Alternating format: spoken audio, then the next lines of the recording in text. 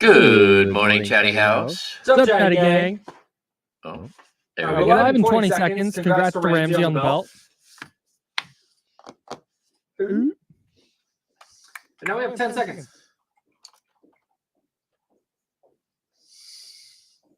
I need to remember my camera's here. Video's here. But camera. Here we go.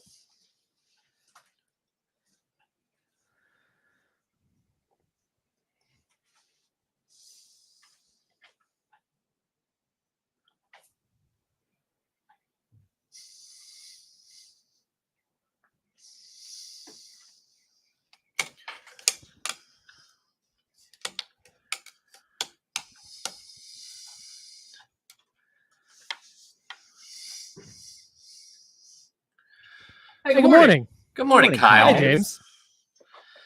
We're locked in till noon on ESPN 1320. What are we doing here? Why isn't this turning down? You're good. Let's run with this thing. Huh. That's very odd that didn't turn down. Okay. All right, I'm gonna go talk to Jonathan about that. Good morning. Hello, James. How are you? I'm good. Yeah, I guess we got feedback in the chat. Oh yeah, no, that's my fault. All of these things are like we're working through So these much things. is happening right now. This is the first week we've been in studio together for the first full week. Mm-hmm. And my responsibilities at the other station that I work at have driven me to be in here much later than I would normally like, Yeah, which gets the show off on a weird foot. But anyways, we're locked in now. we are. We'll talk. The Kings got a little bit of help in the standings last night. They got some help from the Cavaliers. We'll talk about that. They did not get some help from the Knicks, who got smoked by the Pelicans. We will talk about that. The Warriors beat the Wizards. Golden State is very much in the rear view, but close enough that you got to kind of keep half an eye on it. My takeaway from that game, though, was the Wizards. We'll talk about that. And then, of course, we'll have a look ahead to Kings Nuggets as the Kings going for the season sweep of the defending champs. Oh, sweep! So Got your brooms. We got a ton of stuff to dive into, but first, I got cats when I lived in Arizona. That sounds like you like got some sort of disease. Just so you know, I got cats. Like I'm sorry, you have cats. That's horrible. Like, talk to your doctor. Do you put a cream on about that? cats. Like, I'm not sure how you deal with. I've got cats. So I part of the reason I got cats. So I wanted to get a dog. Okay. I like both. I'm not one of those people that's staunchly one way or the other. I like both cats and dogs. We are pro dog. We have 3. Sure. We have, of course, a big golden. We've got a little fat pug, and we've got a corgi that's a nightmare. I am also pro dog. I like dogs very much. Okay. But I lived in Arizona. I was gone a lot, either traveling home or just out and about, living my life. I was 24, 25 years old. And I lived in a small apartment. The Chatty House is loving that there's cat chat. Yeah, so go dude. for it. Hey, I just found out why that thing was not turning down in my headphones. We're good. Oh. This is just a mess. Okay, so I lived in a 700 square foot apartment. And if you're just tuning in, there'll be sports talk, I swear to God. But I lived in this 700 square foot apartment. Okay. And I was gone a lot. And I'm like, dude, a dog would be miserable. Because I didn't want like a small dog. I wanted a dog. Like a lab kind of dog. And I was like, a dog would be miserable here. I don't have a lot of like I'm gone, and then I'd have to have people watching it, or I have to take it with me, and I just don't want to do that to a pup. Uh-huh. Cats, though, you can leave cats for a week and they're like happy that you're gone, kind of thing, right? Yep. So I've had cats before, and so I go and I long story short, adopt 2 cats. They're brothers. And part of the reason, a small piece of this was like when a dog passes away, it is a like life-altering event. Oh, it's horrible. Jon Stewart in The Daily Show, his dog recently passed, and this is kind of what made me think about this. And he did a segment about it on his show a couple nights ago, and it's just heart-wrenching. Oh yeah. Shout out to Dipper. And part of the reason I got cats is like, well, you don't get like you love your cats, but you don't get as attached to a cat as you do to a dog. Okay. You know, cats are just they'll hide under the bed. They're not as social. They're around. Just kind of They're not seeking attention. Yeah, right. Dogs do. Right. Yeah, you're not greeting you at the front door. So I don't deal with loss particularly well. So I was like, okay, when down the road, whenever this happens, it'll just kind of it'll suck, but it'll be a little bit easier to take. I wound up with the 2 most dog-like cats of all time. Okay. I go to leave every morning. My fat cat, whether he's sleeping on the bed or is off the bed, he will jump up and he will meow at me until he gets pets. And he flops over, he gets his belly rubs, he plays a little bit, he loves it. My other cat, yesterday, my smaller cat, the baby cat is what we call him. When I got home, he runs down the stairs every day to greet me. And yesterday, he's got his paws up on my legs. He wants to pick him up. And then when I pick him up, he just like flops over like a baby. And I love my cats so much that I hate them for it. Oh, no. Like when I lose one of them, and you know, at some point, both of them, I'm going to be distraught. I'm going to be devastated. I'm going to take a day off. Like it's going to be tough for your boy. And I just really having pets is tough. Having pets is tough. Yeah, like it's just that the grief of losing a pet is really hard, and I just can't help because I typically don't consider that. Like I don't really care about that. And then the Jon Stewart thing yesterday, and then my cat this morning flopping over, like playing and licking my hand and doing the whole thing. I'm like, you're like a dog. This is not what I wanted. Ugh. We had a corgi for 16 years. Oh my God. He was our baby before we had kids. Oh my God. And then he wouldn't go. And he didn't like the boys. He would hide under the bed. He got jealous. At a certain point, he was blind and he couldn't hear. And so you never knew where he was. Mm-hmm. We sent people over to like take him out one time and they couldn't find him for like 45 minutes. And he was under the bed sleeping. He just couldn't hear him. Yeah. Yeah. That was tough. Shout out to everybody's pets. I love your pets and I love my pets very much. And I was just thinking this morning, I was like, you know, why couldn't you just sleep under the bed like a normal cat and come out every once in a while when you want food? And maybe sometimes sit with us where it's like, they're sitting with us. No, every night on the couch, one cat in the lap, one cat next to me. That's how they are. Most dog-like cats of all time. Wild. Shout out to Kat and Stefan. Love them very much. All right. Your cat's name is Cat? Well, it's Patrick Willis. Oh. Because Patrick Willis retired the week or two before I got them. Mm. Yeah. And the other one's Stephen Purry. Yeah. It's just they were when I adopted them, their names were Buddha and Shay. Oh. They belonged to this woman who passed away, and her son just dropped the cats off at the adoption place and was like, yeah, I don't want these cats. And they were Buddha and Shay. And the lady goes, you're not going to change your names, are they? Are you? I had decided on the way there. Me and my buddy Randy were like, hey, we got to sports name these cats. So we picked out names on the way there.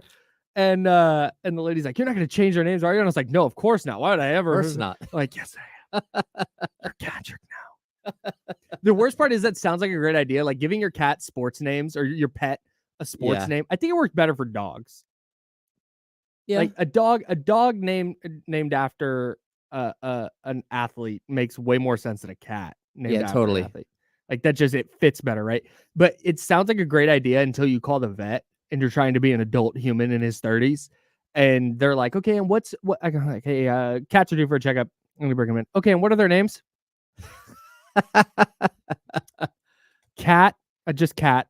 Nothing else, just cat. And just man. Oh. That's hilarious.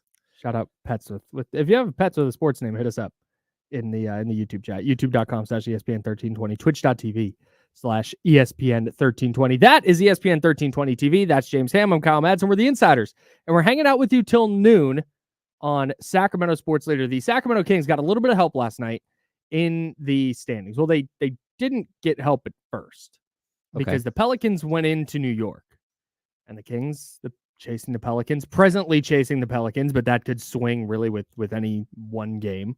Currently chasing the Pelicans. Did not get any help from the Knicks.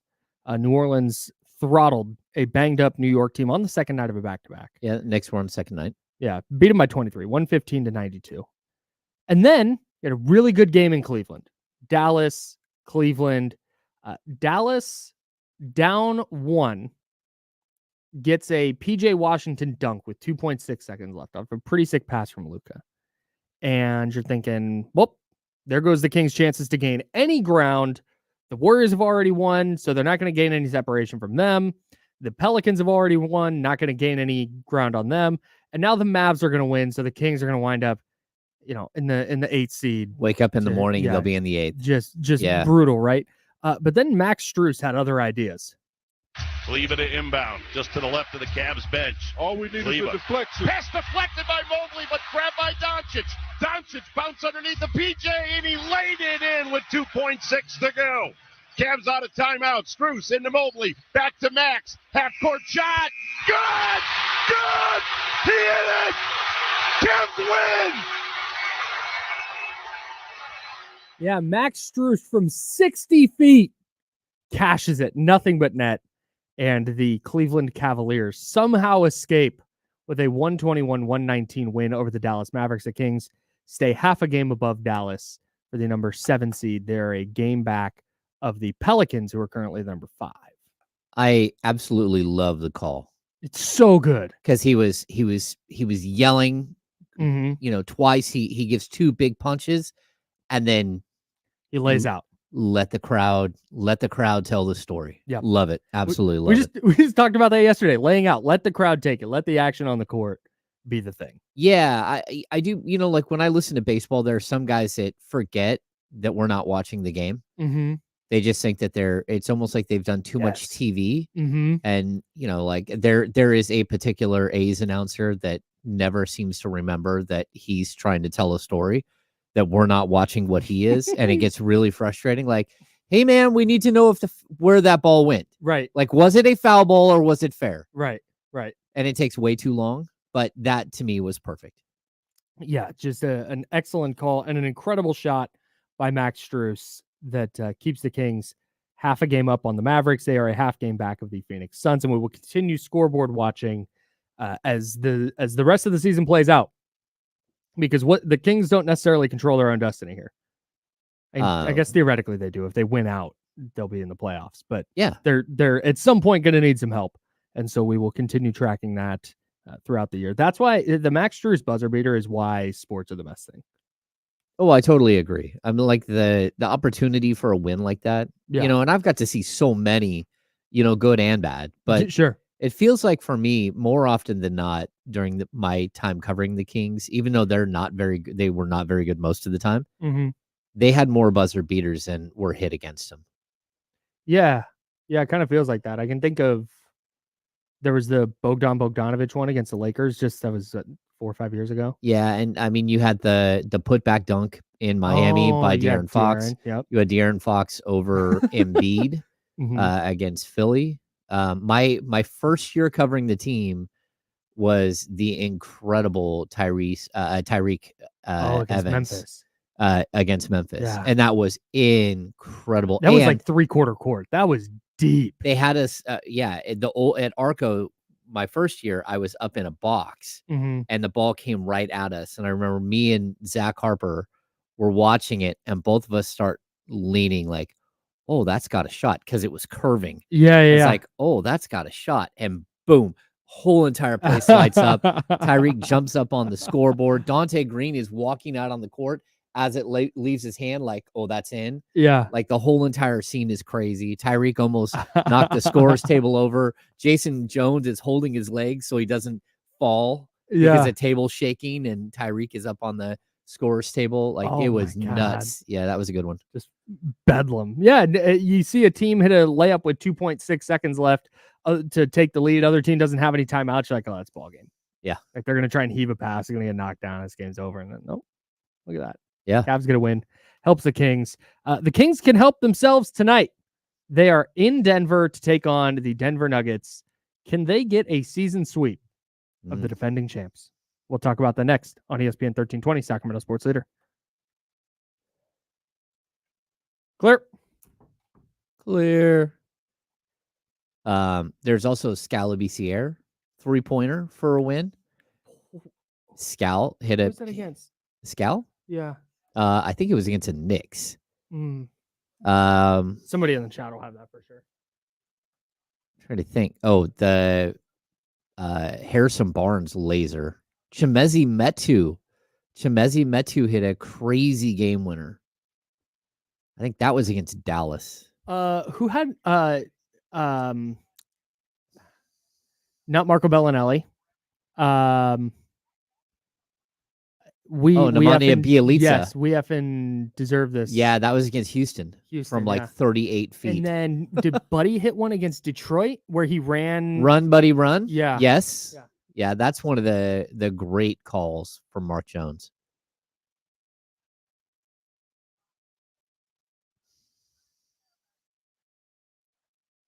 That was funny. I was at a buddy's house for that. There was some shindig going on. I forget if it was a birthday thing or what, but that game was on, and everybody there is just lamenting how bad the Kings are.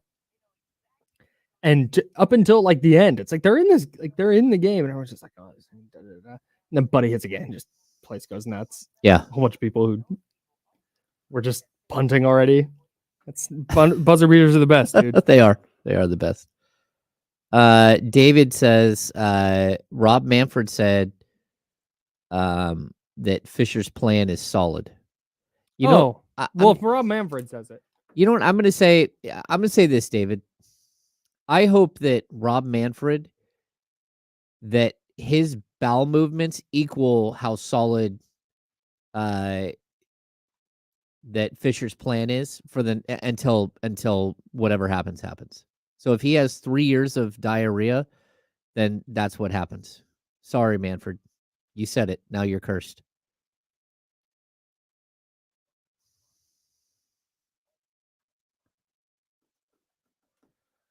Bjelica would be nice in the system. He would just be another guy who doesn't play defense.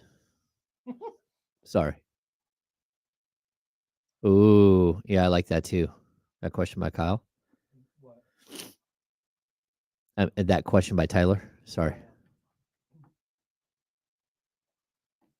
Yeah, we'll do some Niner stuff. Ooh.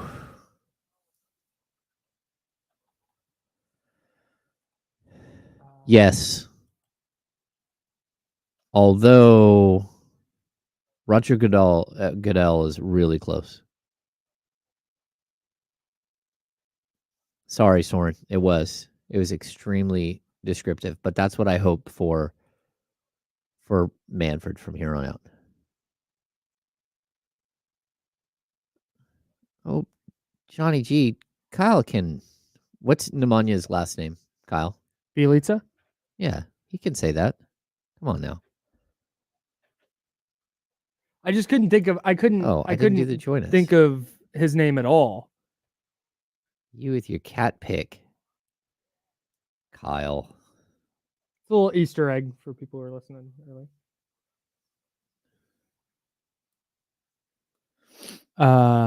Yeah, Tyler, we will talk about the L'Jarius Sneed thing, or we can. Oh, Mitch. Not me, Mitch. Mitch in New Jersey. Yeah, I just wanted to talk about Nemanja Bat. Not even that. Bjelica? I want to talk about Norman Bates. I think he's a pretty good player for Sacramento, and I think the Kings could win a championship. Okay, here we go.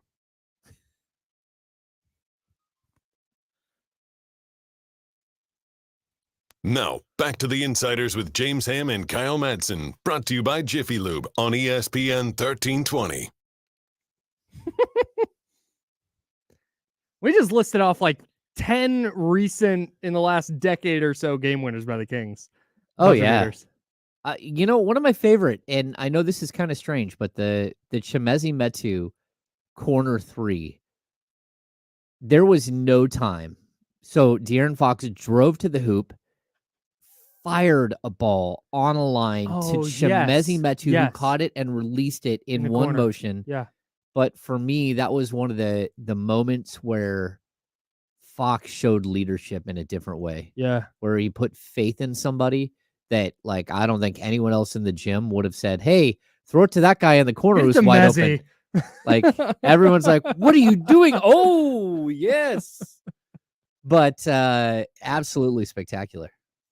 All right, that's James Ham. I'm Kyle Madsen. The Sacramento Kings looking for the season sweep of the Denver Nuggets tonight in Denver. Tip-off for that one set for 6:00.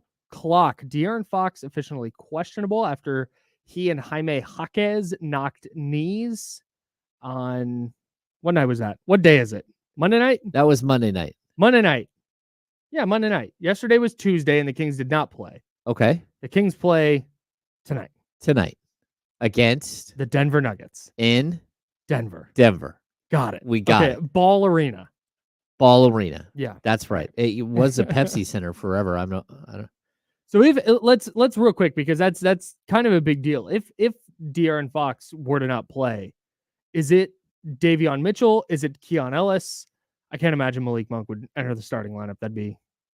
That's a really good question, because I'm going to say it's Davion, because Keon has been out of the rotation. Yeah. But maybe Mike Brown goes a different way and goes Keon Ellis. I don't know. I mean, you're looking at a team that has a lot of like bigger guards, like big, strong guards. Although I do think Davion would be fine against Jamal Murray. So I think it's a good question, because every time the Kings have played Denver this year, Denver has missed somebody.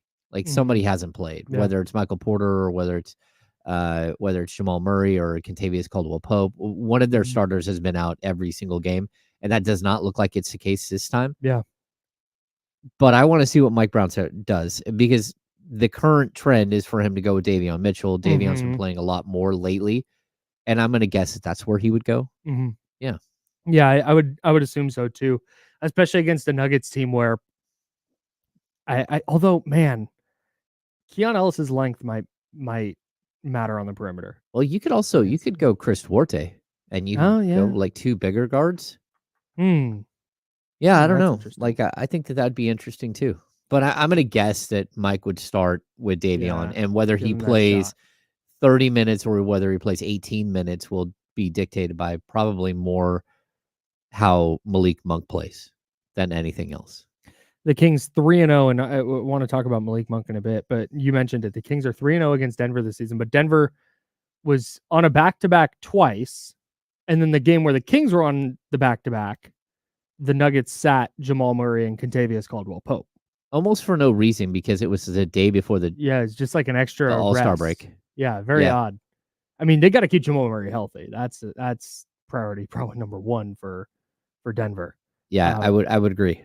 I want to talk about Jamal Murray specifically coming up in a bit, but you mentioned Malik Monk just now, and not in the space of him starting. He's going to be the sixth man, but he is struggling bad. And the fact that the Kings have still managed to play well despite Monk struggling, particularly from beyond the arc, is I think overall a good thing. But if the Kings are going to make some kind of push and some kind of run this year, Monk has to be better than he's been. Yeah, I totally agree. I mean, every season Monk has had sort of this downturn, and we saw it in late January, where he went through a stretch where he was really scuffling. And right now, I mean, I'm going to say he's struggling, but over his last 4 games, he's still averaging, I don't know, 14, 15 points a game. Well, maybe no, he's down to 12 over his last 4 games. But the problem that you have is he's shooting 38.3% from the field and 16.7% from 3. The 3-point issue has become like pretty substantial, and it's been a long-term issue. It's not like some short-lived thing where he's struggling from 3. So he's got to figure it out. I think this is, again, like a midseason swoon where somebody's lost his legs a little bit. But over his last 13 games, he's shooting 29.9% from 3, and he's got to get better. He's got to figure it out, and especially in a game like this where if Fox doesn't play, you need Monk to be so dynamic and take over for long stretches and really get this thing rolling. Yeah. I like when Monk gets downhill. In fact, I think that's probably the best version of him and the best version of the Kings offense when he's on the floor. But at the same time, you can't just be a non-factor from beyond the arc. That's not going to do it. Yeah. What'd you say? 20? You have 13% over the last 5. Yeah. Oof. No, it's bad. Yeah. I'd say the one good thing about Malik though is that when the shot isn't falling, Mm-hmm. I mean he's 3 of 18. So, but 18 shots over. I mean that means he's averaging like 4.5 threes a game. He understands his 3-point shot isn't going in, and so he pulls back. There are some guys who are like, "Oh, I don't care." I don't want to make it clear. It's not that he overall is playing poorly. Yeah. Like he had the other night against Miami, he didn't play well. He didn't play at all in the fourth quarter. But before that, he had 12 points, 5 assists against the Clippers. He had 21 and 2 with a couple of steals against San Antonio. He had 22 and 6 in that loss to Phoenix. Like he's still producing, just not from 3. But the best version of him is where he's cashing from 3. The good news with Malik is of all the players on the Kings roster, he is the one I am worried about the least in terms of his confidence. Oh no, He's that gonna guy, be fine. Yeah, he'll be absolutely fine. He knows that. Yeah, but he's when you talk to him, he definitely like feels it. Like he knows when he's struggling. He's not a player who's like, oh no, I'm fine. I'll just shoot right at me. Like no, I'm struggling. I got it. Like I'll figure it out. I'll get back to who I was, and we'll be all right. Yeah. So he is a self-aware player, which is refreshing. Yeah. Yeah. Don't want him out there like, nah, shoot or shoot. Shoot or shoot. Well, that's true, but come on. I did cover Buddy Hield for like 6 years. Buddy can shoot it though. Yeah, but you know how many games is... like the 1 of 13 3-point. That's what you're talking about. Well, there's no self-awareness. Like, yeah, like the laws of averages aren't going to catch up tonight, buddy. Yeah, they're not tonight. Yeah, they're not. Tomorrow you might go 5 of 7. Tonight you're 1 for 10. Yeah, exactly. You're not going to finish 5 for 14. No. Yeah, he's not going to catch fire and like all of a sudden you're like, hey, look, there he is. No. All right.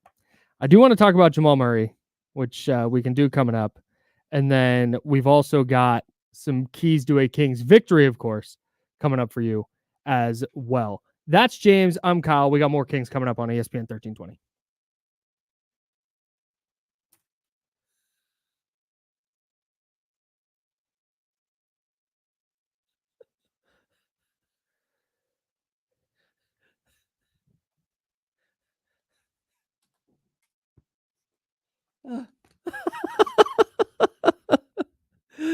Kyle's about to go full Dom Piano on us here, which if you didn't watch Sesame Street on when you were a kid, you don't know who Dom Piano is, but he's the guy that couldn't figure out the next stanza to row, row, row your boat and then would get angry with himself and beat his head on the piano. That's Dom Piano. Gonna have an extra long segment coming up. Good God, man. Yeah. Part of the issue was it's on the other page. It's on the next page. So, I mean,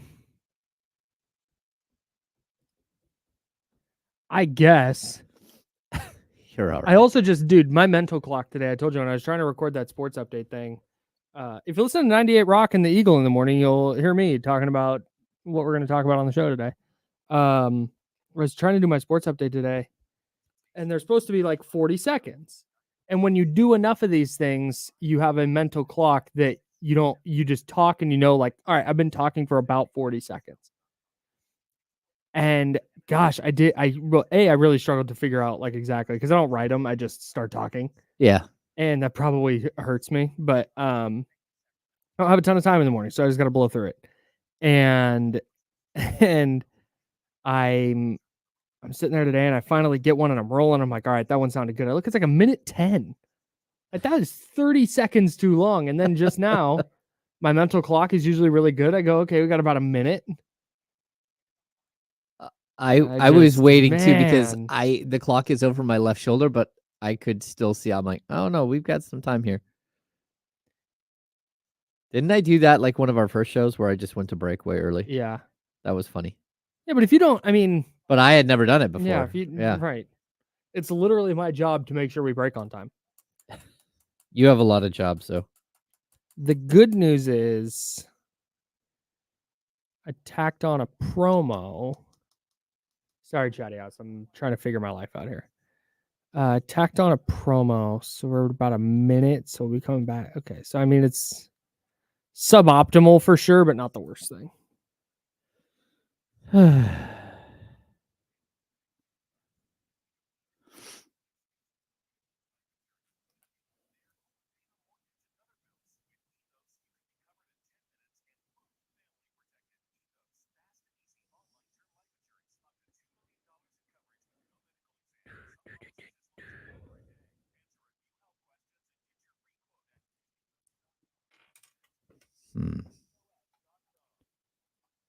I can hear through your headphones. Hmm? I can hear through your headphones right now. I don't care. I'm just saying. I don't, but I want to. That's way up there on the list. All right, here we go.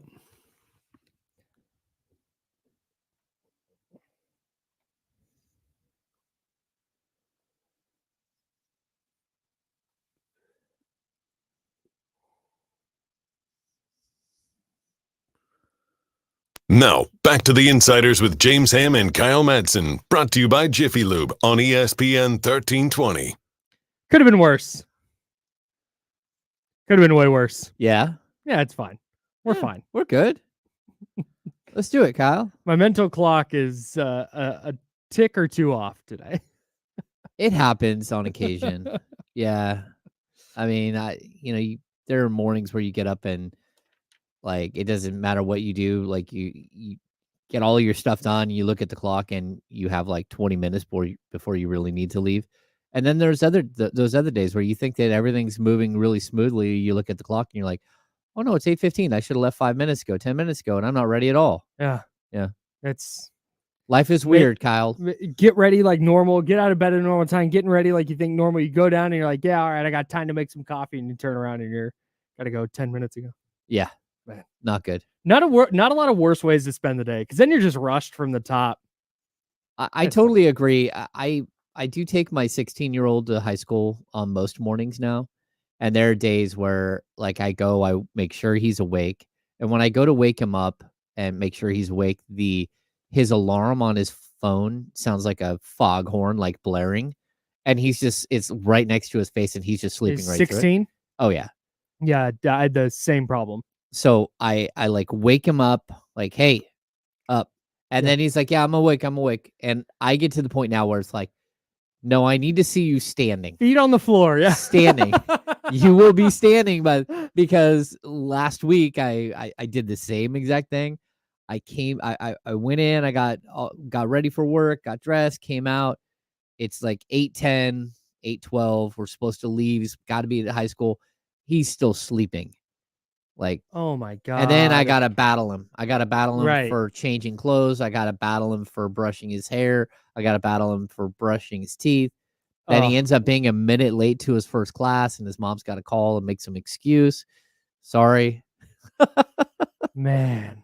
Yeah. So because I'm rushed. Right. Now you got somebody too. You got a teenager who is tired, who is now rushed because they've woken up late. Now so they're going to be angsty on top of that. Oh, I don't begrudge that one bit. His hair's all matted, and I'm like, dude, I have fix that your same problem hair. in the morning. Yeah. Want to remind everybody, the Purple and Black pregame show, that's with James Ham and myself, is tonight at 5:30. That'll be just ahead of the Kings 6:07 tip in Denver. And then tomorrow on ESPN 1320 at 6:30 p.m., Miami at Denver. Will have that game for you on these airwaves. The Heat against the Nuggets, a finals rematch. We are your home for NBA basketball, the play-ins, playoffs, and the finals. Ooh. Hell yeah. Yeah.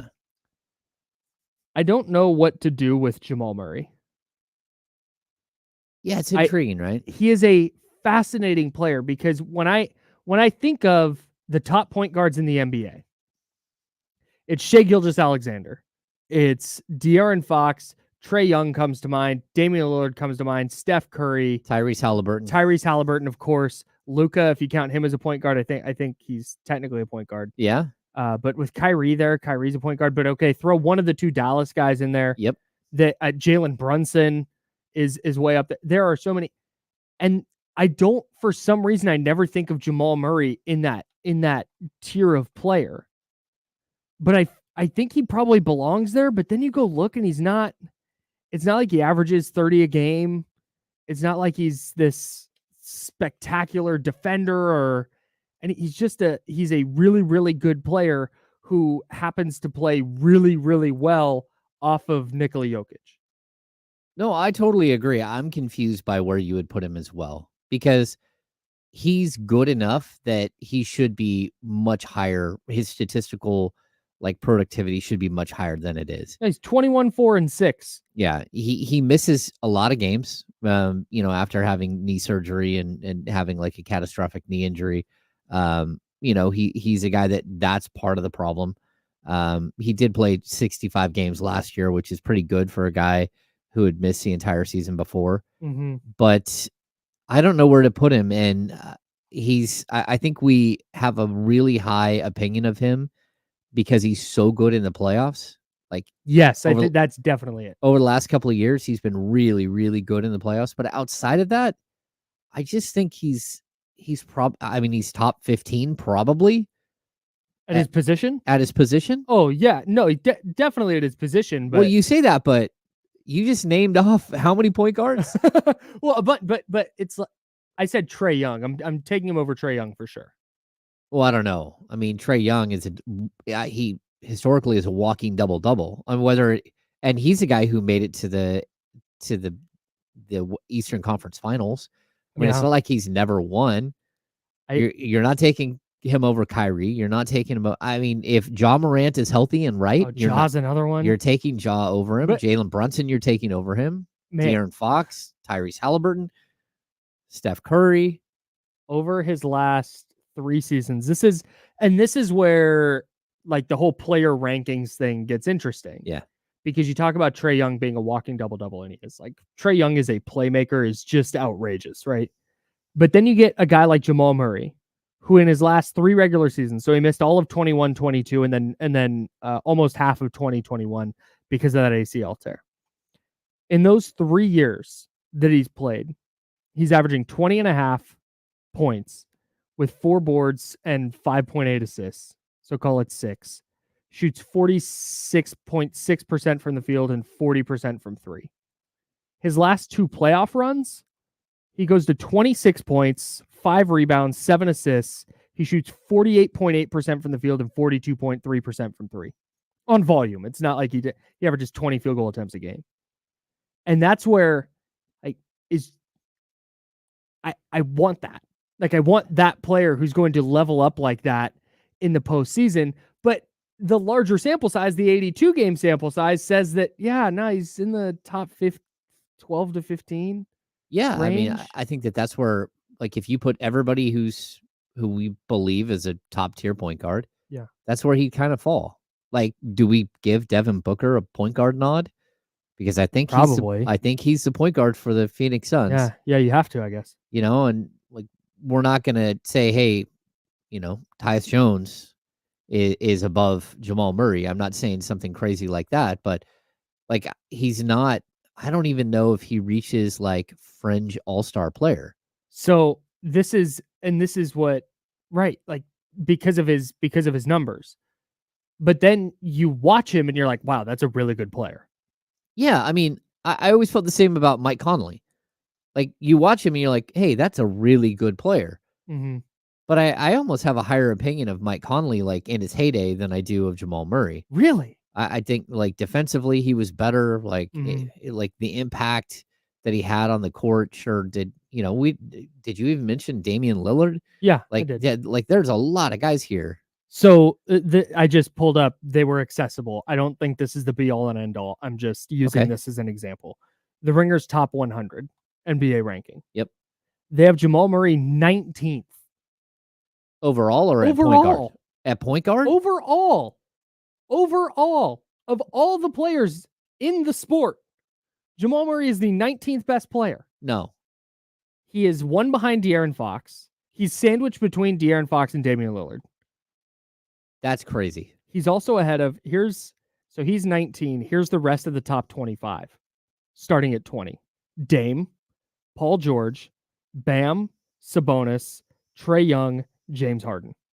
But that's like severe recency bias. And what I mean by that is that they watched him in the playoffs and then jacked his rating way up because of what they saw in the playoffs. Yeah, it's literally there's like, you can do deep dives in this. It's kind of a like cool setup how they have it. They have their NFL draft guide the same way, but it says cold-blooded champion who knows how to meet the moment.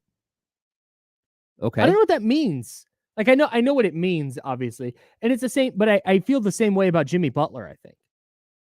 I always leave Jimmy Butler out of the superstar conversation. Like, I just think he's kind of a tier below that, the tier or two below that superstar. But then you go watch him in the playoffs and you're like, man, I don't know how many guys I would rather have in a 7-game series than Jimmy Butler. No, that's true. And I get, and that's, I guess, where the whole rankings thing gets interesting, because if you're taking guys in the for what they do in the postseason, what they have or have not done in the postseason, then I guess fine, but that's tough. I put Jamal Murray really in the same category as, like, I think he's probably a little bit better, but I don't know if it's much. CJ McCollum. Like, that's kind of where he's at. Like, the fact that he's done it in the playoffs, like, okay. I think that's. I mean, CJ. I wonder how I would view CJ McCollum if he had played for like Golden State. Okay. Where he's and I just or the Rockets, or no, not the Rockets. He would have made the Rockets better, was the point I was trying to get at. If he had been on a championship team. Well, yeah, but I mean, again, he's the guy who took his team to the Western Conference Finals. He was Dame did that. Well, yeah, but both of them, they were both there scoring and being great together. Like, and it's funny because you can't separate CJ from Dame and leave Jamal Murray with Nikola Jokic. And not separate those guys. You can't say, well, Dame did it. Like, Dame was the reason. Okay, the reason why the Nuggets won a championship is because Nikola Jokic is there. Right. So I'm trying to look up what's McCollum for his career. 19.4. What is he? 39.7. Can you give me? Oh, I can do that. We'll go through his peak 2015-16 to his last full year in Portland. So this is a 6-season stretch? Yeah, 6-season stretch. He was 22, 4-4 basically on 39.8% from 3. Yeah. And then in the playoffs over that same stretch, he goes 23, 5-3 on 38.3%. So a little better, a little worse. Man, I just that's an interesting one. McCollum's interesting. And I think that goes to show why Jamal Murray gets rated so highly. Is because of the situation that he's in. And that's why I don't know what to do with him. I understand he's really good. I don't knock his game really at all. And his numbers, honestly, are probably kind of deflated because so much runs through Jokic in that offense. But man, the Jokic Murray 2-man game is impossible. Like, what do you do with it? Well, yeah, but I mean, De'Aaron Fox and Domantas Sabonis, Bob Myers told us how much they run everything through Domantas Sabonis. Yeah. And Fox averages 27 a game. They need to go more 2-man game. That's a different conversation. Yeah, that is a different conversation. They do. We need to see more 2-man game. Yeah. I think you're right. You're right. I think it's just an interesting discussion because, like, we took on confirmed real quick. Jamal Murray's going for like 40 tonight. Yeah, because we talked about it. Yeah, we've talked about the sort of the duos though, right? We broke down like who you would take, this guy or this two or these two, and where Fox and Sabonis ranked in that. I don't know about you, but like Jokic is an MVP, but I would still, like, as a tandem, I'm taking Jokic and Murray. Are you? Yes. Well, I mean, they've got a ring. Yeah. But they also have the right pieces around them. Yeah, the Denver's just freaking good, dude. I think they're going to win the finals again. I'm going to, like, if we were guessing today, I'm going to say it won't be Denver. It'll be Boston. But Boston's good as heck, too. yeah, Boston's really, really good. Do they have somebody who can dribble? Let me know, Jesse. Is Jesse in here yet? I don't know. He's not in here yet. I don't think so. He's usually in the stream by now. Yeah, I wanted to compare Jamal Murray to Brock Purdy at first. Oh. Where it's like, yeah, that's a good player, but how much better is he because of his situation? But the difference is the equivalent to Brock Purdy for Jamal Murray would be like leading the league in assists and being way up there in scoring and being way up there in all the percentages, because that's the whole thing with Purdy. It's like, how good is he versus the numbers? Whereas Murray, it's kind of the opposite. It's like he's probably a little bit better than his numbers. Huh. Oh, a good player though. Yeah, he is a good player. I'm not trying to take that away from him. I'm just saying I don't think he's elite. And that's where, like, some of these other players we're talking about, the fact that the Ringer had him in the top 20 to me, it's crazy. Like, he's not an all NBA player. And that's the top 15, but he's not. He's not an all NBA player. No. Has he been to an all-star game? No. That's kind of nuts. Well, I don't know that it's nuts. I mean, like, when you think of that team, you think of Jokic, and then you don't think of, like, who their next best player is. You can say it's Murray, but you're saying it's Murray because of the playoffs. On any given night. Right, but the argument there is that's what matters. Is, okay, you're good during the regular season, but if you become great during the playoffs. Okay. I mean, if that's the argument you want to make, I mean, like, you have to get to the playoffs, and the reason they get to the playoffs is because of Jokic. Sure. So, but then you have this guy who levels up his game in such a way that it forces people to look. If he went into the playoffs and averaged what he does, whatever, 24 and 6 or whatever, 20 points, 4 boards and 6, and he was just kind of the same player in the postseason, I don't think this discussion wouldn't be happening. No, he's not. But it's so hard 60. to separate those two things, right? Yeah. I mean, realistically, that's you wouldn't have him as top 60. So I don't probably know. Not. Yeah. It's tough. I do know that 19th is crazy. That's crazy to put him over Damian Lillard. I'm just gonna pick the guards that he's above. This is just guards: Dame, Trae Young, James Harden, Jaylen Brown, Tyrese Maxey, John Morant, Kyrie, Derek White.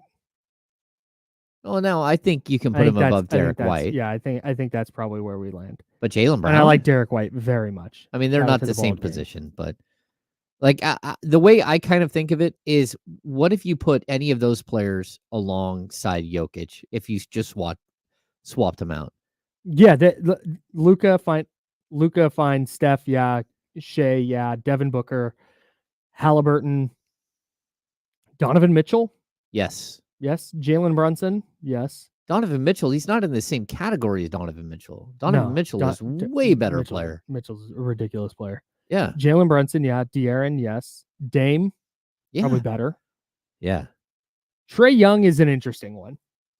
Well, I mean, because Trae is just numbers. Right. And how much can he operate in a system where Jokic is doing as much as he does? That's a question mark for me. Yeah. James Harden? Well, I mean, James Harden before last year, sure. Yeah. But now I would take Murray over Harden. Yeah.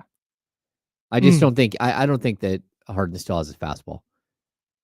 Oh, how did De'Aaron Fox get in these rankings this year? You can check the full timeline. Huh. He got as high as 15th.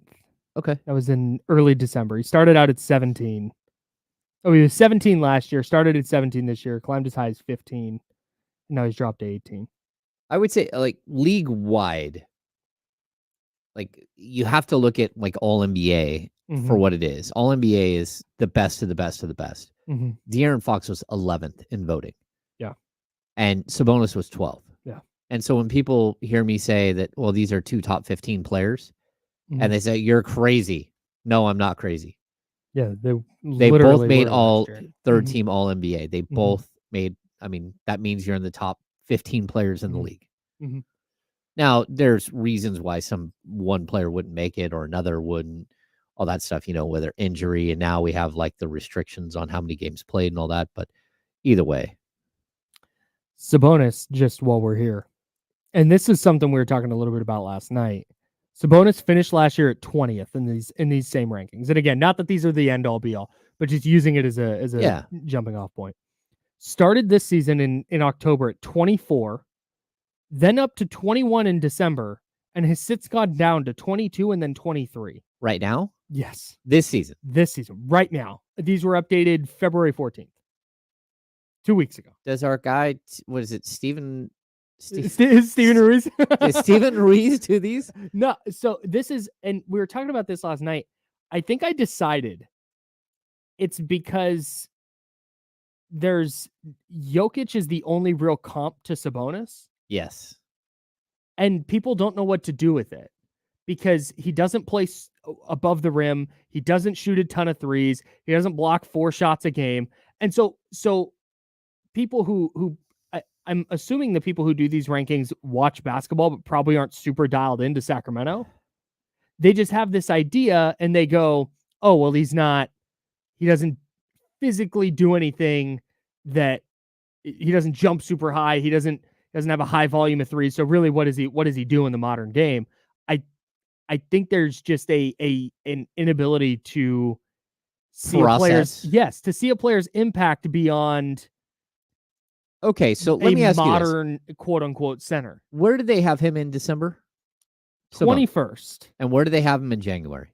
22nd. Okay, so in the month of January, Domantas Sabonis, 20.8 points, 14.5 rebounds, and 9 assists per game. Check this out. He shot 66.5% from the field. Not bad. And in 15 games in the month of January, he shot 71.4% from 3. 71. Most guys would take that. Most guys might bump him up from and not bump him down. Yeah, dropped a spot. He dropped a spot. The month of February, in 11 games in the month of February, 20.6, 14.1 rebounds, 10.5 assists. Mm-hmm. He's averaging a triple-double. Mm-hmm. He's shooting 63.8% from the field. He's shooting 33.3% from 3, which isn't great. Mm-hmm. Like, I don't get it. I would be fascinated to see if again, just to test my theory, if Sabonis started shooting, I don't know, how many does Cat take a game? How many does Karl Anthony Towns take per game? From 3? Oh, like 9. Is it that? Oh my God, is it that many? Maybe 8. Oh my God, so many threes. No, he's 5.3 attempts a game. Oh, that's it? Yeah. If Sabonis, although there are games where he shoots 8 or 9 for sure. If Sabonis started shooting 5 threes a game and hit 37% of them, well, he'd average 25 a game. Yeah, maybe 26. Yeah. But that's not who the Kings are, and it's not what their offense is. Right. It's not totally, and that's that. But that's kind of what I'm getting at. Yeah, is it's really hard. It is. It's very hard to cover an entire league and know what every single play. But at the same time, wouldn't you then just revert to the numbers and go, man, this guy's averaging a triple-double on a good team. This guy's leading the league in rebounding. It's really he's leading got the league in trible-doubles and double-doubles. He's at 40 straight double-doubles. What an odd thing. He's at 50. What the Kings have played? He's at 53 double-doubles out of 57 games, or is it 58 games at this point? Whatever it is, he's got 4 games where he didn't have a double-double. It's just overthinking. It's yeah. If Domantas Sabonis was doing this, exactly what he's doing this year, exact same thing, no different. Everything is exactly the same, but doing this in 2005, yeah, we're talking about one the of MVP. the right, because that is just what. But now it's but I always I've told you this in the past. I had this boss who only spoke in like stupid Like all he had was catchphrases. Like Mhm. he literally didn't even like really speak like a human. Mhm. But all he would say is either John Wooden quotes or quotes from like wherever he had a quote book that all he spoke in Oh was my quote. god. And so one of his things which stuck with me is figures don't lie, liars figure.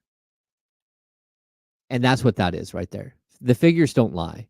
This is one of the best players in basketball. Yeah. But liars are out there figuring that there's some other reason why Sabonis is averaging a triple-double. And they're wrong. Yeah. He's averaging a triple-double Good player. because he's a star. I mean, we even talked like it's hard to be bad and not that they're saying he's bad. He's still 23rd. It's like they're saying he sucks. But you can't drop a guy in the ratings yeah, when his numbers go up. Yeah. I don't. That's just not how it works, Kyle. If he averaged, even if he was averaging 20 a game, but he was taking 5 threes a game and hit him at a decent clip, I guarantee he would be ranked higher. Okay, so and here's the question I'm going to ask you before we got to go to break. Yeah. We got a couple minutes. What about where did De'Aaron Fox go from December to January to February? Oh, good. In their rankings. Started at 17 this year. Yep. It was 17th in October. Jumped to 15th in December. Okay. Stayed at 15 in January and dropped to 18th in the latest February 14th rankings. Okay, so let's just put this in perspective, folks. In the month of December, Fox averaged 29 points per game, 29.3. In November, 30, 31 in October. The month of January, when they had him drop, one spot? Fox 3 spots. Fox dropped to 22.5 points per game. 7 points per game dropped off his scoring average. All of his numbers across the board plummeted. He shoots 43.4% from the field, 32.6% from three. The 1 month of the year that they've plummeted. He's back up to 26 points a game. He's back up to 6 assists per game. He's shooting 48.7% from the field. All of those numbers are coming back up.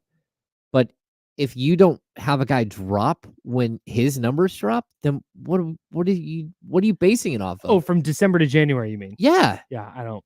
Like, I what don't are you know. basing? I don't know. Kyle, I don't know. Kyle, I hate lists. I hate lists. Doing player rankings is so freaking hard. It's so difficult. Yeah, but I did power rankings for basketball for years for NBC. And the whole time you're like, okay, what did they look like last week? What did they look like this week? Mhm. Why are they doing they so well trending? now? Why are they not? And I'd write like a 3-sentence blurb on each team. Sure. And I would move teams up and down in the rankings based on how they did. And I'm not going to have a team drop like 8 spots because they go 0-3 in a week when you look Sure. at their. Now, if they went 0-3 and it was against Detroit, Washington, and Mhm. Portland, yeah, you're plummeting. But outside of that, like you've got to be reasonable. I don't get it. I don't either. It's not science. Yeah. I think it really comes down to people not knowing how to process the blend of throwback and modern center that Sabonis is. Like I really think that's like an elite high post player is just not like a. But that's your like job. I know. I didn't say it's right. No, but I mean that. I'm trying to find reasons. No, I get you. Yeah. Yeah. By the way, speaking of the Detroit Pistons, no longer the worst team in the NBA. Oh. They are tied as the worst team in the NBA with the Washington Wizards. How many wins do they have? 9. Are they the best 9-win team in the NBA? Inside jokes. Inside jokes. Inside jokes for whoever was in Mike Brown's presser a while back. Oh, yeah. Washington and Detroit. Who's the best 9-win team in the NBA? We'll tell you next on ESPN 13. No. We'll talk about, maybe we will talk about that a little bit. And I want to try and put some of this Kings season in perspective because it feels like we're a lot of doom and gloom on this show, particularly me. That's just kind of the type of sports fan I am.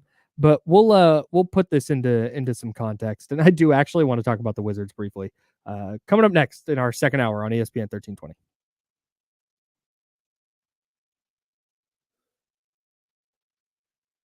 Kyle.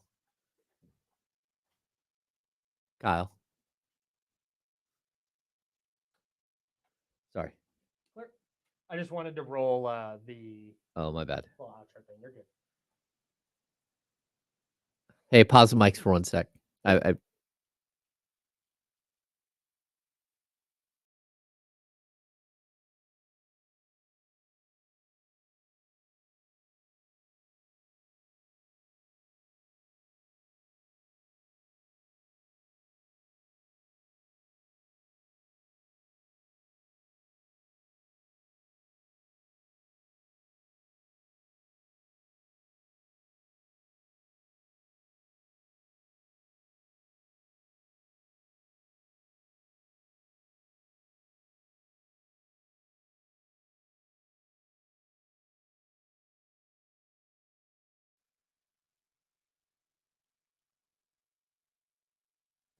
You know, it's kind of funny that you say this, Sass, because that's sort of what I want to talk about. yeah. His shoulder, or his shoulder. It's a great line. All-time great Michael Scott line. Love inside jokes. Hope to be a part of one someday. That way, Mike Brown very specifically got Sorry, John. asked. It was a non-sports thing. Yeah. Bitch. I'm so jealous. Oh, I would like to do that. I haven't been in a long time.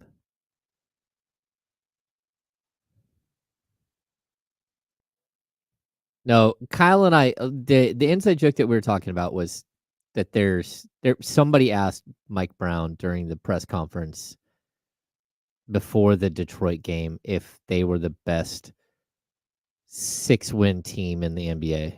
And Mike Brown didn't know how to answer it. He's like, is there another 6-win team in the NBA? Like, I'm confused.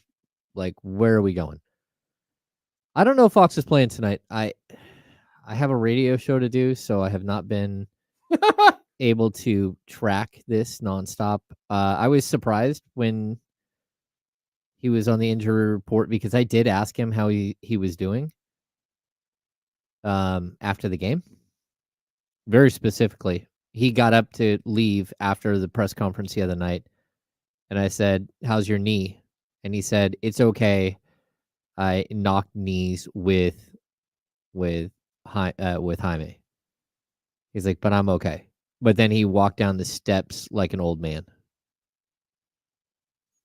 I'm fine. Oh, yeah. So I'm going to try the phone today.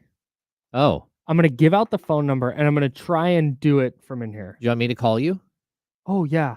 Do it right now.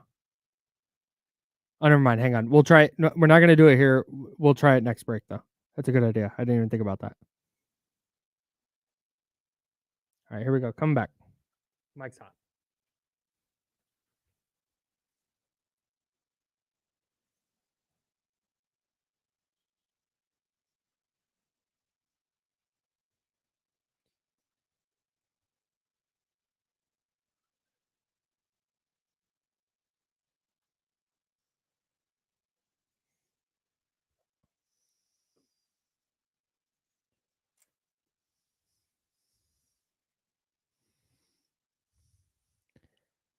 And we're locked in.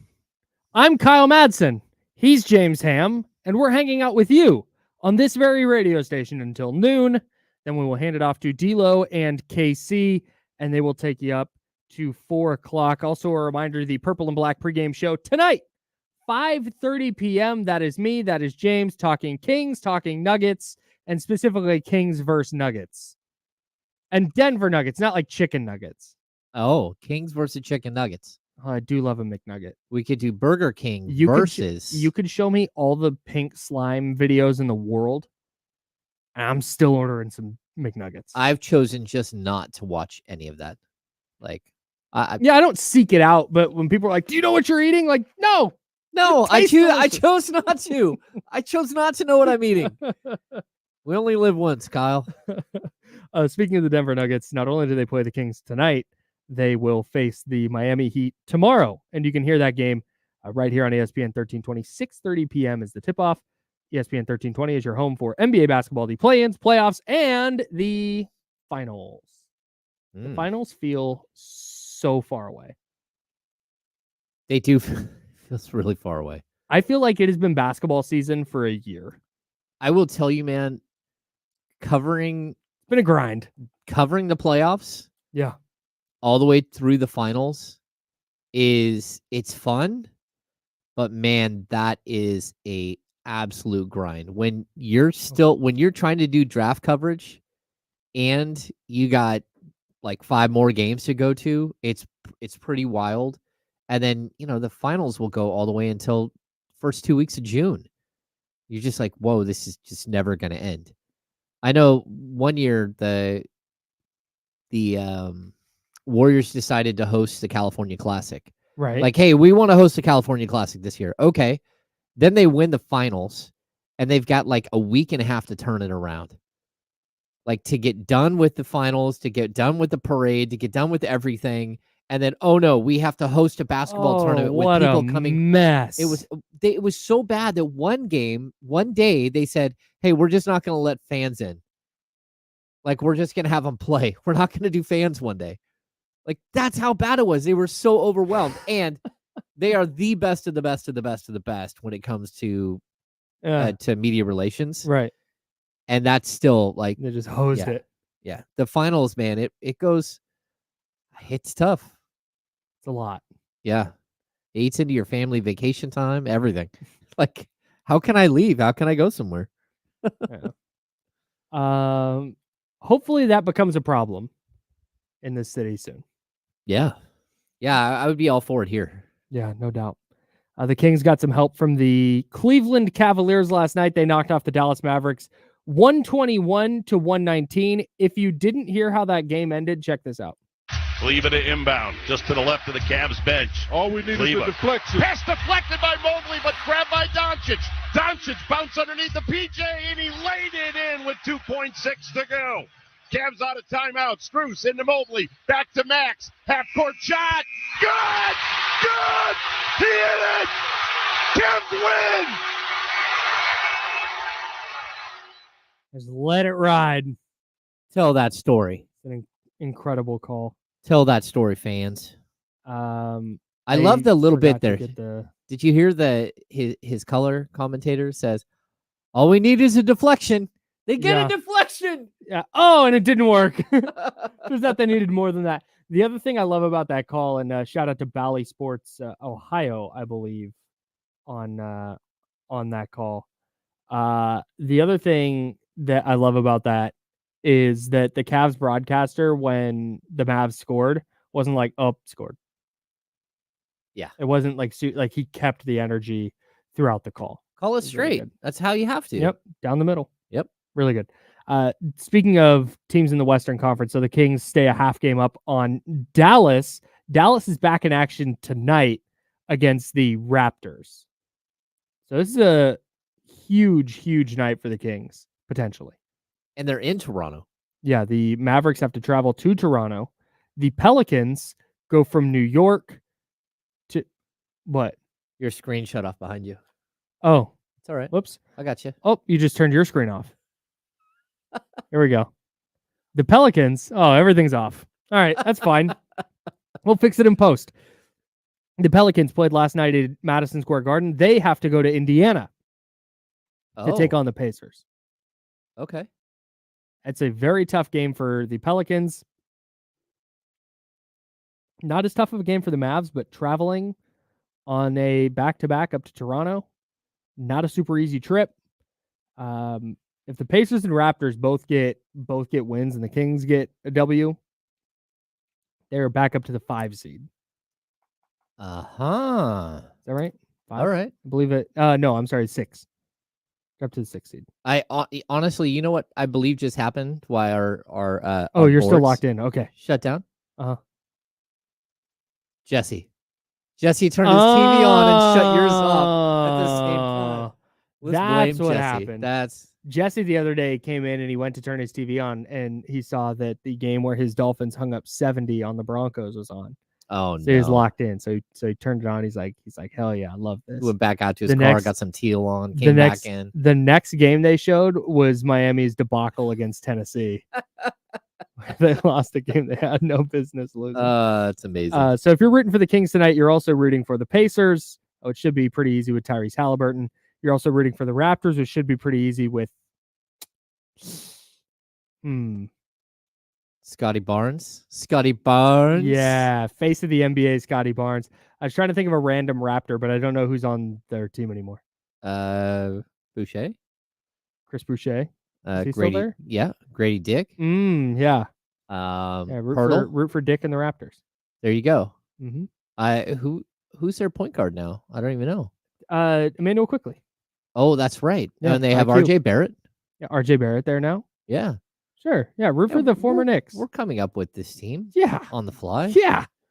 Totally. All right. I was trying to think of a former King who plays for Toronto, and Garrett Temple.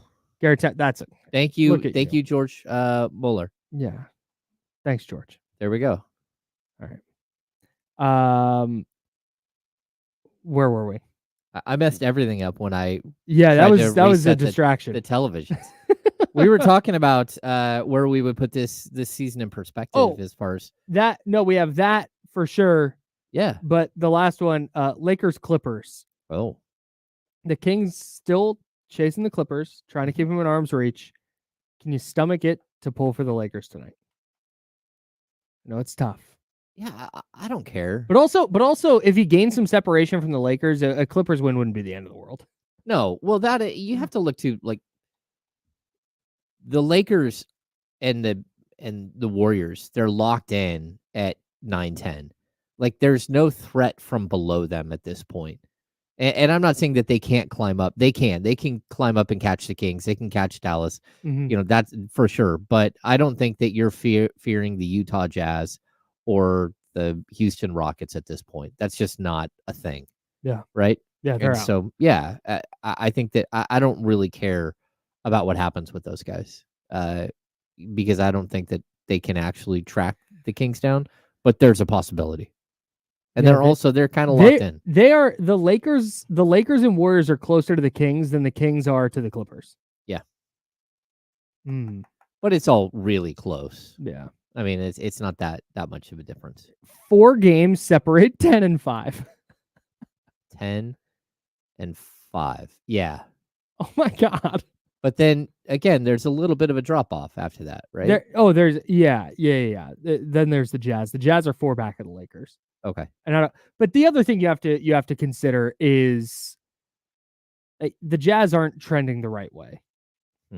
The Warriors and Lakers are trending up, but not nearly at the rate they probably need to trend to become a real factor in that race for a non-play-in spot. Like they're playing better, but I mean, Golden State nearly smoked a 23-point lead to the Wizards last night in the second half. So, yeah, the Kings need to get Tyus Jones. By the way, speaking of the Wizards, yeah, Tyus Jones, he's a baller. Dude. He's really good. Do you know what his assist to turnover ratio is this year? It's always spectacular. It is more than 7-1. Yeah, it is 7 point something to 1. A good if you're not is like 2.5, 3-1 is like, dang, that's a good assist to turnover ratio. Yeah, and he is beyond 7-1. That's what he's like for his career, though. Man, he is just cashes threes, makes smart plays, tries on defense. Yep. No, I think he's a good pickup. I'm surprised they didn't deal him. I'm really surprised they didn't bail out at the deadline. Me too. Because that's just a horrendously bad team, and you might as well collect first-round picks because Tyus Jones is unrestricted free agent after the season. Like, if he's going to go back, like the only reason you would go back there is if they're going to pay you like a boatload of money to be their point guard. Unless they think that he was going to be some great influence on Jordan Poole, and they think Jordan Poole is the long-term guy who's now coming off the bench, by the way. Do you know what I watched Jordan Poole do last night?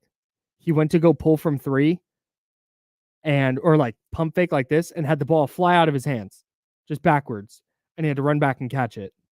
Oh, just did you see Gigi Jackson the other day, like do 47 pump fakes under the rim? No, it sounds hilarious though. Like he just kept pump faking and it was like the rapid pump fake, like, wow, you're like, what are you doing, bro? Just trying to get somebody in the and air. then laid it up. Like, not gonna work. Amazing. Let's get some keys to a Kings victory tonight. The Kings looking for a sweep of the Denver Nuggets. We'll also have our matchup of the game there as well. And then we want to zoom out and take away some of the doom and gloom of this year and try and put this Kings season in perspective a little bit. That's James. I'm Kyle. We're the Insiders. Sponsored by Jiffy Lube on ESPN 1320.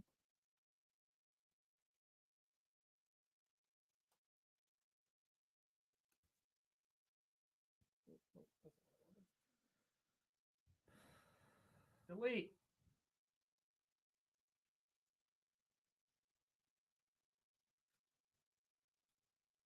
I haven't drank any water today. That's bad. I had a big tanker this morning. Oh, yeah. Oh, yeah. We do like hydro packs, Mm-hmm. like mix them with the water. Oh, that's a good idea. Yeah. Gets a little flavor. Damn. Every time, twice a day, maybe, when I look in the chat, Michigan's just getting fried for being old. He's not even old. That's tough. Met the guy. You can tell he exercises. Guy's in shape. Corey Kispert. Better pro than I thought he was going to be. Is he though? Yeah. I did not think he was going to be good at all. I think he belongs on an NBA roster. I think he can play a little bit. Well, it's not that I think he shouldn't be on an NBA roster. I just wonder if he's really high quality. I don't think he's starting on a finals team or anything, but I think he'd be a rotation player on a good team. Yeah.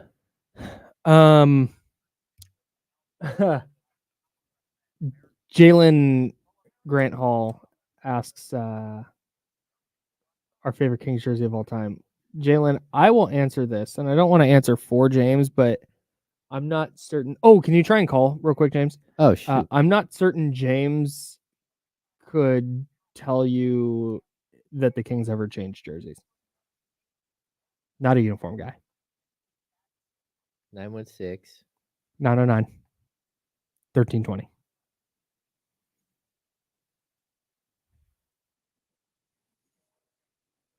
Busy. Oh, hey, Jesse on the phone. no, he doesn't have the lines on. Do we have time?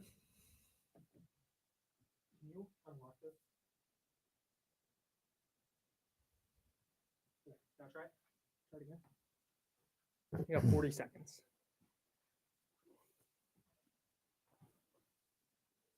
It's ringing, Kyle. Honestly, Jalen, my favorite Kings jerseys of all time might be their City Connects from this year. I really like those a lot.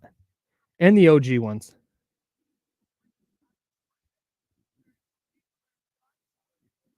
Can you hear the station? Well, I hear commercials. Yeah, it's a station right now. Okay, so that should work, and then I think I can drop. Oh, baby. Oh, Oh, you dropped me. oh, buckle up, coach. Wow. All right, here we go.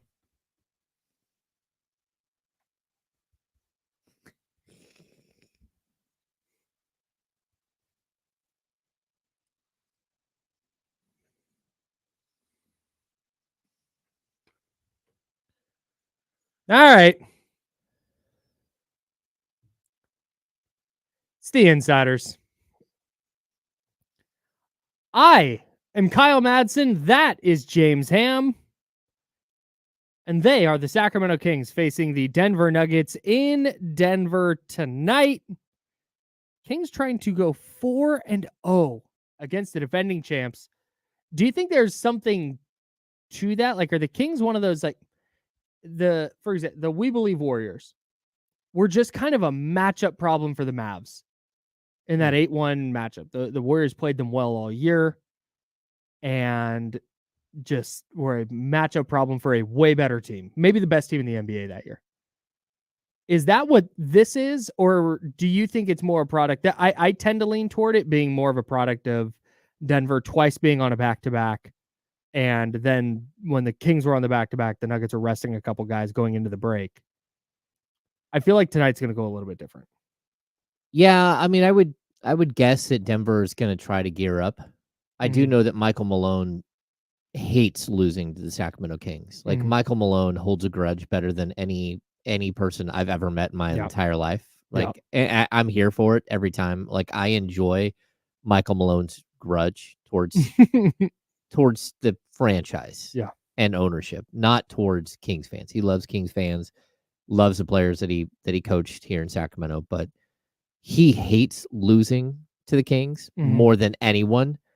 And the fact that they're 3-0 right now, he's got to be like, I bet you he stayed up like all night long, like working on a game. He is hardcore game planning like it's game 7. That, and I think his players know this too. And his players like, oh, we got to get one for coach. Yeah. The Kings are going to be up against it tonight. This is going to be a tough one. I do think that they're a good matchup against Denver. I do too. Because they do a lot of what Denver does, and Denver at times can be better at it. But I also think the Kings have overall more natural shooters. They've got a different element in De'Aaron Fox and his ability to drive to the rim. I think that they just have some other elements. I love what Denver's done and how they've built their team, and I think the Kings should model what they've done. They need some of those players that Denver has. Yeah. But I also think that the Kings have a couple elements that are just a little tweak on what Denver does. Yeah. So how do the Kings get a win tonight? Actually, before we get into keys, what's your matchup of the game? And please don't say Sabonis versus Jokic. Yeah, it's Sabonis versus no, it's Keegan Murray versus Michael Porter Jr. And to be honest, Keegan hasn't played all that well against Denver. I found it really interesting when I went back and looked to see why is it that the Kings keep beating Denver. No one in particular has like a spectacular 3-game set against the Nuggets. They're a very, very good team. Yeah, but if you look at like Herter's averaging like 13 points, like I think Harrison Barnes is like 12 points. Keegan Murray's at like 11 or 12 points. Even Sabonis is at 18 point something points. It's not like there's one player outside of maybe Fox who's at like 26 and 11. Sure. Or it's not even that. It's like 23 and a half and 11. So I'm still wondering how the Kings have pulled off each of these victories without like going back and rewinding the tape and saying, okay, what happened here? What happened there? Yeah. I think the Kings have just played really well against them. Yeah. And they've held them defensively. They've been solid defensively against the Nuggets. And whether it's a matchup issue or whatever, I'm not sure. But even like the Aaron Gordon effect hasn't really hurt the Kings. And Porter Jr. hasn't really torched the Kings. So you're kind of wondering what it is, the recipe that's here. But I really like this matchup because I think Murray can be a better version of Michael Porter down the road. I think it's going to be tough to get that sweep for all the reasons you laid out. But let's get to some reasons that the Kings could win tonight with our keys to victory for Sacramento in Denver at Ball Arena. James, what is your first key?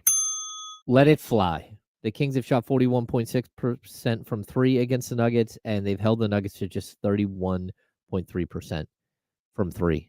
And to me, that's a big deal. Come out shooting. Look for your shot. Sabonis needs to look for his shot. He needs to try to drag Jokic away from the basket, get him out of the key where he's just gumming up everything. Start shooting. Everybody needs to shoot. Everyone needs to hit tonight. Yeah. Yeah. Holding Denver to 31% from beyond the arc is a huge deal because of how easily they generate open threes. Yep. And being able to defend that and keep them from knocking those down at 40+% is a really big deal. The Kings need to continue that trend for sure. My first key, I would like to see Domantas Sabonis shoot it more than 8 times. That's all. Get him going. Sounds like a good one, Kyle. Get him going. I mean, Jokic is an okay defender, but he's not like Bam Adebayo, for example. Great defender, really good interior defender. Oh yeah. Jokic is smart, active hands, gets his hands in passing lanes, all that jazz. But Sabonis should be able to get more than 8 shots up against him tonight. And if he does that, I like the Kings' chances of putting up some points on Denver. Number 2. Number 2 for me is frustrate Jokic. The last time these two teams played, Jokic lost his mind a little bit. He actually, to be honest, he should have been thrown out of the game. And that's something that, for whatever reason, the Kings have been able to get under his skin. Keep doing it. I know, Sabonis is physical and more of like the ground-based guy that's tough for Jokic to just push around. but I'm here for it. I want to see an angry Jokic again tonight. My second one goes a little bit along those lines. And I would like to see with that, and I've talked about this before, I would like to see them put Jokic in like every defensive action that they can. And maybe run. I know they don't love to run pick and roll stuff. And like I said, I'm not asking for 48 minutes of it, but especially when it's, if it's Malik Monk, if it's whoever it is, just getting downhill, forcing Jokic to move a little bit defensively. That's how you can go about frustrating him. So I really like that one. And I think that's something the Kings could do pretty easily against him tonight. Number three, what do I have? Better bench play. Yeah. The Sacramento Kings bench has been really rough, and like you're going to need it, especially if De'Aaron Fox doesn't play tonight. He's questionable with the sore knee. If he doesn't play, you need a 24-point game from Malik Monk. You need 8 to 10 points from Trey Lyles, 8 to 10 points from Davion Mitchell, even Chris Duarte. Chris Duarte needs to go out there and maybe he can get you 8 to 10. Like whatever it is, you're going to need your bench to step up because it's not been good lately. We're due for a 5 of 7 from 3 Trey Lyles game. Yeah, oh yeah. It felt for 3 months like he could not miss an open 3. Like everything was going in. Mm-hmm. And now I can, but I can't remember the last time I saw him hit one. It just feels like he misses a lot of open trays. I think no pun intended. It's really recent too, though. I mean, it's only been the last like maybe 3 games. Before that, he was red hot going into the break. Mm-hmm. I kind of feel like Trey is one of those guys because you got to remember he missed the first 13 games of the season. Yeah, and he missed that with I believe it was a calf injury, and so he couldn't even really work out. So what we're seeing with Trey is he's probably got to a point where he may hit a wall from that initial group of games that he's played. He's just, his wall is behind everybody else's wall because of all the games that he missed early. And, you're still, it took him a while to play himself into shape. Mm-hmm. Like it wasn't easy for him, especially since he's really worked on his body in the last couple of off seasons. Kings need him to come out firing and to really be the player that they've seen, all of last season where we had Trey days all over the place. Yeah, I think we're due for one soon. I think number 3 for me is that defensive intensity that the Kings showed in that comeback against Miami the other night. The defensive intensity they showed against the Clippers, the defensive intensity they showed in Denver right before the break. I would like to see that for 4 quarters tonight. And not after they're down 15 or 18 or 20 or whatever that they go, oh gosh, we got to get back into this one. Start that from the jump and let that lead to offense. That is, you have to be locked in defensively against Denver. And it can't be for a couple minutes here and a couple minutes there, because those few minutes that you're not locked in, they can really fill it up. I'd like to see a 48-minute defensive effort. It would be nice to see the Kings kind of turn the corner and figure out the defensive side of the ball and show that it's sustainable. Yeah. Because, again, I'm going to take the Miami game out of the conversation. I don't think they were horrible against Miami. I just think they're a step slow. Yeah, 50-50 balls and stuff like that. They were a step slow. But they've started to show us that they've got something. And I want to see them build on that. And I want to see Jordi Fernandez go in there with a defensive game plan against his former team, his former coach, and really kind of give the Kings something different. Give maybe even Denver something unique to look at tonight. Do you know the last time Keegan Murray scored 20 points in back-to-back games? It's probably November. January 9th and 10th against Detroit and Charlotte. Oh, okay. He did it several times early in the year. You mentioned we were talking about the Keegan Murray, Michael Porter Jr. matchup earlier. I would like to see him go for 20 plus again. I would like to see Keegan Murray featured in the final 25 games of the season. Yeah. Let's talk about that next. Yeah. Yeah. Keegan Murray needs to be featured. And then some perspective on this Kings season as well. He's James. I'm Kyle. We'll be right back.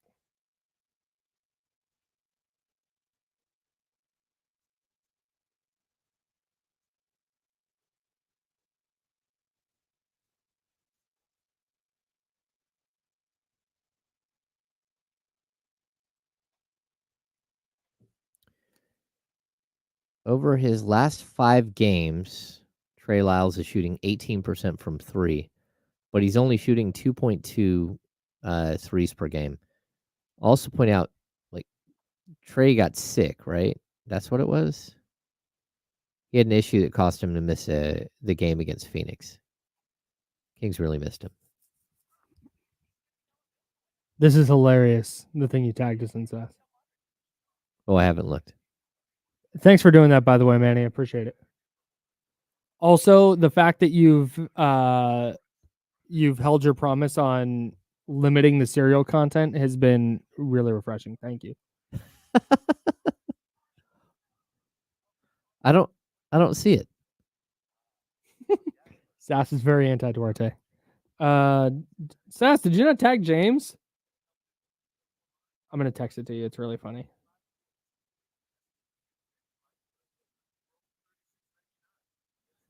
This is one of those things that it's a good thing I don't have a disposable income. Uh-oh.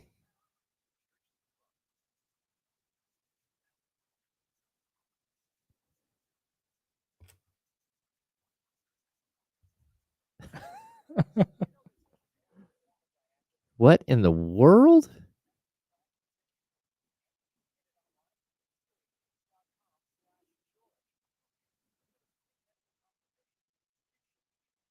That's so funny. Oh.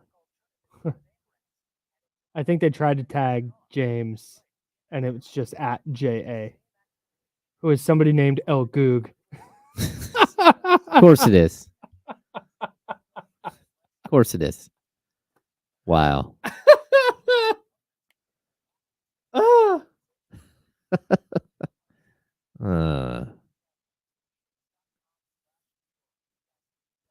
Kyle, here's one reason not to hydrate in the evening. Officials in, I said, here's one reason not to hydrate in the evening. You ready for this? Please. Officials in Idaho halted the execution of a death row inmate after they were unable to set an IV line to carry out the lethal injection. Clearly, he had not been hydrating. Shout out. That's very smart. Not that I would ever do anything to get on death row, but I have a great joke if I ever am. You've been saving it. If they were You've like been saving it. If they were like it's okay, don't stay. I got a joke I got to put out there. It's like, hang on. Wait for it. When they're like death by lethal injection, I'm going to be like, I actually don't do needles. If we could do something else. That's it. Yeah. Just right. I don't do needles. I think that'd be really funny. I don't like you're about needles. to die and you're worried about a needle going into your arm. Tattoos though, don't bother me.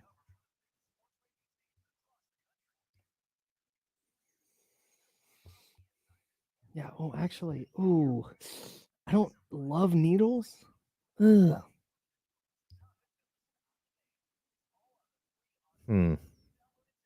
Hey, Kaminga's balling, bro. Here we go.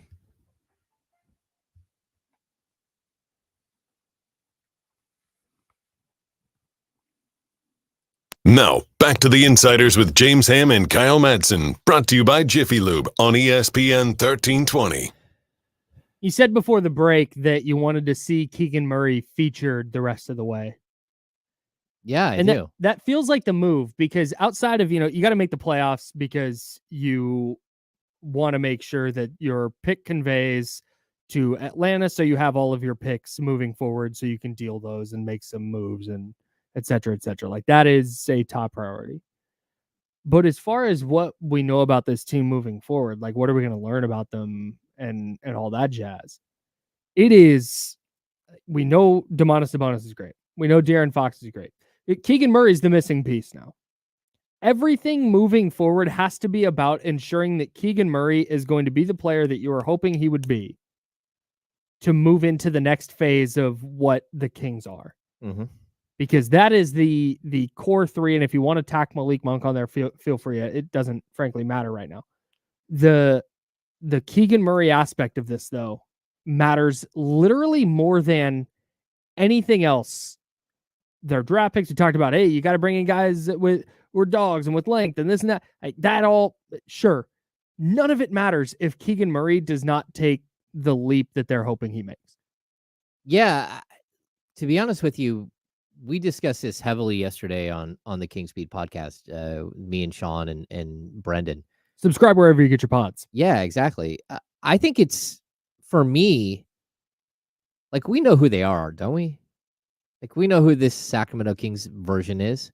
Like, if they somehow made a miraculous run, so last season, just go back. They're the number 3 seed, but I kept saying, hey, it's a number 3 seed that won 48 games. It's not a number 3 seed that's going to win 54 games or 56 games like this year. Would have been the 6th seed the year prior. Yes. Okay. And I wasn't trying to take away from who the Kings were, but what I was more pointing to is that the West as a whole was not great.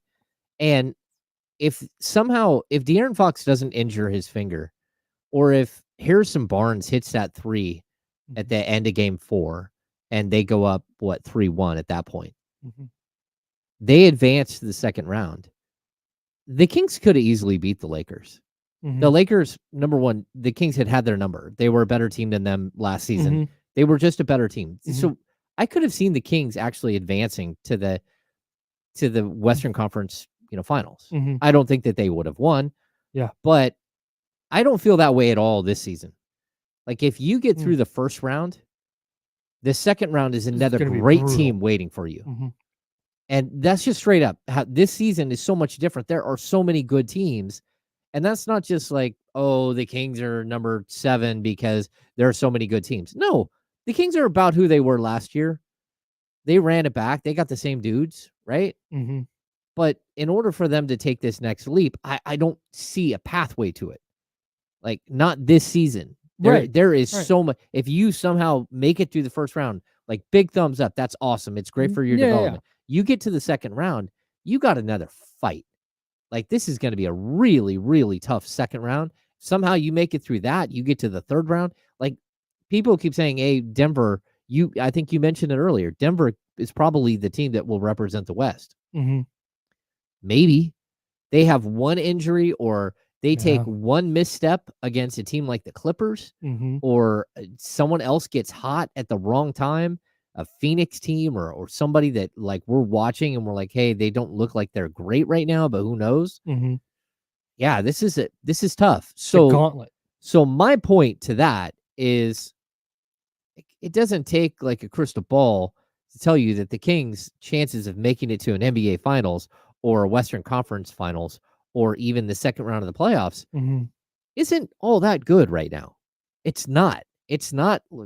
Sure, if you get matched up with OKC and OKC doesn't have the experience, or you get matched up with Minnesota in the first round and they don't have the experience, and they do something stupid, and you're able to steal a couple of games here and there, and all of a sudden you beat them. I'm not saying that that's not out of the realm of possibility. Yeah. The path forward for the Sacramento Kings, in my opinion, is through Keegan Murray getting better. I agree. And so for 25 games, I want to see that now. Like, I'm not worried about what the playoffs look like, because this should be about next season. It should be about the season after that. It should be about building a sustainability, something that you can keep moving forward and build on and build on and build on. And next thing you know, you're a contender, right? And the only way for me to see that path forward is for either you to go out against someone who's great from the outside and bring them in, or if you're going to do it organically, it's got to be through Keegan Murray and him taking the next step. And so that's what I would like to see the whole second half of the season. I was going to ask, would you rather see Keegan Murray get just a heavier workload over the next 25 games, but the Kings go out in the first round? Or would you rather see the Kings win a playoff series, but Keegan continues to kind of be a third to fourth option? And I don't even think that's necessarily the right scenario, because not like Keegan is bad. It's not like there's this rookie they have on the bench where they're like, yeah, you need to see what he's got for 25 games. We know what he's got. He just needs to be featured more often. And there's a very real possibility that by doing what you're talking about, feature Keegan Murray, not saying that he needs to lead the team in shot attempts or whatever, but diminishing the nights where he has fewer than Kevin Huerter and Harrison Barnes, like that kind of featured, where you're featuring him more often, where you're now increasing your chances to go in and win one of those playoff series, win 2 of those playoff series. 25 games is a lot of games to develop and change things and tweak your offense going into the postseason to ensure that Keegan Murray and his ability to shoot from beyond the arc. He gets into the mid-range. He is so tough to stop, especially when he hits that little fall away. He's tall enough that not a lot of guys are going to affect that shot, and it feels like he's never missed it. I would love to see more of that, A, because of the long-term growth that you're talking about, which matters more than anything, but B, because they might just accidentally fall into being the best version of themselves by virtue of doing that this year. Oh, I totally agree. And so for me, the next step for this Kings team is probably it's to strip away some of the other scorers from this team and force Keegan Murray to be that player and have 3-and-D guys as opposed to more offensive-minded, versatile guys that they have right now. That's the next step. Yeah. And so you don't have that opportunity right now, but why would you limit who Keegan can be now? Because you have you have other pieces right now that are, offensive weapons. This is right to limiting, and honestly, this fits in a little bit with some of my complaints about how they use Sabonis offensively sometimes. It's limiting looks for Keegan in service of shots for Kevin Huerter.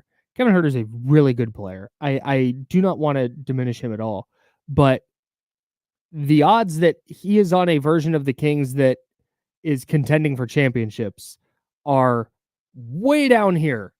And the odds that Keegan Murray is on that team are way up here. And that's, to me, what matters so much more at this point.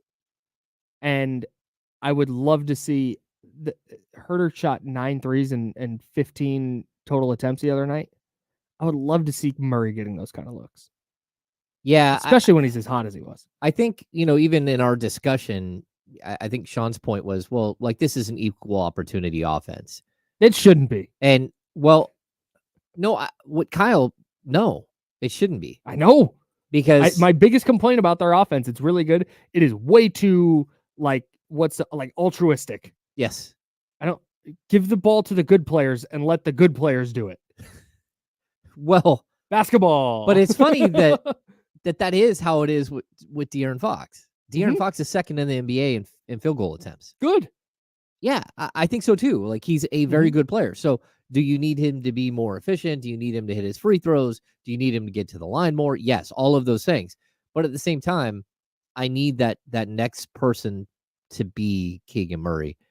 And in order for this team to take a leap. And I think the risk here, it's worth the reward. But I still will say the risk is that you get to a point where, again, Harrison Barnes goes into his little hermit shell thing where he's we don't even notice him. Sure. And that can't happen. And I don't want to strip away everything from Kevin Huerter. I still think he is a very good player. Like what you said, he's still 25 years old. There are things that you can build with the group that you have. But the goal should be to, number one, the goal should be to avoid not being in the playoffs. And number two, the goal should be to make sure that Keegan Murray is becoming the better version of himself that everyone hopes that he can be. You can't miss the playoffs. So I'm not saying throw everything aside and if it costs you a playoff seed, no, that's not what I'm saying is that there's a point now where we kind of understand who they are. And the next version of this Kings team, if they're going to hit that next version, if they're going to get to the next step, it's with Keegan Murray being your second best scorer on a nightly basis. And this is not so Keegan Murray. I'm going to try and drive this point home with some numbers here. The Keegan Murray is shooting 12.2 shots per game. Okay. In 32.7 minutes.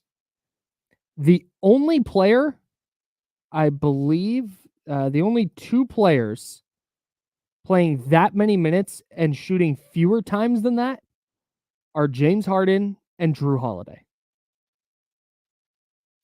Okay. Everybody else that shoots it 12.2 times or fewer plays like fewer than 30 minutes a game. Almost, with a couple exceptions.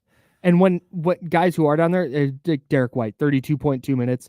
Derek White is in an offense where he is very much the fourth option, third or fourth option, along with Drew Holiday, who is also there.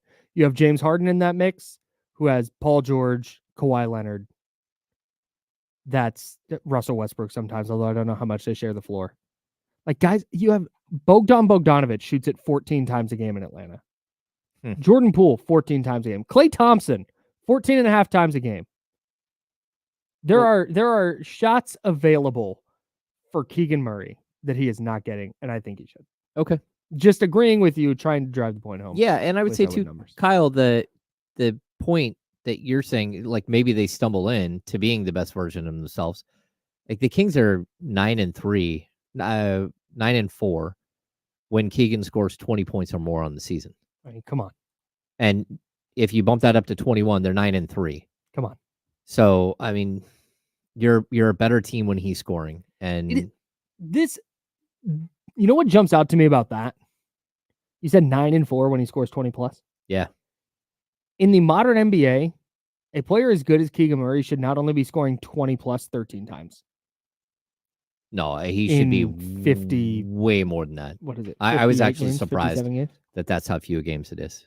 Yeah. Yeah. That is not a product of now he has struggled from three this year. He's 36.5%, but he was 40+% last year. Mm-hmm. I really think that a Keegan Murray who is shooting more often, you don't have to change the offense that much. It's not giving shots to a bad player trying to get him going. This is a good player who is just not a big enough factor. And so I don't know. I don't think there's a world where the Kings are like, yeah, hey, let's get Keegan going. Let's get this growth. Let's get this development in over these next 25 games. I don't think they need to do that while sacrificing their chances to whatever their chances are this year. Mm-hmm. If you told me they have if you told me they have an 8% chance to win the championship, I don't know what it actually is. Told me they have an 8% chance to win the championship. Pick a number, X%. Yeah. Now, I don't think that changes at all. If I told you, yeah, hey, Keegan Murray is going to shoot it 16 times a game the rest of the way. I think, and if anything, it might increase it. Hey, this season, 23 games, he shot 13 times or more in a game. Mm-hmm. They're 15-8 in those games. Come on. 13 shots. That's it. But I need to see more. Yeah, I do too. Time for the handoff. Kenny Caraway. In the building. What's going on, guys? D-Lo and KC coming up at noon, hanging out till 4. Is that a new hat? No, It looks very crispy. No, I've had it for a while. You I just just keep don't it wear fresh. it that much because it's a little bigger than I want it to be. I see. We always say Kyle's the guy I complain to about the hats, right? Where I'll order 2 hats the same size and they'll fit differently. It's because they're all hand stitched. It bothers me to no end. That's why they don't advertise, but shout out to Hat Club. They take really good care to ensure their hats are properly sized. So if you're gonna order, check out Hat Club. Got you. I also almost always at this point, if I'm not ordering, I'm buying it in person. Yeah, and that's what's next. But some of them, it's tough. At least out here, maybe in the Bay Area, they got some stores. But I like the hats with the patches, or this one is backwards. Things of that nature. Yeah. I usually stick with the ones they wear on the field. Outside of this one's backwards, maybe an upside down one, and then the World Series All-Star patch, stuff like that. I like those hats. But yeah, me too. And those are tough to get in person. Yeah, at least out here, they got a lot of them in New York and stuff. But no, with those, I typically go online. Yeah. We're talking about. No, I was going to ask you. Can I talk a little bit about the Keegan Murray? I sure would like you to. So, I think you guys are 100% correct. I agree with. Come on. I agree with you guys 100%. How much of this falls on Keegan Murray? That's a great question. I think more than a non-negligible amount. Mm-hmm. Yeah, he's not the reason, but I only think about that because that's I don't really think Mike Brown is telling him not to shoot the ball. Yeah, I don't think anybody's telling him not to shoot the ball. There are certain sets where I think you mentioned it last week. sometimes on that dribble handoff. A lot of times early in the season, it was Keegan. Now they've started to do that a little bit more with Herter, and maybe that takes away a couple of shots a night. But I think if he wants to, he can get 15 shots a night. Do you think? Okay, so I think there's a way. I think you're probably right. I think he is too passive sometimes, and I think typically when he gets hot, he gets more confident. Like, okay, I'm gonna go shoot tonight. And I think that's why you see a lot of when he shoots it 14, 15 times, he goes 10 of 14, 11 of 15, that kind of thing. On the other hand, I think if you're Mike Brown and the coaching staff, you have to understand that about your player and go, hey, if we leave him to his own devices, he's going to shoot it 10 or 12 times. So we're going to make sure that we're maybe to open the game, get him going. Yeah. Or a couple times a game, like, hey, we're running this set for him and get his 3-4 extra shots. Because I don't think James or I is asking for 20 shots a game from him. No. But you can 3, 4, 5 more shots a game. I think you can get that by way of running some sets specifically for him. And to that point, guys, the other night was a perfect example of maybe the conundrum that takes place with Keegan Murray and the shots that he takes and stuff like that.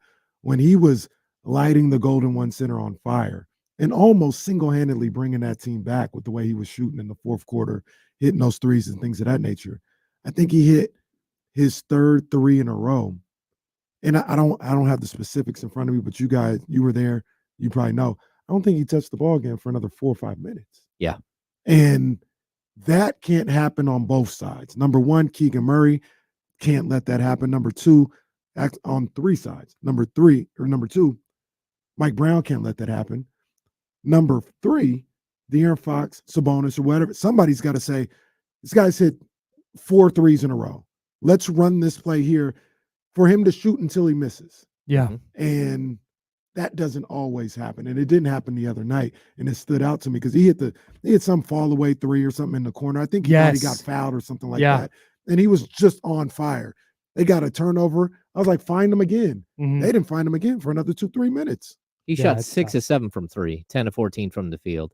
And his miss was like a heave toward the end of the game. It was like end of the shot clock, just throwing one up. Yeah, and I would also tell you, like, over his last 16 games, we're seeing the opposite of what I'm talking about. He's only shooting the ball 10 times a game. 10.2 shots per game over his last 16. He's averaging 12.3 points per game. That's got to stop. Like, he has to be like a focal point. And I mean, you can't have these games where 5 points, 0 points against Detroit, 6 points. That's not going to work. Like, if this team is going to maximize who they are, yeah, he's got to be great defensively. But look, man, you're 23 years old. We need you out there. Like, if you're playing 38 minutes or 36 minutes, you got to play both ends of the floor the same way. I need to see you cut. I need his teammates to get him involved. To whatever it is. Like, Mike Brown doesn't want to run post-ups for him. I don't know why. Like, as a college player, he was incredible in the post-up. Like, he was like 98th percentile in his class coming into the draft in the post. And at high usage. That's a pet peeve of mine too. Just in the NBA in general, they'll never get nobody on the block. Ever. Not anymore. Yeah. You can do that twice a quarter, and there's 8 shots. You know what I mean? And they just don't do it in the NBA in general. It's not a Kings issue specifically or exclusively. They just don't seem to do that at all. Nope, not Mark Jones. Oh my gosh. Mark Dagnall? Nope. Oh. A Mark? Kyle? Yep. Or is it Mike Dagnall? No. Warriors coach who was the broadcaster. Oh, Mark Jackson. Mark Jackson. Thank you. Good Lord. Oh my God. Often forget. Mark Jones was just. I often wish I could forget about Mark Jackson, but go ahead. I think a lot of Warriors players probably do too, but no, that was a big thing with him. It was like Harrison Barnes post-ups. Like, what? Crunch time, get it to Harrison in the post. Get it to David Lee in the post. It was infuriating. But to your point, there's a lot of nights where it feels like whoever's guarding Keegan, it's like, hey man, he could probably take him into the post and get that little turnaround fall away pretty easily. Absolutely. We just need more. That's what I don't care how you do it, whatever set it is, whatever you got to do. His teammates need to understand it. Everyone needs to understand it that Keegan is getting 13 to 15 shots tonight, and from every game here on out, that's all we want. He has got to get there because that's how this team is going to take the lead. Keegan needs to understand that's like yes. 8 shots ain't good enough for me. I need to get to the team needs me to get to that 13 to 15. And not to be too dramatic about it, but it's like, dude, you got to sit him down and be like, bro, the future of what this team is going to be, the ascension of this team, Domas is there, De'Aaron's there. Now it's you. Yes. You got to figure that out. And you give him this year to try and get there, and you see, but that is imperative. That he becomes that player for them. Facts. I think. I agree.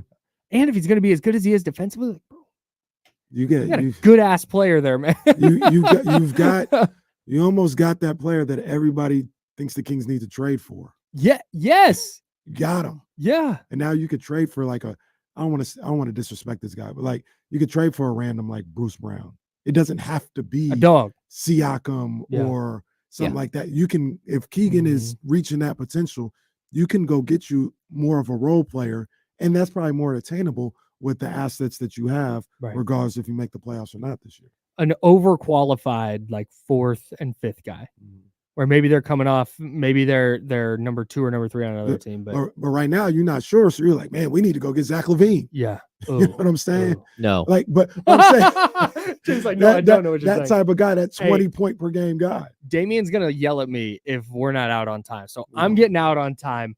That's Kenny Caraway. He's coming up with D-Lo right here on ESPN 1320. For James Ham, I'm Kyle Madsen. We'll see you tomorrow.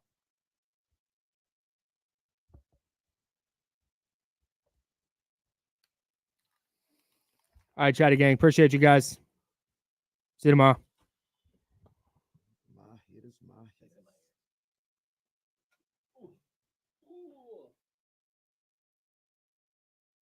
That thumbs up for us. Thanks, everybody. If you don't mind, hit the thumbs up button.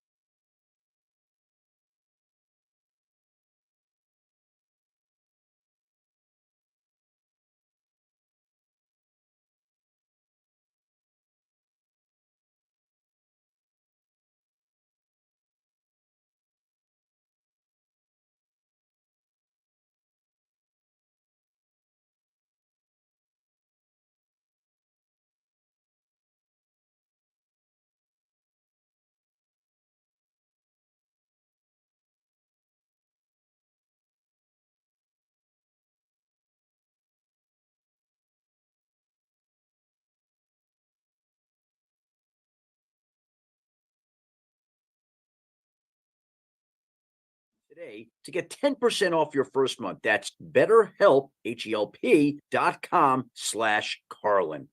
Individuals and businesses with tax problems. Listen carefully. If you owe over $10,000 in back taxes or have unfiled tax returns, U.S. Tax Shield can help you take back control. The IRS can seize your bank accounts, garnish your paycheck, close your business, and file criminal charges. Our team of tax attorneys can stop collections and get you protected. U.S. Tax Shield offers a price protection guaranteed quote to get you protected today. U.S. Tax Shield is A+ rated with the BBB, so call 800-494-6139. U.S. Tax Shield, 800-494-6139.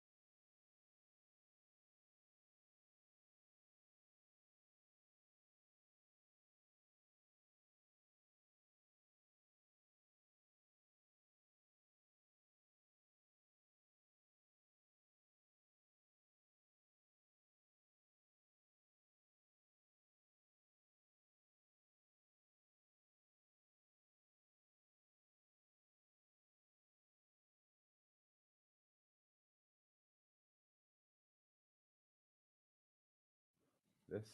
Oh, that. Yeah, I got you. I got it. Oh, hang on. No, it's okay. That's just the move button, I think. I don't even know what button it is. I right click. Hang on. Selected, stack, enter. Oh, here you go. I got you. Oh, I see. Yeah, just X that out. There you go. Yeah, see, I knew that. I was just test Jonathan wanted me to run.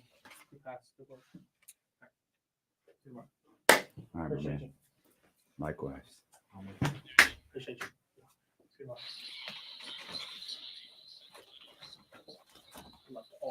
All of it. Did the beat just cut off? Hey, Riggs. Yeah. We got him screaming D-Lo, KC, D-Lo, KC, D-Lo, KC, D-Lo. We got him screaming D-Lo, KC, D-Lo, KC, D-Lo, D-Lo. We your number one spot. We your number one spot for some sports, huh? Got the city going crazy when we work, huh? We top two, but we ain't two, we in first, huh? And when you need the real, we is who you search, huh? D-Lo, KC, D-Lo, KC, D-Lo, KC, D-Lo. We your number one spot. Where y'all at? One more time for the vibe check. One more time for game day. You need one today. We in here on this Wednesday. Thank you. February 28th edition of D-Lo and KC. Not the last day of February. It is not. Isn't tomorrow Tyrese's birthday? I think he does have a leap year birthday. I think Yeah, tomorrow's Tyrese. I don't know that for sure, but for some reason I have a recollection. Yeah. Okay. Leap year birthday. Well, can't wait for that article to go out. Man, we're so happy that you are here with us. I'm Damian Barling. The ultimate needle mover in God mode himself. That is a fat ass lie. He's Kenny Caraway. Yes, sir. Acknowledge me. And we in here. About to be a therapy session for the next 4 hours. You know what happened right when you left yesterday? I don't even know that you know this happened. No. You know Adele canceled all of her March shows? Did you know that? I had no idea. Every single one. Wow. Yeah, that would like the second you walked out, like I came back, I was packing up my stuff. I grabbed my phone and the Ticketmaster thing said your event has been moved. It's like, well, and I'm thinking like, I was like, no. It's like I think there's only one event in my app. Yeah. And I opened up the tickets and it said Adele. It just said postponed. So I went to the socials and man, there was that Notes app letter. I was like, oh no. Damn. She's got what's going on? She's ill and she said it's taking a toll on her voice. And I thought like she had posted a picture over the weekend that said like weekend. Like she posts like or not weekend, like week 40, weekend 40 or whatever. Yo, man, she's been going hard. Yeah. And then I thought about James, who went to Allegiant Stadium, I think it was, to see Ed Sheeran. That sounds about right. And he's at the stadium and show canceled. I was like, man, she wouldn't cancel, like not on a Saturday because she performs on a Friday. Right. Then she was right. I was right. She canceled a couple weeks prior. Damn. I was crushed. You still going? Yes. The trip to Vegas is still on. There's another show to see. Indeed. Actually, those tickets just arrived. The Jodeci tickets just arrived. Now you can go to Wu-Tang. Well, you're right. You're right. Because I was like, how can I make this up? Like what else to do? And I started like we could go see Foreigner. We could go like I started looking for like shows to go see. Blue Man show. There's Wu-Tang. There's a Saturday night Jodeci show. Like can't go wrong with Cirque du Soleil though. I might just go see Michael Jackson again. It's Cirque du Soleil. Yeah. You can't go wrong. I mean, you can't go wrong with those guys. Mimi's not there, huh? That's in May, I think. Yet. Yeah, I think April or May. Yeah, Mimi's not there. I kept hoping, hey, it'd be the hero of all heroes. I felt really bad for the people who were like going Friday. Yeah. Like, I felt for those people because at least we have a few. I'll figure out what to do. Right. But Yeah, like this Friday. Yeah, because she has it like that's March 1st. Every show in March is canceled, or it's not canceled, it's postponed. And so it was kind of like, I don't know when this is going to be rescheduled. So, we could go back. It just might be, like a one-night trip. I'm not sure we're going for a second 3-day stay at the Venetian. That's who he is. Well, and so my hope, like if Bruno gets wind of this and like, oh, you know what? All those people who had Vegas trips, I got you. I'm coming through.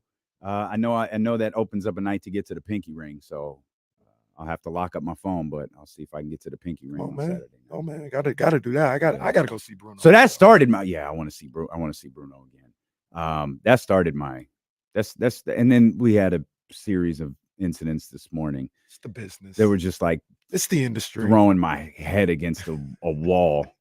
But we here, baby. We got a big couple of days planned for both stations. And as we mentioned, the Kings are in Denver tonight. De'Aaron was listed as questionable yesterday, but it looks like, according to our man Chris Biederman, he was a full go at shoot around today. Reminds me of Domas just a couple of days ago. Domas was doubtful the night before, questionable the morning of, went through a full thing of practice. James says that he went through his complete workout routine. I thought it was a little bit abbreviated, but James is there every single night. Domas did. Yeah. He went through his full workout routine, and he's chasing him around trying to find out if he's going to play. Poor James, and had to wait for the Kings to announce it. But obviously, Domas went that night. Yeah. It sounds like De'Aaron's probably a go for tonight as well. These guys are, and I don't mean, I'm not trying to disparage anybody else, but these guys are, they're tougher than a $2 steak, man. They go out there, and if they can play, if they can get out there and give what they feel is maximum NBA effort, or good enough NBA effort, they're going to play. And that's what I love about this group, man. De'Aaron is that way. Sabonis is that way. All the way on down. And like I said, I'm not trying to say other people, kind of take days off when they could probably play. I'm not getting into all that. I just know that these guys, if they can play, they're locked in and they're trying to make it happen. So I hope De'Aaron is, able to go. And De'Aaron really does fight through a lot. Like, we probably don't talk about that as much as we should. He hurt his ankle really early in the season and basically said, it's like, how much better is it going to get? It was, oh no, I'm good, I can go. It was just like, it is what it is. Like, I'm going to play. We know he's dealing with something involving the shoulder. And I didn't see the knee collision. I didn't notice anything until he started, how you like do the thing with your leg, you start flexing the knee out. That was where I first noticed, what was that? And then I think it was Hammer or Sean tweeted something that he banged knees with somebody. I did not see that. I didn't see it when it happened. I saw the video since. And it was in the first half sometimes. He came back. I thought he was really, really good in that fourth quarter. Damn near phenomenal in that fourth quarter. Like, he was locked in trying to bring that thing home. So it didn't hinder him in that respect. But just like the ankle when it happened the first time, you're able to play through it, through some adrenaline, and maybe you wake up the next day and it doesn't feel the same way. Maybe that's what happened with him. But it looks like he's gonna give it a go tonight. A big time game. Yeah, it is. This is a big time of year. Yesterday was the first time in a while where it was like, the only thing you can compare it to is like baseball pennant races. You know what I mean? Where it's Giants fan, they're up 2 games in the standings, and you're watching Cardinals Rockies. You know what I mean? Because you want to see that. Last night was one of them nights. Oh, it definitely was. And it was one of them nights where I had I didn't watch it. I was just listening, everybody involved. I had the Pelicans Knicks on the phone in the car as I was driving home, because I got to see what happens here. And that was a little bit after one of the great endings we've seen in the legend. The legend. The God. Max Strus. Yeah, that was insane. That was incredible. Wow. Absolutely incredible. And that was when I didn't see live. We were here in the studio, and I was going to do one of the things I did for Blazers Pistons, where I said, hey, I got to stay and watch this game. I got to watch the end of this.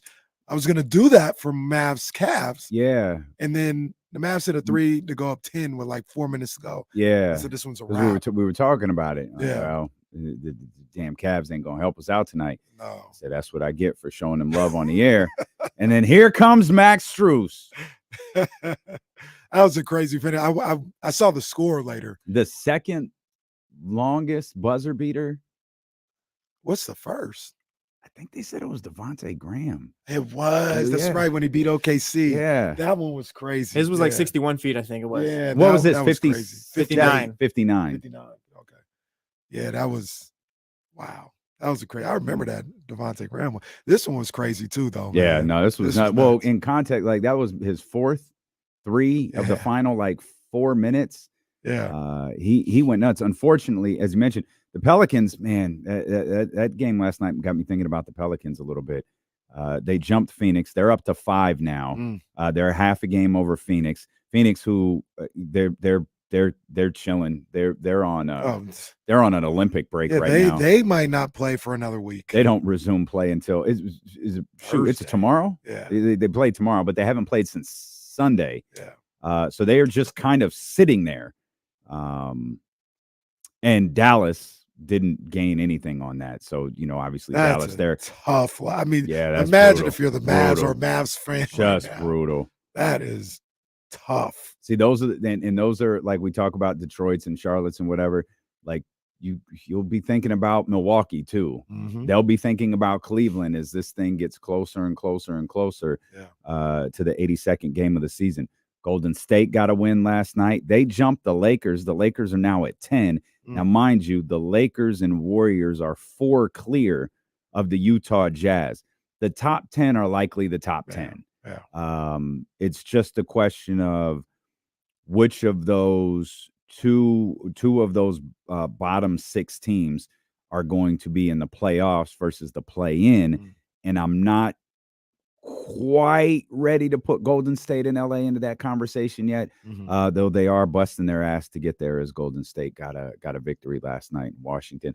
I actually saw some of Kuzma's post-game presser, and I felt a little bad for Kuz because I think he's probably a little bit more serious about basketball than people want to believe. I was thinking about that watching him yesterday. Yeah, it's a raw deal. They have the same amount of wins as Detroit.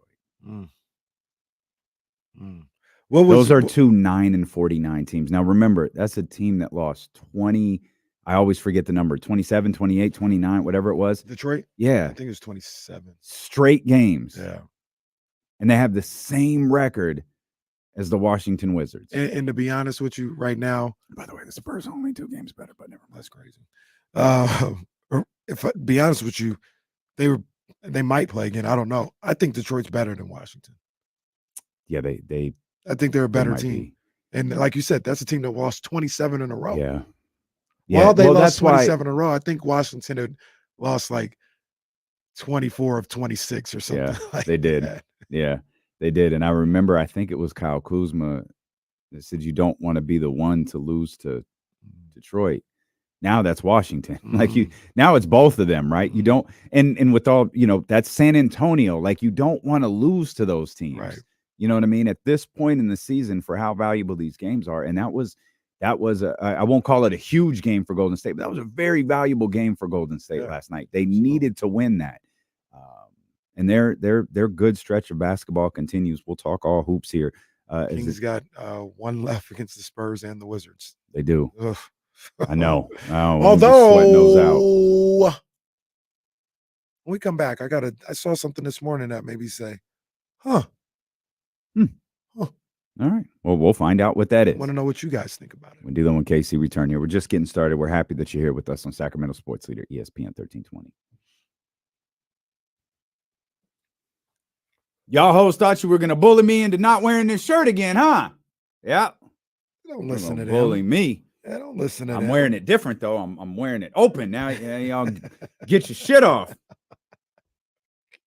Got the sleeves rolled up because it's like 70 degrees outside. Wanted to go to cryotherapy before the show, but couldn't. Feeling good, feeling great. Was there a last name change? The missus? Yeah, technically there was. Yeah. Well, yeah, it's not on her driver's license. Okay, so I'm gonna put the other one. Yeah. Okay.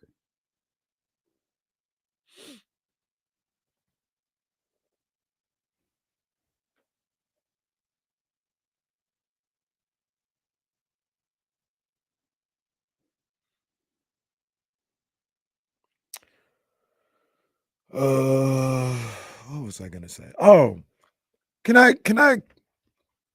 we have a corners of the culture segment real quick? And it's probably going to last a little longer. Is this about Diddy, Usher, and Meek Mill? Because I'm not 100% caught up on what the hell is going on right so now. It is. Yeah.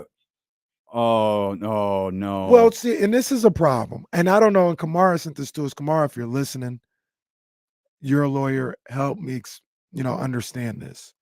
But from what I know, Diddy is being accused of sexual assault to a male producer or something like that. Correct. I think that's what's going on. Correct. What Meek Mill and Usher or anybody else have to do with that, I don't know. Now, my thought is maybe they bring them in because they're trying to show, yes, he's capable of this because he's had relations with people in the past. But even then, I don't think that's not right. That's not right. Meek Mill and anybody else has nothing to do with this. And the fact that their names are being brought into this as examples or evidence to a whole nother case, like whatever they do, because Diddy did something, that doesn't mean maybe they want their business out there like that. I just think that's wrong, man. I think that's foul, especially if I'm reading this right, they have nothing to do with this. And that's foul. So it's all speculation? Is that people are so like I think there's some type of academics pulled up a lawsuit and the names are redacted, but the way it describes them, it's like in the lawsuit it says like rapper was dating Nicki Minaj at one point. The other was doing the Super Bowl and had a residency in Vegas. Yeah. And that and once again, I don't know what that has to do with Diddy's suit that's being filed against him. So I got you. Because it doesn't say that they did anything wrong. The only thing I think of is this person that's filing the suit is using these people to say he is capable of this. He has been with other people, men in the past. So this isn't outlandish that he tried to do this to me. I still think it's foul, but I don't know if that's how if you're trying to prove something, how the legal aspect goes. It's just amazing to me that how desperate the hip hop community is to out Black men. Like I'm very, very sorry for the situation that she's in, but it's why it's really, really difficult for me to feel bad about what's going on with Wendy Williams. See, I can't leave it there. No, let's go. I'm talking about her health. Yeah. Not the show. The show was disgusting. Yeah. But I feel bad about her health, but I can't feel bad about those. Get that WD-40. I know. It's my fault, John. They were gone yesterday. Like social media going crazy about that Where is Wendy Williams show. It's like, oh, they're taking advantage of, they're exploiting her. She built her career on that. I'm sorry, like that's right. And again, she is in a horrible state right now. But you're surprised that she surrounded herself with people who are willing to exploit her for profit? Stop it. Stop it. That's stuff that's going on. And once again, I'm not even saying it's right that people do that, but I do think that it was messed up that she would turn people's lives upside down and didn't think twice about it. Yeah. And now I'm not even saying her because I don't know if she is, but they're asking for people to have a certain level of respect in her situation. Yeah. That's not the game. Once again, the motto And of this show sometimes is the game is the game. Yeah. And that ain't the rules of the game. There is nothing. I thought maybe just hoped we were past the point of someone's sexual orientation being a big deal. And clearly it's not. Now, your sexual orientation and the stuff in that Diddy lawsuit, those aren't the news isn't Diddy sexual or Sean Combs. It's not his it's not his sexual orientation. It's abusing power. Mm-hmm. That's the story of that. Right. Not who he's abusing his power against, because by all accounts, he's an equal opportunity abuser. Mm-hmm. And we might be a lot closer to a conversation we had on 102.5 than we realized. It's going to get tough. It's going to get tough. Maybe the ad libs live, but can't nobody hold us down? Ain't hitting the airwaves. Like I don't know how been around the world gets run anymore. I'll be missing you. That I don't know that it gets playing anymore. Don't nobody want to hear from him in that vein at all, really. But I just we talked about it during the break, and I just thought that it's extremely unfair for guys like Meek Mill and Usher to be dragged into this when they've got in the way that they live their life, but when they haven't done anything to anybody that we know of. Jesse catching me up on a little bit that it started with academics. That's not surprising. That's what that dude does. I mean, that's what that dude does. We just talked about Wendy Williams. He's of that ilk. He's right at this era. Yep, he is. You had a question. You had something. Yeah. Hopefully you didn't do like I did and forgot it. No. So I still ain't remembered what the hell we was going to talk about yesterday at 3:20. So we were talking about the Kings and some of the, we're talking about the Wizards, Pistons, all this other stuff. They're, the bottom feeders of the league right now, record-wise. And you're like, you don't want to lose to these teams. I brought up that the Kings play the Spurs and the Wizards once each in their final schedule. And a lot of it has been made of the Kings playing down to their competition. And, the losses are there. You lose to the Pistons. You lose to Charlotte. You lose to Portland and all that other stuff.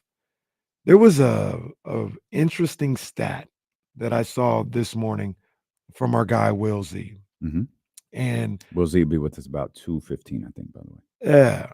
And the stat stemmed from the Knicks because they lost again last night. And Legion Hoops put out the Knicks versus 500 teams. Excuse me. The Knicks versus below 500 teams are 23-2. The Knicks versus above 500 teams are 12-21. And Will Z, being the guy that he is, just always on it, he said, for those asking, those same splits for the Kings against teams above 500, 18-19. Against teams that are below 500, they're 15-5. And we have this thought about the Kings of they always play down to the competition. They don't handle business. We will never forget this year, Charlotte, Portland, Detroit. Yeah. And some people might throw Miami in there. It's not They'd the be same. wrong, but yeah. But those three games, like they don't handle business. Yeah. I'd like to see if Will's listening or if anybody's listening, that 15-5 mark of teams below 500, got to think that's one of the better ones in the league. So seeing that number, does that change how anybody feels about the Kings, quote unquote, not being able to handle business or anything like that? Are those losses that they've had, is it just now they should have won still, I'm not disputing that. But is it more a product of bad timing? Like say I believe you so. beat Denver or something like that, but then you lose to this wasn't how it went, but you lose to Detroit. Right. And people are like, come on, man. Like you guys never handle business against actually they do. Yeah. I think, and I don't remember, I feel like it might have been Charlotte and Milwaukee.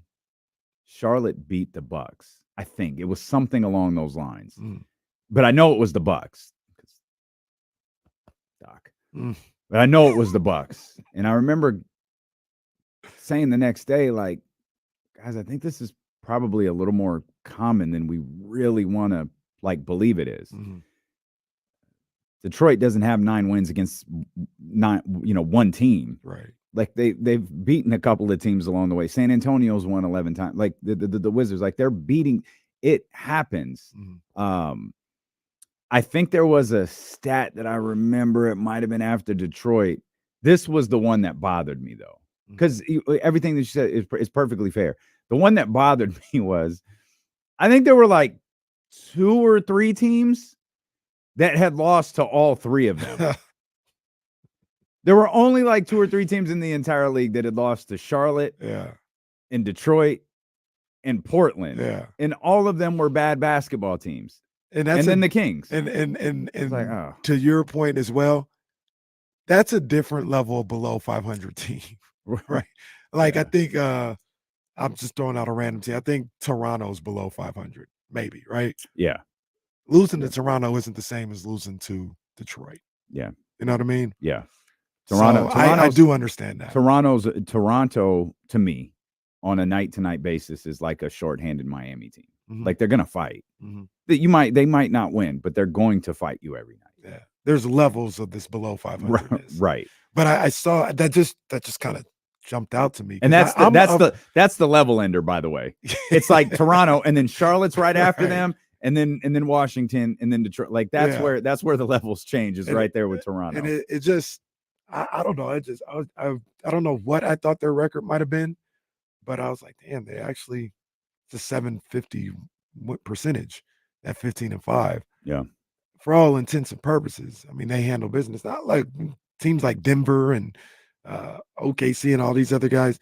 They might be 18-1 with teams below 500. You know what I mean? Like the top of the top. Boston, they may be that. Well, New York is 23-2. Right. Like that's a phenomenal record. Yeah. Because that includes Toronto's. That's not Detroit and Washington. That includes Toronto and the Chicago and the some of the scrappier 20-something win below 500 teams. Yeah. But 23-2 versus 12-21.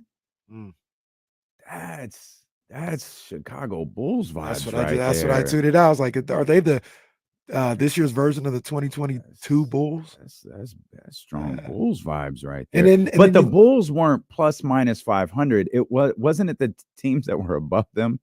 Wasn't that the stat? It was the teams that were like above them. Yeah, it wasn't 500. It was the teams above them. They had won one game. Yeah, they couldn't beat any of them. They're but like 1-32. But if you fell below them in the standings, boy, you were getting your ass whooped by Chicago.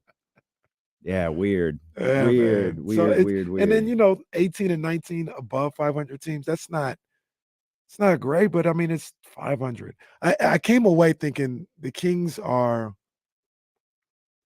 they're not unserious. They're not, all this other stuff that people like to say when they lose games like they did the other day. They're just a team that is maybe not a championship contender team, but they're a good team. They're a good playoff level team. Shout out Will Z. 22-1. Guess who that is?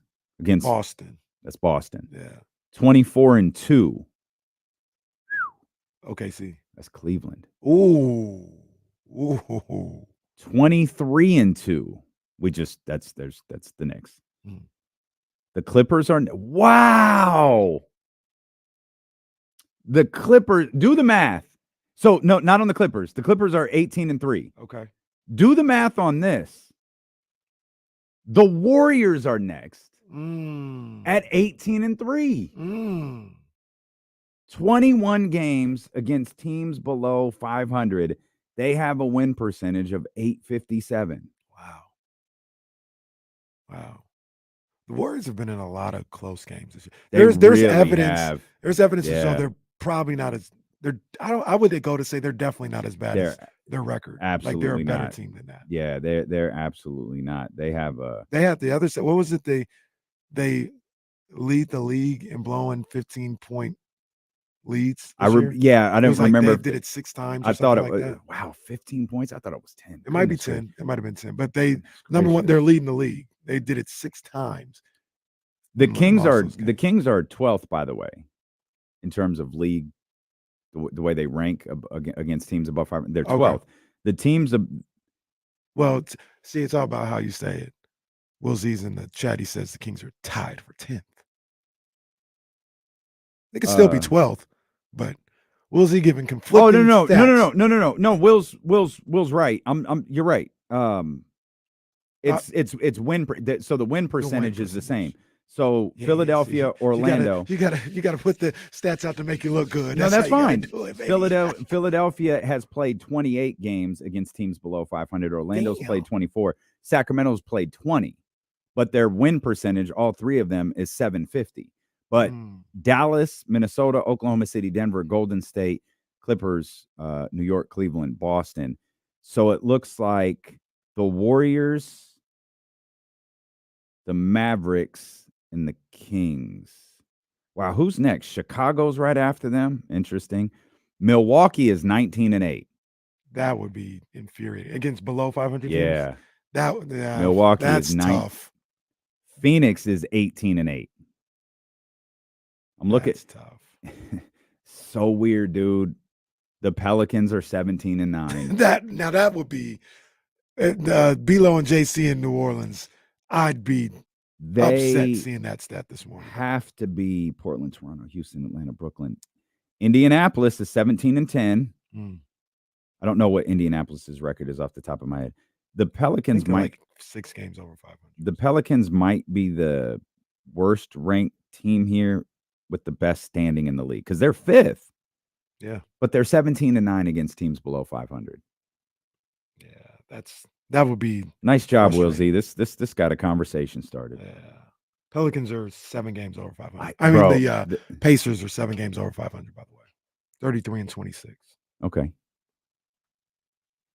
What'd I say here? 18-3.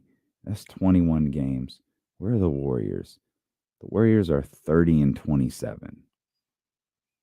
Fascinating. So the question that I had posed for you, Jesse. Oh no, the Knicks game I forgot this was still happening. The Knicks did file a protest. Oh, did they win? They did not. How are they not going to win? And the ref said we got it wrong. What? The Knicks protested the result of the game on the ground that a shooting foul was called incorrectly on the Knicks' Jalen Brunson for making contact with the Rockets' Aaron Holiday during a last-second shot attempt. Under the standard for NBA game protests, New York was required to demonstrate that there was a misapplication of the official playing rules as opposed to an error in judgment by game officials. Come on, man. Because the foul call at issue reflected an error in judgment, New York did not demonstrate a misapplication of the playing rules, and the extraordinary remedy of upholding a game protest was not warranted. The ref literally said, I committed the crime. That's it.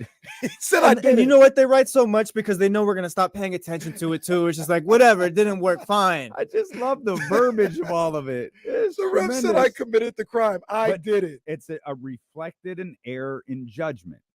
Wow. They weren't able to prove that they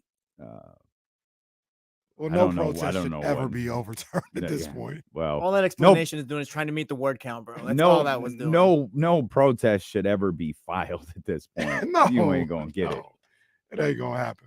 You ain't gonna get it. The last successful one was the Heat one, I think, right back in 06, where I'd love to Shaq know was on the team, and then I'd when they love to replayed know the game, how Shaq that- wasn't on the team. Yeah, How that happened? It was that was Shaq fouled out. Yeah, Shaq fouled out, But they said he had foul count was wrong. Yeah, he had 5 fouls actually, but they said he had 6. So he fouled out. They replayed the game next year. Shaq's playing for a different team. It's amazing.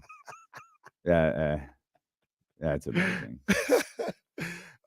But so the question. Dr. Davis said the NBA just goes full Mitch. Shout out Tarzana Mitch. Tarzana Mitch. Yes. Yes, indeed. So the question that I have for everybody involved, though, is this to make you feel any different about the Kings? No, it doesn't, because I feel like I already felt that way, and I think I don't think I'm not gonna pretend like I felt that way in the moment. I think I felt that way after that. I think it was Bucks Charlotte, whatever game that I'm thinking of that we talked about the next day. That's where I started to look at it like, oh, maybe it's not that bad. Maybe it's not that bad. But I think for Kings fans, you combined shorthanded teams like Miami with, did they lose to a Joel-less Philadelphia team? That was last year. It wasn't this year? Joel did not. No, you're right. He didn't play. Tobias Harris went crazy. Yeah, Tobias you're scored right. like You're 90. right. Yeah.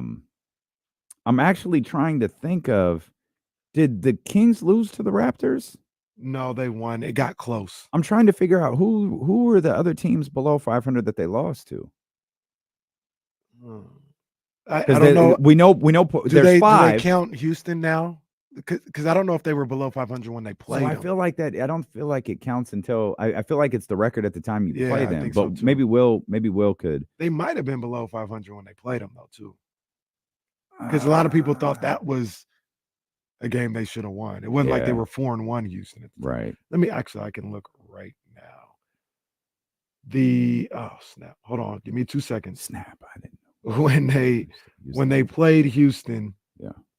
The both games.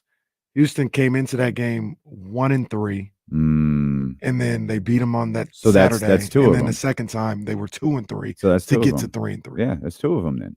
If our whether our sentiment is correct or not, they're under 500 now. Mm-hmm. So that's 2. That's all of them. Yeah. It's Man, Houston. That's crazy. It's Houston, Portland, Charlotte, Detroit. That's crazy. That's a trip, man. And the timing, which means they beat Toronto and Brooklyn and Atlanta, and then it could get Atlanta a little twice. It could get a little dicey because again we don't know what they were. So here's the timing. The Portland one doesn't really match up because they had lost to Minnesota at home, and then they went on the road and lost to Portland. So people were just kind of down just in general. But they lost to the Hornets after destroying Memphis on New Year's Eve. And that was after they had beat Atlanta. So here's how the up and downs goes. They lost to Portland. They then went to Atlanta, had that great come from behind victory. Right. To win that when everybody's feeling good. Yeah. They go to Memphis on New Year's Eve, have one of their best games of the year. I think Ja played. I think Ja was playing. Memphis had started playing well. Yeah. Kings destroy him. Malik had 27 in that one. De'Aaron had 24. And then they come home and lose to Charlotte. And that's where everybody's like, are you serious? Like, this is what we're doing. Terry Rozier had 34 in that game. Man, that's what we're doing. So then the other tough loss was at Detroit. Detroit was after going 5-2 on that road trip, the 7-game road trip. You lost to the Cavs the game before. It was here. Yeah, but it was so they had just come it? off the 7. Yeah, they had just come off the 7-game road trip. They went 5-2. Yeah. The losses were Milwaukee at the buzzer. Yeah. And then you lost to a good Cavs team. Everybody's like, don't trip. They just went 5-2 off of 7. This team they turning the corner. And you lose to Detroit. Yeah. And everybody's like, are you for real? And then what happened? And then they beat Denver. And not only did they beat Denver, beat the hell out of Denver. They beat Denver. Almost beat them by 30. Yeah, they roughed Denver up. Followed that up with 2 losses, that Thunder one, and then just a fight against Phoenix, and then beat Denver again. Yeah. And we noted this yesterday. They've beaten Denver 3 times. Every time it's been after a loss. Yeah. The only one that wasn't like one of those, one of them was Phoenix. I can't remember what the other one was. I know the first one was the Clippers because it was just kind of like, okay, they lost to the Clippers.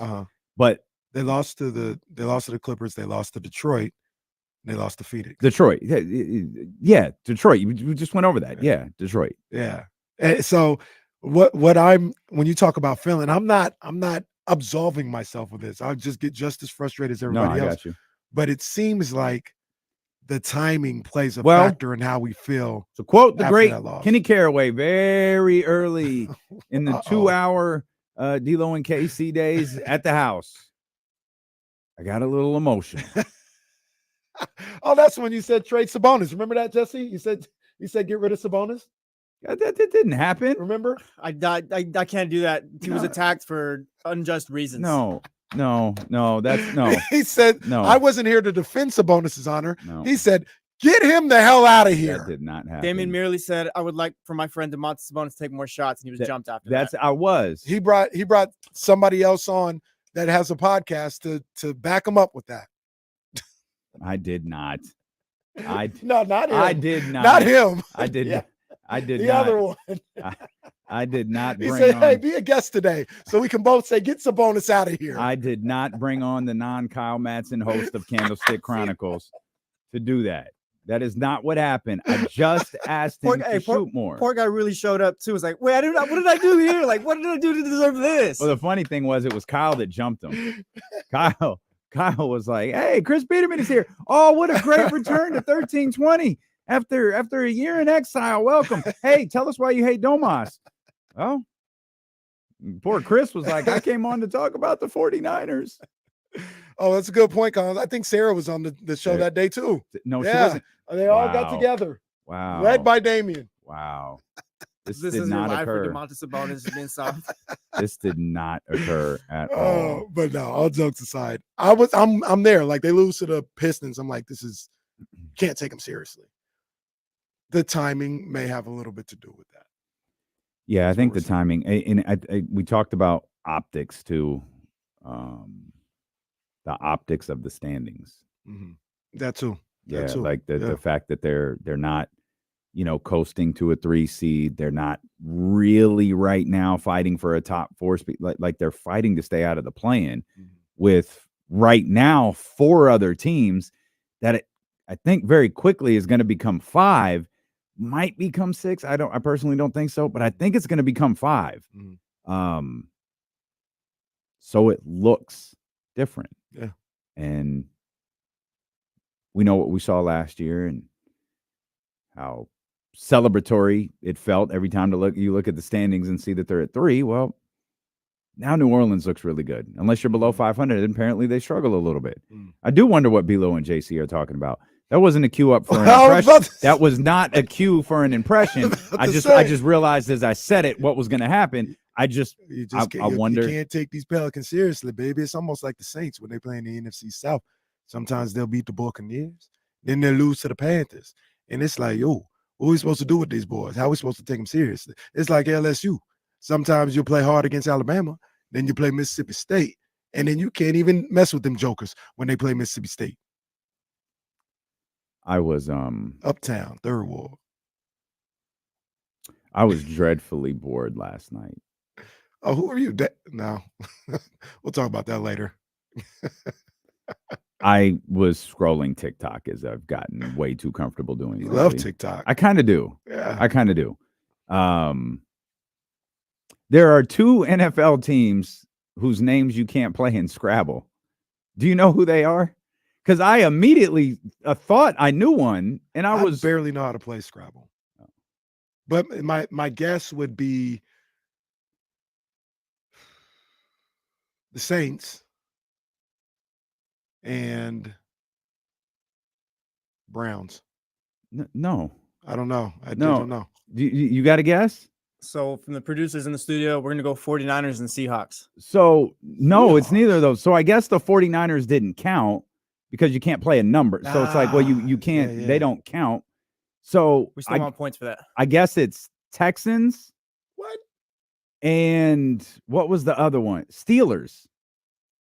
I don't know. Well, I guess it was on TikTok. It has to be true, right? Yeah, well, Steelers isn't a word though, right? Like the way it's spelled. I don't think so. Not necessarily. I mean, it just depends. Like I thought Texans is what you called people from Texas. Well, yeah, because we're Californians. Texas. Maybe that's not a word either. We've been lied to our whole life. I just think people like Texans. There, no definition comes up from Texans. The only thing that comes up is the Mandela effect situation. D'Amico Ryans is the only thing that comes up. Texans. That's a Mandela effect situation. They're telling us now, no, you've never been able to say Texans. What? No, that's exactly what that is. You guys are right. You have been able to say that. I need to see the rule book. I don't know how to play. I need to see the rule book. I don't pre-2005. But that makes sense. 49ers make sense. Yeah, 49ers just. But that doesn't. You can't. They play didn't numbers. say that. Well, no, because you can't play a number. Well, that should have been on. But the thing is, like, you can't. It was not even an option. Yeah, it wasn't like you can't play number, 9. right? Because it pertained to Scrabble. Right. I got to. Do you know? I got to get off TikTok. Do you know the 3 teams with no S at the end of their names in the NBA? In the NBA, Thunder. Oh, there's 4 teams. Sorry. Thunder count. Did you Heat? Yes. Oh, come on, man. Tune in for the other two after the break. All right, we'll be right back. Thunder, Heat. Shoot, I don't want to cheat. I'm trying to. They're gonna tell us in the chat, so I'll just tell you. Yeah. Jazz and Magic. Jazz. Oh, Jazz. Damn it. Shout out to Kyle. Good shit. Yeah, good job. Are we on? No. No. Jesse threw it to commercial. No, Jesse was like, hey, enough of your stupid games. We got to go to commercial. Casey almost fell out of his seat right now. That might have been one of the words they let you say now. I've heard that on TV. Shit, I know, right? I hear it on AEW. Oh, man. They say anything on AEW. Except that was a good move. That was crazy. AEW is tough. This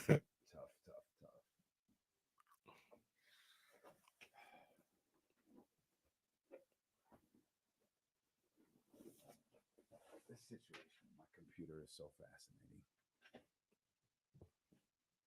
I sat in the Normatech trying to just do some work, watch some whatever. Drain the this Normatech is the legs, right? The sleeves, yeah. Hey, that was Billy Gunn that did that move, right? Where the dude hit the ground and then jumped over the ropes after? Yeah. I thought he retired. No. Dude, they never retire, bro. They never retire.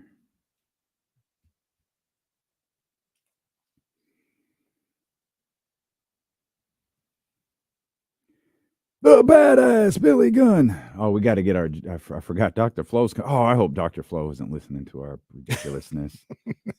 If you are Dr. Flo, sorry. No, she's coming in.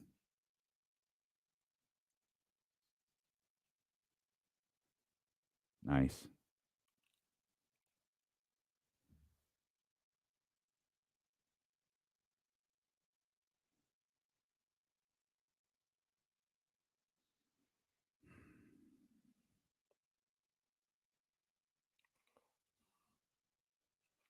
It's so funny seeing these clips, Michigan Wolverines, because he looks like a little kid out there. Oh, their press conference was yesterday. I missed it was yesterday. Ryan had like a big old throne or whatever. Was they talking crazy? Not too crazy. I don't know. I didn't like see any crazy quotes, but I think it was cool. Their LA one that's probably the second one is usually the one. LA one is tomorrow, I think. I saw him on First Take though. That's crazy. My guy Ace, he just hit me up. I hadn't seen this. He said Cam and Mace bought Dame Dash's share in Rockefeller. Who bought it? Cam and Mace. Oh, wow. Yeah. Wow. Interesting. It'd be the perfect show if they get OJS off of there. Well, they really ran with that, huh? He is a staple. They really do have OJ Simpson as a regular on their show. He said, I can't remember. The show is still so kind of under the radar, though, that they could probably get away with it. I mean, they're literally just streaming. They're not. Yeah, it's not Pat McAfee at this. Yeah, point. it's under the radar. Like why it's not under the radar in the culture, but like why? Just based, it is. It is, and that doesn't mean you should do it. No. Hey, they got a crazy bag for that too, though. It was Underdog Sports, right? And then yep. I think somebody else chipped them off. They got a crazy bag for that show. R.I.P. to Virgil. I saw that. Virgil. Have you heard Virgil speak at length? Yeah. That's a wild guy, or R.I.P. That was a wild. Like he's an interesting. I don't even know how to describe him. I heard an interview with him one time. The crazy thing was like 30 minutes, and he was just like, "Yo, this dude is." So think about this, America. I think he was a teacher. Really? I think he was a teacher. Yeah. Huh. Mike Jones. Yeah, R.I.P. Man. I didn't know he wasn't with us, or he was with us still. He's only he passed away at 61. That's still pretty young. That's really 61 years old. Jeez. That wrestling era is just Well, I hope these guys don't have those issues, because those guys, I mean, there was a lot of extracurriculars that probably, Yeah. sped up their demise. But it's just so sad seeing 50s and 60s. I mean, it's crazy to you could go back and watch a match from like WrestleMania 5, and you could go like 3-4 matches in a row, and none of the people on the screen will be there. Like Kurt Hennig died in his 40s. Rick Rude died in his 40s. Big Boss Man died really young. Earthquake died of like cancer at like 50 something. Well, then they say like none of those guys made it past like 63, 64 or something like that. Yeah. I think Piper always said, "Oh, I won't make it past my 59th birthday." I think he died at 60. Off the top of my head, I mean, I'm sure there are others. I don't want to diminish them, but I'm thinking of like WrestleMania 1. Like, is Hogan the only one? Paul. Oh, I think Paul Orndorff did pass away. Cowboy's still alive. Okay. Bob Orton. Bundy's alive. Bundy's alive? Yeah, I think so. You would know better than I would. Yeah, Bundy's alive. I don't know that whole card. Like Tito Santana's alive. Like I think a lot of right. I think the craziest wrestler death of all time was the Ultimate Warrior. Like the ultimate. Go ahead, You Jesse. talking about King Kong Bundy? Yeah, He's not with us. King Kong Bundy's not with us. 2019 he passed. I thought I remembered. No way. March 4th, 2019. Really? How old was he? I did not know Bundy passed away. That's crazy. Yeah. I did not know Bundy passed away. And the one thing, and once again, I know He was 61. 61. Wow. He made it 61. Wow. Andre died at like 40. That's crazy to think Andre the Giant was like 40 when he passed away. Man, and he was, when he was doing all this stuff with Hogan and all this other stuff, he was probably like mid-30s. Yeah. Did not look like he was mid-30s. Yeah. I mean, Earthquake was the crazy one. When Earthquake attacked Hogan, he was like 27 years old. He looked like he was 48. The dude was 27 years old, squashing the Ultimate Warrior. No, the craziest one to me is the Ultimate Warrior. He's gone for like 10 years. Just this bitter hatred with the entire company. Comes back, does this big goodbye, and dies the next day. Absolutely incredible. Yeah, that was absolutely incredible. That was mind blowing, man. Yeah, it's a and I don't know if there's a correlation because you got Ric Flair who's still with us or anything like that. But and I'm not blaming this. I'm not trying to talk crazy about him. But wouldn't you say Hogan probably had the lightest workload and the road travel in that time, and he's here with us? Yeah. Probably. Yeah. Because they lived a crazy life, city to Yeah. city. Yeah. What they had to do to perform the next night, the pills and all this other stuff. Hogan didn't necessarily have to do all that. After a while, like I think he did to start. Yeah, right, right. But yeah, he took, even though, he used enhancers along the way, like he did take like health seriously. I don't know, man. That whole thing is weird because you look at like Rick Rude. Rick Rude ain't here no more. Rick Rude looked like a action figure. Right. Rick Rude must have like a 20-inch waist. Like he looked incredible. But I say that, and I don't know these things. I'm just thinking about things that I've heard from doctors and the way you live life. I mean, they were taking, muscle enhancers. They were taking painkillers because they had to muscle relaxers. Get there Yeah. to be able to perform the next night. They were driving to these places. So they're probably drinking and doing all this other, like every single night. And Hogan at a certain point didn't have to do that anymore. Yeah. When he did, he was often flown. Exactly. Right. Yeah.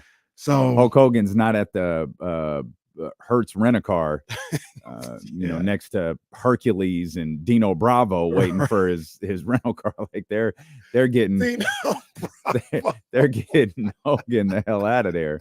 It's a little bit different. It's a little bit different. Yeah, sad to see that about Virgil. He'd become a bit of a punchline and was going to get a choke off. He was the last person to know about Juneteenth, but he really was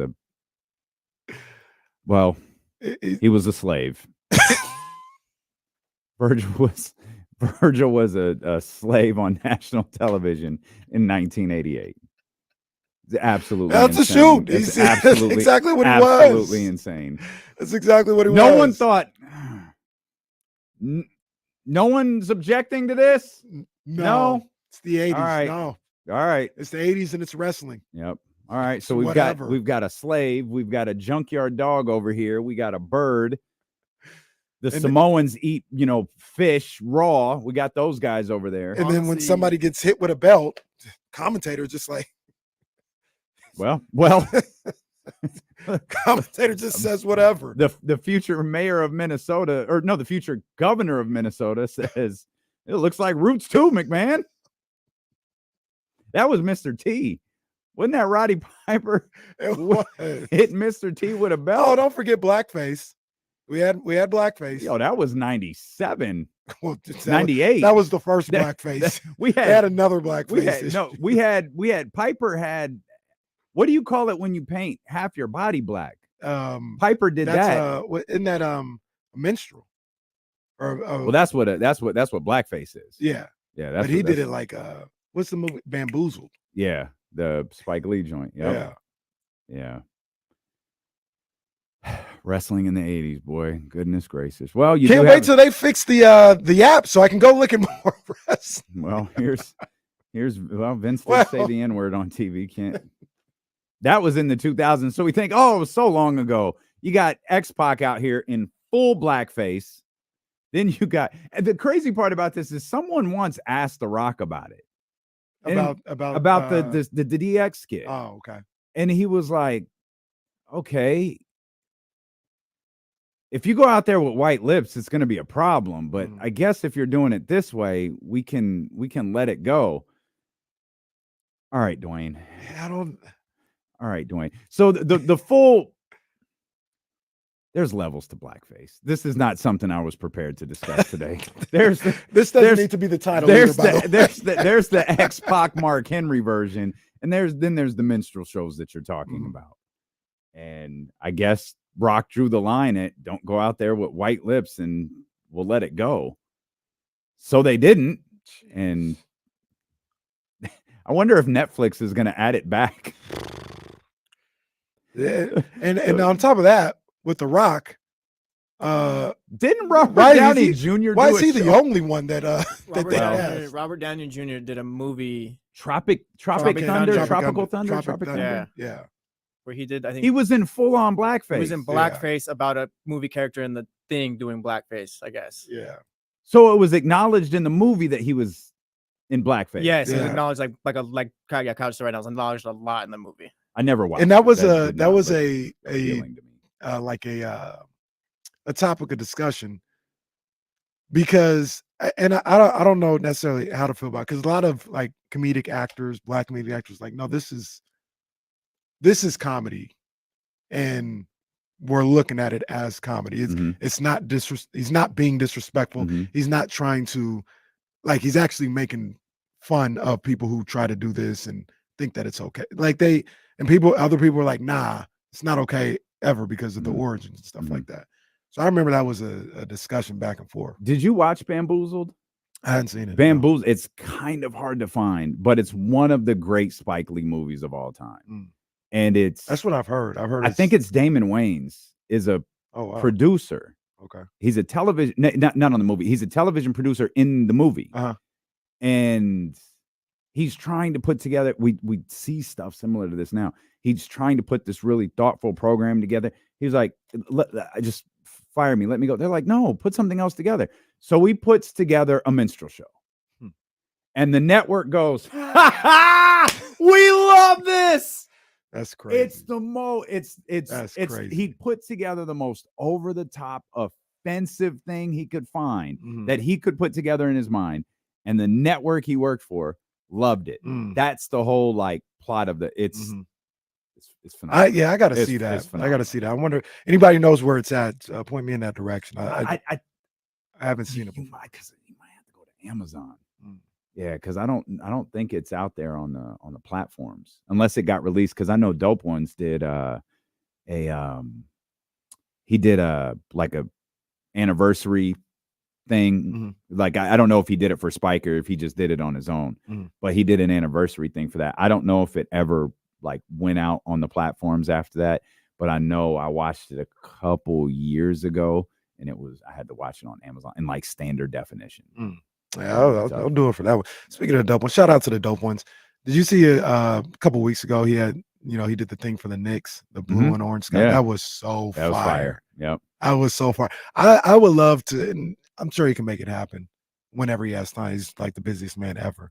I'd love to get that Kings one for the house, like a picture so I can frame it or something like that. If he could make another copy, or maybe expand on it, like the way he had the garden and the skyline for theirs, and put G1C and the Tower Bridge and all that. Like, I bet that would sell like hotcakes too. That's what Donnie does, though. Donnie takes like the germ of an idea, puts it together. He put this one for us together to put into the Odyssey did that one Studios. fairly quick too. He did, like, because he had to do Drake down the hall and Ariana Grande, and there's an AC/DC one over here. He had to do all of these. Yeah. But the whole collage stuff started when he did. I think it started when he did the Spike Lee thing just for fun. Yeah. Then Spike was like, "Hey, could you like add to this?" And then that's when Donnie's like creative juices just went nuts. Right. And I think if you asked him to, that one's fire. Touch that one up. No, it's hot. The Knicks one was crazy. Like if I was in New York and I was, what's funny? Buddy's front and center on that joint. we gotta put a couple guys smaller, and I can see Siobhan just right there. Shavano. So the main guys, Chris, DeMarcus, Mitch, Mike, and DC up there at the top. Is that Rudy? Next to Mitch? That's Rudy. And I think there's Bobby Jackson next to him as well. Is that Keegan below Rudy? I can't tell. That is Keegan. Yeah, it's that either is Keegan or Bogey. That's not Bogey. That's Keegan. There's a glare where I'm at. So okay. No. That's it's definitely not Bogey. It's Keegan.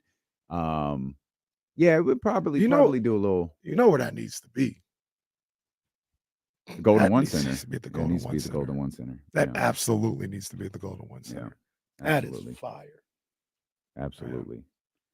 Well, that really got it. I didn't imagine.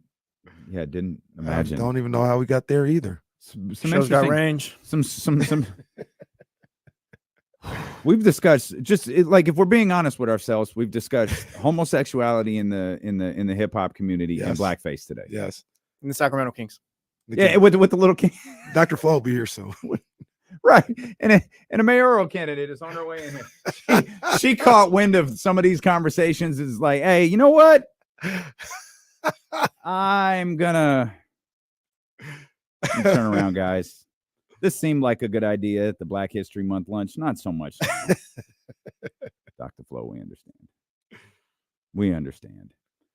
Man. Sacramento Kings will take on the Denver Nuggets tonight. De'Aaron Fox still listed as questionable, but our man Chris Biederman said he was a full participant at shoot-around. Got to believe that is a good sign for De'Aaron Fox and the Kings in their hopes of beating the Denver Nuggets for the fourth time. Nuggets haven't played in a couple of days either, I don't think. No, right? They hadn't played since Sunday either. Maybe they'll be rusty. Hopefully. I don't know. Probably going to be a little pissed off because if there's nothing else Mike Malone wants to do, it's to beat the Kings. Yeah. And he hasn't been able to do it all year. He loves and he's going to be pissed. They probably had a 9-hour practice leading up to the game. He said, we're not losing to the Kings again, goddammit. I have a discussion, some thoughts that I want to have on Keegan Murray. I'm going to hold off on that just a little bit because we do expect Dr. Flo to come up in here pretty soon. It's a good idea. Can we talk about just a little NBA thing where my heart kind of stopped last night? Did you see Ant Edwards? Yeah. I said, yo. I thought the same thing you thought. What? Yep. And I was like frantically searching my Twitter because I saw it this morning. Oh. Saw it this morning, and I just saw that. It was like Ant-Man goes down, prayers up, hope he's okay. Yeah. I was like, yo, did he come back? And then like I saw another tweet where it's like, Ant-Man looks fine on that ankle, and he dunks on somebody else. Like, yeah. Oh, yeah. Denzel. Like, you saw the actual. Yeah. Yeah. That it just looks like his foot got stuck. Like just on the court, and Oh yeah, that in the way he went down. Oh, I was like, oh no good. So No I good, no bring good. that with the Kings. And then he was dunking. I was like, they said it was his ankle. I hope it's not nothing too crazy, but hey, he might not play on Friday. And then I saw the next tweet where it's like, Ant-Man dunks on somebody here in the third quarter. I was like, yeah, and at this point, back. if at this point for the Kings, play Friday. Matter of fact, trade for KG. Yeah, go get Kevin Garnett. Let him play. Find Sam Cassell. Do whatever. Just let everyone bring play Sam Friday. Mitchell from All the of NBA TV. Get him out there. Latrell I believe that's Sprewell. long arm Sam Mitchell. Long arm Sam Perkins. Yeah. Long arm Sam Perkins. Yeah, I saw long arm Sam Perkins there, and I liar. Jesse, what are we pulling up here? Big Perk shouting out Domantas Sabonis. Oh, wait a minute. Wait a minute. You know we'll stop what we're doing to go to Big That's Perk. our guy. Here we go. Look, we can make a compelling argument for all guys when it comes down to Jokic, when it comes down to SGA. It could come down to Donovan Mitchell, Luka. Like, all these guys are going to put up historical numbers in today's game. Yeah. Hell, if we want to make a case, why are we not saying anything about Sabonis? Sabonis right now, hold on, listen, hold on.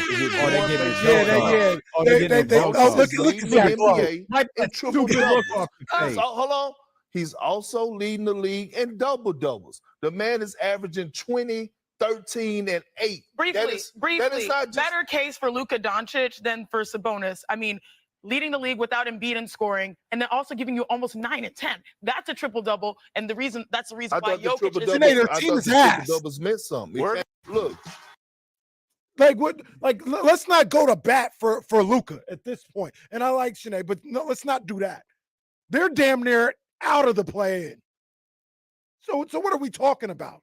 Better case for Luka. That clip is everything that's wrong with the NBA media nationally or whatever. Because Perk is making good points, whatever, like talking hoop, like ball or whatever, and they're making faces like, "Are you like what's wrong with you?" Like Perk is making sense. Let cut the sound off and let the clip rock again. So we're gonna cut the sound off here, and we're gonna walk through some of the video portion of this for the radio audience, because they're having an MVP conversation, and you see Shea, Luka on the big screen along with Giannis, and it looked like Nikola Jokic. They're having a discussion about Jason Tatum, and our man Perk with the fresh lineup wants to bring up Sabonis. Now hit pause. The second Zach Lowe's stupid face appears on the screen, as if Kendrick Perkins just said the most ridiculous thing in history about the way Domantas Sabonis is playing. Go ahead, let it rock, because there's 2 more of these. There is just a befuddled everybody Zach on the panel. Just pause. Now you got Malika just smirking because Kendrick Perkins is trying to make valid points about the way Domantas Sabonis is playing this year. Let it rock one more time, because look at the look on Abumake's face. Pause. Now it's all just a bunch of jokes. It's all jokes when you bring up the way Domantas Sabonis is playing for the Sacramento Kings. All right.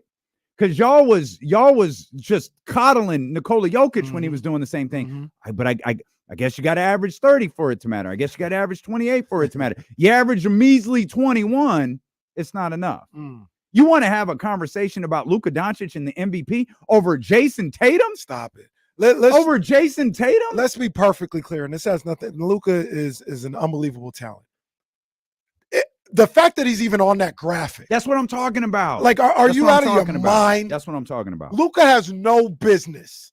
Zach, Malika, Janae, none. All of you. He's got no business even being in this discussion. The team is 8th. Yeah, you don't win the MVP at 8th. Y'all pissed and moaned when Russell Westbrook won it at like 4th or 5th, right? With a 48-win team and a triple-double average. Now you want to talk about, y'all want Luka to get that damn MVP so bad. Y'all want Luka to get that MVP so freaking bad. If you making any argument about Luka, and mind you, I can say this because I'm not making the argument Sabonis should be be an MVP. I understand they're 7th. Yeah, he's had a phenomenal season. That's right. But I'm not saying he should be.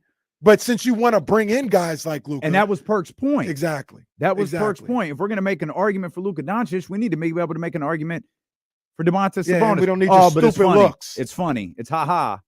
Okay. Yeah. All right. That clip was everything we've talked about for the last year and a half. It really was. Absolutely. Good find, Jesse. Yeah, That was a good that's find good right stuff. there. And like I said, I like all three of them, but they're just flat out wrong. They're wrong. They got casual tendencies when you talk about the NBA and talk about what's going on. Like I said, Luka has no business being in this discussion. Wipe him off the board. No business. I don't care if they got to 5th. No business. Because Luka had a great game last night. You know who else had a great game? Kyrie Irving had a great game last night. Yeah. So to sit up here and be like, Luka ain't carrying them. I can make the argument it's Kyrie because their fortunes change when Kyrie start doing stuff. Can you turn around and open that door? Because Dr. Flo is going to have a hell of a time. Open the safe. Yeah, Dr. Flo is, yeah. We're going to help you out, Dr. Flo. That's a heavy door over there. That's a heavy door over there. Go. What's up, buddy? Good. How are you? Good. You can go right over there to your spot. Actually, you want to step out? We can reset. We can come back and we can hang out with Dr. Flo. That was a good find, Jesse. We're going to talk more about that. Them little smart ass smirks that they got over there on ESPN. Dr. Flo was with us. We're going to talk the city of Sacramento here with D'Lo and Casey. Return on Sacramento Sports Leader, ESPN 1320. Dr. Flo, there we go. What's happening? What's up? We are, what is it now? 5 days away from the election. Whew. Next Tuesday, right? Yeah, that's 6th. Man. Yeah. So you don't get no break. No breaks. 6 days left. No days off. How you doing today, though? Everything good? Everything's good, honestly. Like, I'm feeling good and feeling like, things are going well. Where should I put this? Just in the vicinity. Up a little higher. Well, okay. Careful Look, I'm with trying not to get memed. Yeah, no, you gotta be careful with our group out there. Hey, don't. None of you don't. I see it. Go blue. Yeah. We don't need to do that again. Yes.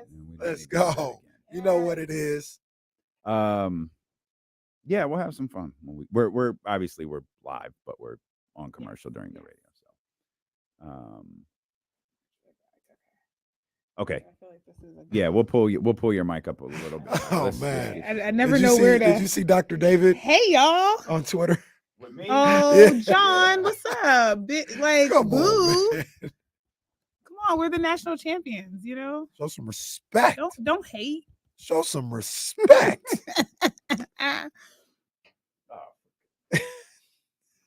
Y'all ain't gonna bully me into not winning this no more. Maybe they're bullies in there, Dr. Flo. Well, like I said, when I wore my flannel, my red one, they call me Suge Knight. Well, and all this other stuff. Ooh, favorite cereal. Am I being healthy cereal connection, or am I eating like a responsible 41-year-old adult with, What's your favorite? with 2 degrees in public health? If you had $6 right now to go to Safeway and get cereal, what would you get? I mean, if I'm trying to be healthy, I would probably get like Raisin Bran and then buy extra raisins on the side because I do like the crunch and the sweet, and that's kind of a good mix. What if you was trying to turn up a little bit? If I was trying to turn up a little bit, Cinnamon Toast Crunch. Oh, okay. All right. Me personally, watch your jokes. Like I said, be respectful around here. I go get some tricks. Yeah, tricks for kids. I'm just saying. Come on, man. What you want me to call them? You Ernie Johnson can't get away with it. You think you're gonna get away with it? Somebody asked if I shop at the food co-op. I shop mostly at Bel Air because it's right down the street from my house, and I'm lazy. So I shop whatever's closest to me. But I do go to the natural food co-op sometimes. Like if I happen to be, downtown, but that's a nice spot. They are pricey. So, they're not my number one. Nothing against them, but whew. Yeah, prices on food. It's crazy right now. They're gonna price us out of living. We're counting on you to get this under control. You got to work on the cost of living. We're gonna get you to the White House when this is all said and done. No, so see, this is the thing, right? Everybody keeps and I'm trying to be very clear with people, and I recognize the irony of saying this because I didn't want to run for mayor. But that was more so about like I didn't think that there was space. This hold that thought because this sounds way too good, and I'm gonna want you to say this on the radio. All right. So I gotta remember what I said. We're gonna get you to the White House. That's what we'll. And I'm like, no. Oh man. The food co-op does have quality items, though. You're absolutely right. Like, and being from Pittsburgh, hot bar is fire. Yes, and the hot bar is fire. And it's actually reasonably priced, given that you're getting prepared food. Yeah. It has a good selection. But I'm from Pittsburgh, Pennsylvania originally. I've been here 20 years, and you don't always notice when you go up in quality. So when I moved here, I didn't notice that the produce was so much better until I spent 8 weeks back in Pittsburgh in the summer of 21 to help take care of my aunt who was going through chemo. And I had to shop and grocery. And I was like, is this what I grew up eating? Like, we call these vegetables? Like, it just looked like what's left over at the end of the farmer's market on Sunday, like after all the good stuff had been picked over. But this was like the brand new produce that had been put out. And I was like, oh, here we go. Oh, gosh.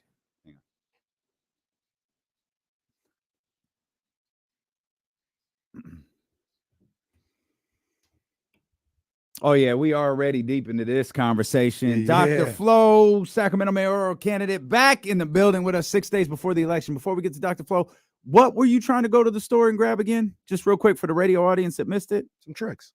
Okay. It's terrific. No, this is what we do in companies here. That was good. This is good. I was going to say something, but it's going to give the meme again. I don't need that. Well, lean into the memes. I love tricks. Like we're not letting any of this go, right? Like this is I do. Well, good for you. Like everyone in the family, you know what? Sometimes we overshare on this show, Dr. Flo, and this might be a case of oversharing. We've learned a lot today. We have a very unique show. We've covered a lot of ground here, from blackface to homosexuality and hip hop. It's been a wild hour and 16 minutes, I'll tell you that, with the little kings sprinkled in here. We're 6 days away from the election. We are. I say now I'm fascinated to find out what your schedule's like, but we were talking about food and where we shop. That's where the joke about the cereal came in, and we were talking about how high the cost of living is. And I said to you, look, you've got to address this. You've got to fix this, because we're going to get you all the way to the White House. And you had quite the response to that. Yes. So, I recognize the irony of saying this when I was very, initially opposed to running for mayor. And they say that you have to ask women 7 times to run for office. And I feel like I was asked probably somewhere between 700 and 7,000 times and said no to all but the very last ask, which was my friend Kula and her husband, Bobby. But I like local politics. I feel like there's so much attention that is paid to the national politic, but the saying is all politics are local. And this is the place where we can reach out and touch. Yesterday, I was, at Grant High School talking to the seniors about the importance of voting. I'm able to come to community events. When people reach out, I can myself respond to emails, right? I can, sit down and have coffee with people. And for an extrovert like me, that's the fulfilling part. Like, I think that you should find a role that gives to you, especially if it takes a lot from you. And so I'm really interested in local politics. I'm really interested in being in this arena. I've realized how much fun I'm having on the campaign trail, in part because the pandemic, isolated us so much from each other. And so it's been nice to knock on doors and hear people's stories and meet their pets and just have this and I had this amazing experience near the courtyard 2 weeks ago where I found this the rural part of Sacramento, and there was a horse farm on the street that I was knocking, and then there were peacocks, and then there were chickens, and then there were the dogs, and it was just just the beauty of being able to sit down and have conversations with people about their lives. And, your congressional reps and your president don't get to do that in the same way. So I really don't think that speaks to my soul in the same way. And I think there really is an untapped power to local politics. And I want to be a part of that. We'll get you there. What she just said, regardless of what you want, we'll get you there. It reminds me of, it may have these places in Sacramento, but like I don't think it's a secret or nothing like that, but in the heart of Compton, you can walk around with a horse. Mm-hmm. You can ride a horse. Yep. And there's like I don't know if it's all in Compton, but you can ride around in a horse like it's John Wayne or something like that. And you would never. That's what I associate Compton with. John Wayne. Yeah. Well, they made that show about was it a movie or was it a show? I admittedly didn't see it, but it had Idris Elba in it, and it was like about the Cowboys in Philadelphia. And I'm from The Harder Pennsylvania. They Fall. Yeah, The Harder They Fall. No, It was a movie. was it that one? That's the only cowboy movie I know. It was a Idris cowboy, was in. but I thought there was and maybe it wasn't Idris that was in it. Maybe I'm mixing up my westerns. But there was one about like urban cowboys in Philly. I'm not a movie guy, but we're gonna have to figure this out. I'm a Google. We got to figure this out. Yeah. But like you saying, like, hey, I found this spot in Sacramento where they got you would never know. You know what I mean? Unless you're out there. No, really. And most people there had like a half acre to an acre of property. And so there was just all of this outdoor space. And I that was not an area. And it was right near a place that I had gone, the courtyard, but it was just tucked away. And there was this like enclave of people living a much more rural life, but still within the city limits. It was amazing. They are saying Is it Concrete Cowboy? It might be. That might be it. That sounds right. That he was in fact Idris Elba. Yeah. Okay. In Philly. I missed this one. Yeah. Because I Googled. Yeah. I was really worried about what was gonna. I Googled what was it? Black Cowboys in Philadelphia. Yes, because there's always there it is. the X-rated version of Well, anything you Google, so you have to be careful. Starring Sean Combs. The true story of Black Cowboys of Philadelphia depicted in Concrete Cowboy. Yes. Oh, I guess add this to my watch list. I didn't know. Yeah. I haven't watched it. I just saw like a trailer one time, and I was like, huh. My mom is from Philly, and I never knew that there were cowboys in Philly. And then here we have a whole horse farm, and I got to have a nice long conversation with the woman who owns the horse farm. She's 76. And she was just talking to me about how she acquired the horses and how her daughter comes by and helps her with them. And they were beautiful. Yeah, that tripped me out when I saw that in Compton. Like, it's not even like they're on the side of it. They have the same rights to the road that you're on. So you could be driving and this cowboy's here with his horse and they doing whatever they need to do. I was like, what? How come that didn't make any John Singleton movies? Good question. Poetic Justice. The mail truck pulls up next to a horse. It would have been a great cameo. It would have been tremendous. Amazing. Absolutely. Like even and those that know would get it. Yeah, they'd be like, oh, this is what happens. Yeah. This is what happens around here. Would you say when you talk about you like local politics as opposed to national politics, which is where we're gonna get you, regardless of how you feel. Facts. Consent is sexy, guys. I'm just saying. I should probably consent to what you want to do with my life. You could do it. You could do it. Hey, there were rumors that the previous mayor of Sacramento had sights on the bigger picture. Yeah. So we'll just keep you from screwing up. That's like right. He did. We'll get you running the free world.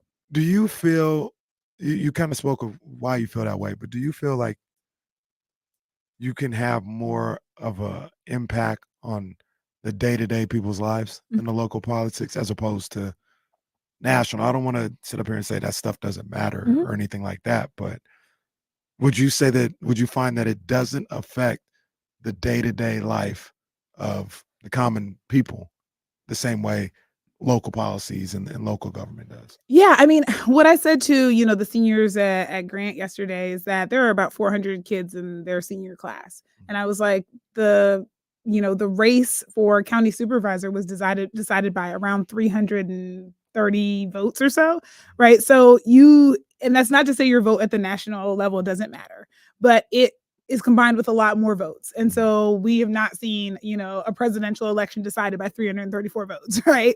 Whereas because we have the Electoral College and there are all these other things in place. But at the local level, your individual vote really matters. And you can have conversations with people, you can work directly with them. And I'm public health, so I enjoy the part where communities get to come together and be a part of their own success, where they get to be leaders in the decisions that are being made and get to really influence and have esteem as part of like, we built this, we did this, we solved this. And that becomes harder to do the higher up you go. Those decisions are still important, but they're not they're not as collaborative because you simply can't, because you have so many people in your district and you can't work with people in the same way. Right. And so I really do believe that, part of finding your groove is finding a lane that really works for what pleases you and what meets, your particular love. And I love people. That's not just something that, you say, oh, like anybody who knows me well knows I really enjoy people. I always say I very rarely met a stranger. I call them free friends because we're just in the pipeline of becoming, part of my life. Yeah. And I always learn things. And I think I just appreciate the richness that it brings to my life. And so that love of people is what really attracts me to the local politic, is being able to actually make a difference in people's lives and to do it with them. We're 6 days away from the election. We saw you, I think it was last Thursday, the Black History Month lunch for the Sacramento Kings. Yes. And obviously you're here with us today. I don't imagine like you're going home and grabbing a sandwich and putting your feet up and relaxing the rest of the day. Like, what do the next 6 days look like for you leading into the election on Tuesday? Yeah, there are tons of events and tons of door knocking and connecting with voters. So, my team will be making, phone calls tonight and tomorrow to voters to connect with them, to answer questions, and to make sure people remember to turn in their ballots. We are predicting a historic low in terms of people participating in the election. Part of it is precisely what we just talked about. The attention on national politics makes it so that that's what people think is on their ballot. And people just don't tend to pay as much attention to what's happening at the local level. So when you see Trump versus Biden and it's a primary, you're like, right? And I hope that doesn't happen as well in November, but it's likely to, to kind of influence people's motivation to show up. So we are trying to make sure people know that on their ballot are some major decisions that need to be made at the local level about who's going to be representing us, whether that's in the assembly, whether that's, in your county supervisors races, or whether that's mayor and council members for, the city of Sacramento and some of the other surrounding cities. So that's what we're calling on Wednesday and Thursday to do. And then Saturday, Sunday, and Monday, we are going to be outdoor knocking every single day, rain or shine. When it rains, it, makes it harder for the volunteers, but lots of people are home. So we get lots of open rates when people are home. We're going to be reminding people again to vote and to participate in this and answering questions. And so that's really what the next 6 days are going to be about, that and attending lots of events, making sure, our digital ads are out. So if you're watching Google or Hulu or on Instagram or Facebook, hopefully you're seeing our ads, and just reminding everybody, to remember to vote. No matter who they're voting for, voting is important because it's your way of being able to decide what happens in the community around you. Dr. Flo, I want to ask you a question that maybe you can help answer for people who feel like what I'm about to say. I think, and I don't subscribe to this, but I do understand it. I can hear people who would say, I'm not voting because, or I'm not that interested in voting because politics is exactly that. It's politics. You're going to tell me what I need to hear to get my vote. And then when things actually need to be decided on, you're going to forget what you told me, or you're not going to hold up your end of the bargain. So whether it's you or this candidate or that candidate, I'm not voting for any of you guys because it's just a game. You know what I mean? Once again, I think I understand that it's more than that, but I understand some people are jaded and feel that way. What would you tell them about the voting process, and specifically about if you were elected mayor? Yeah. So first I would say I get it. And I have felt very much the same way, that sometimes my choices are constrained. And to that, I would say, one, if it's in your heart to be able to put yourself out there and be on the ballot, you should, because the system operates the way it does. Like, if we do what we've always done, we'll get what we've always gotten. And the system operates the way it does, in part because of the rules that we have around it. Like, it is expensive to run for mayor. And I, in my race, I'm not taking corporate money. So that means that I have to call everybody I've ever known in my life and ask them to contribute to my campaign. And that is hard, right? I mean, most of us don't go into sales because we don't love asking people for money. We especially don't want to be in a position where we have to ask all the people we know for money. So that's what makes this hard, is that we don't have public financing for campaigns, and that sort of thing. But I sat down when I first decided to run and wrote out my values, what I was standing for and why I was running. And I wanted to be able to sleep at night knowing I ran a good campaign that represented me and that I didn't sell myself out, and that I'm really representing people, and that I was going to be honest and true to who I am. And so I know that for the people who are getting to know me at first, they're like, all right, we'll see, or I don't know about this. And that's where they are. And I have to accept that I'm going to have to apologize and build bridges that I did not destroy. But that is part of the job. And I think having more people who have the perspective of, I really love this community, I think we can do better, I'm willing to imagine a future that's different from the one that we have, I think is part of what changes the process. But if we sit back and say, that's not for me, then you end up with people who don't have your best interests at heart running and continuing to be in these positions and who aren't going to do things the way that, you would do if you were really rooted in community. And so part of being a people-powered campaign is also accountability. All the people who knocked doors for me and made phone calls for me and contributed to my campaign, and there are thousands of them. I have more contributors than any other person in this race that I'm running for. I have more endorsements than anybody else in this race. I have more volunteers than anybody else in this race. And so all of those people are what tethers me to the ground and won't make me fly away. Right? Won't make that tempting, ooh, there's some money over here, let's change your mind about this, be as enticing, because I am tethered to the community that I want to represent. And so I think it is possible to run in a way that is going to be helpful. And I understand people's skepticism, and I may not be able to change everyone's minds in the next 6 days, but hopefully over the next 4 to 8 years, I will get a chance to change their minds and help to restore trust. And part of the reason I'm not taking corporate money is because I want people to see that there are options that are trustworthy and that we can sit down together and make decisions and govern our city without having to sell out. I want to make sure, too, everyone's completely understanding of what's going on next Tuesday. You win the election. You don't become mayor Tuesday. No. Next Tuesday is the March election.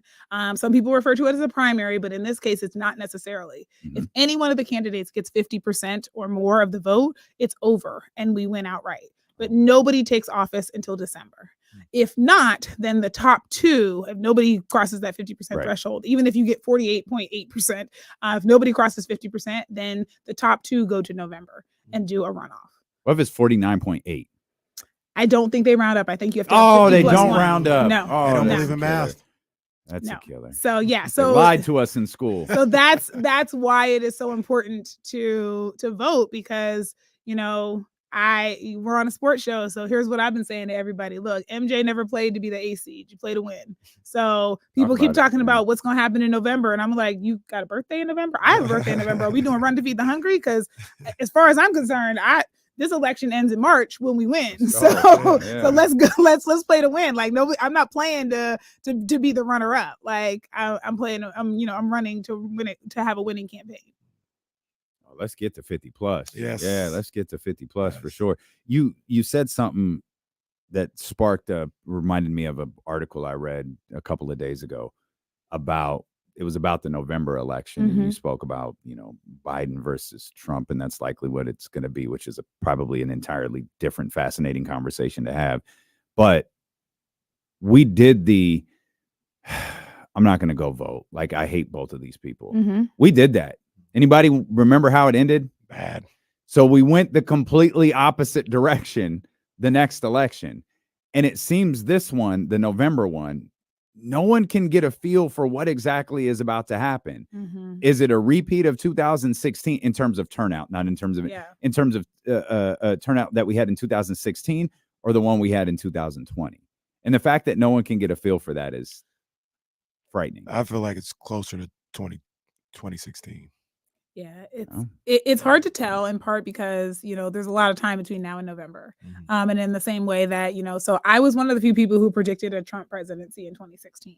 I know a lot of people didn't believe it was possible, but I said probably in May, like, he's going to win this election, y'all. And everybody was like, no, there's no way. And I was like, I know America, he's going to win this election.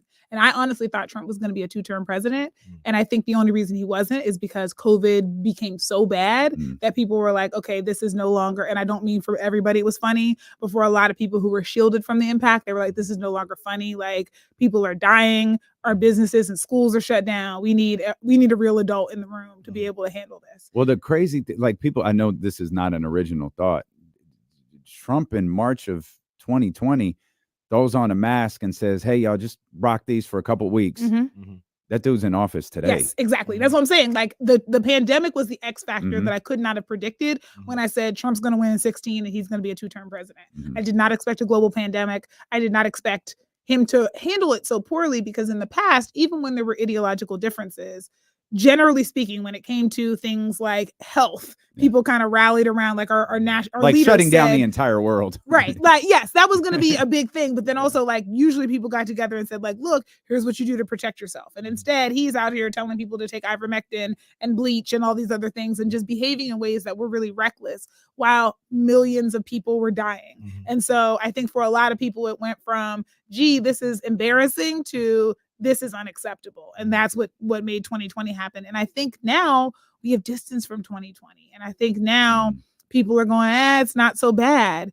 And so I really don't know what will happen because again, you know, we had a global pandemic sneak up on us 4 years ago. So, you know, anything could happen between now and November. But if things continue the way that they are, I am worried that turnout will be low and that Trump's base is a really motivated base and they will show up. And unfortunately, because of the Electoral College, they're distributed in the right states to be able to have more influence. That's really the challenge is the Electoral College. And I feel a lot of the times, for better or for worse, a lot of these elections nowadays are more so based on whatever group feels motivated to do something, right? Like with President Obama, we're like, this is our guy. This is our opportunity. We will not be denied. Came out in droves. In 2016, I don't think Hillary didn't inspire anybody. And there was this kind of divide between Hillary and Bernie. There was the young guys wanted Bernie, older people wanted Hillary, and there was a divide there, but nobody was really inspired. There was a side that was inspired, though, the side that wanted Trump. Then in 2020, there was inspiration to get him out. Now, this year, nobody's enamored with President Biden. Even Trump's base, in my opinion, it's not as strong as it was. And I think I'm saying all that to say, I think that's what's going to affect the turnout because a lot of the times it's a glorified popularity contest. Who can inspire the most people to come out there and vote for him? And right now, I don't think there's any inspiration on either side, really. Well, the good news is, if you're correct, that Biden could just overthrow the government, attempt to overthrow the government, and everything will be fine. Everything will be fine. I hate that's the good news. There'll be no consequences for it whatsoever. So there's always that. You know, the cynical side of my brain says yes, there will be, because Biden overthrowing the government would include a lot of people who don't look like the people who tried to overthrow the government for Trump.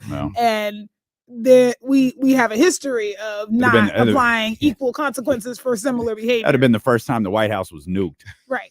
They just drop a bomb on Pennsylvania. It'd be fine. And that. So 6 days. What's the message?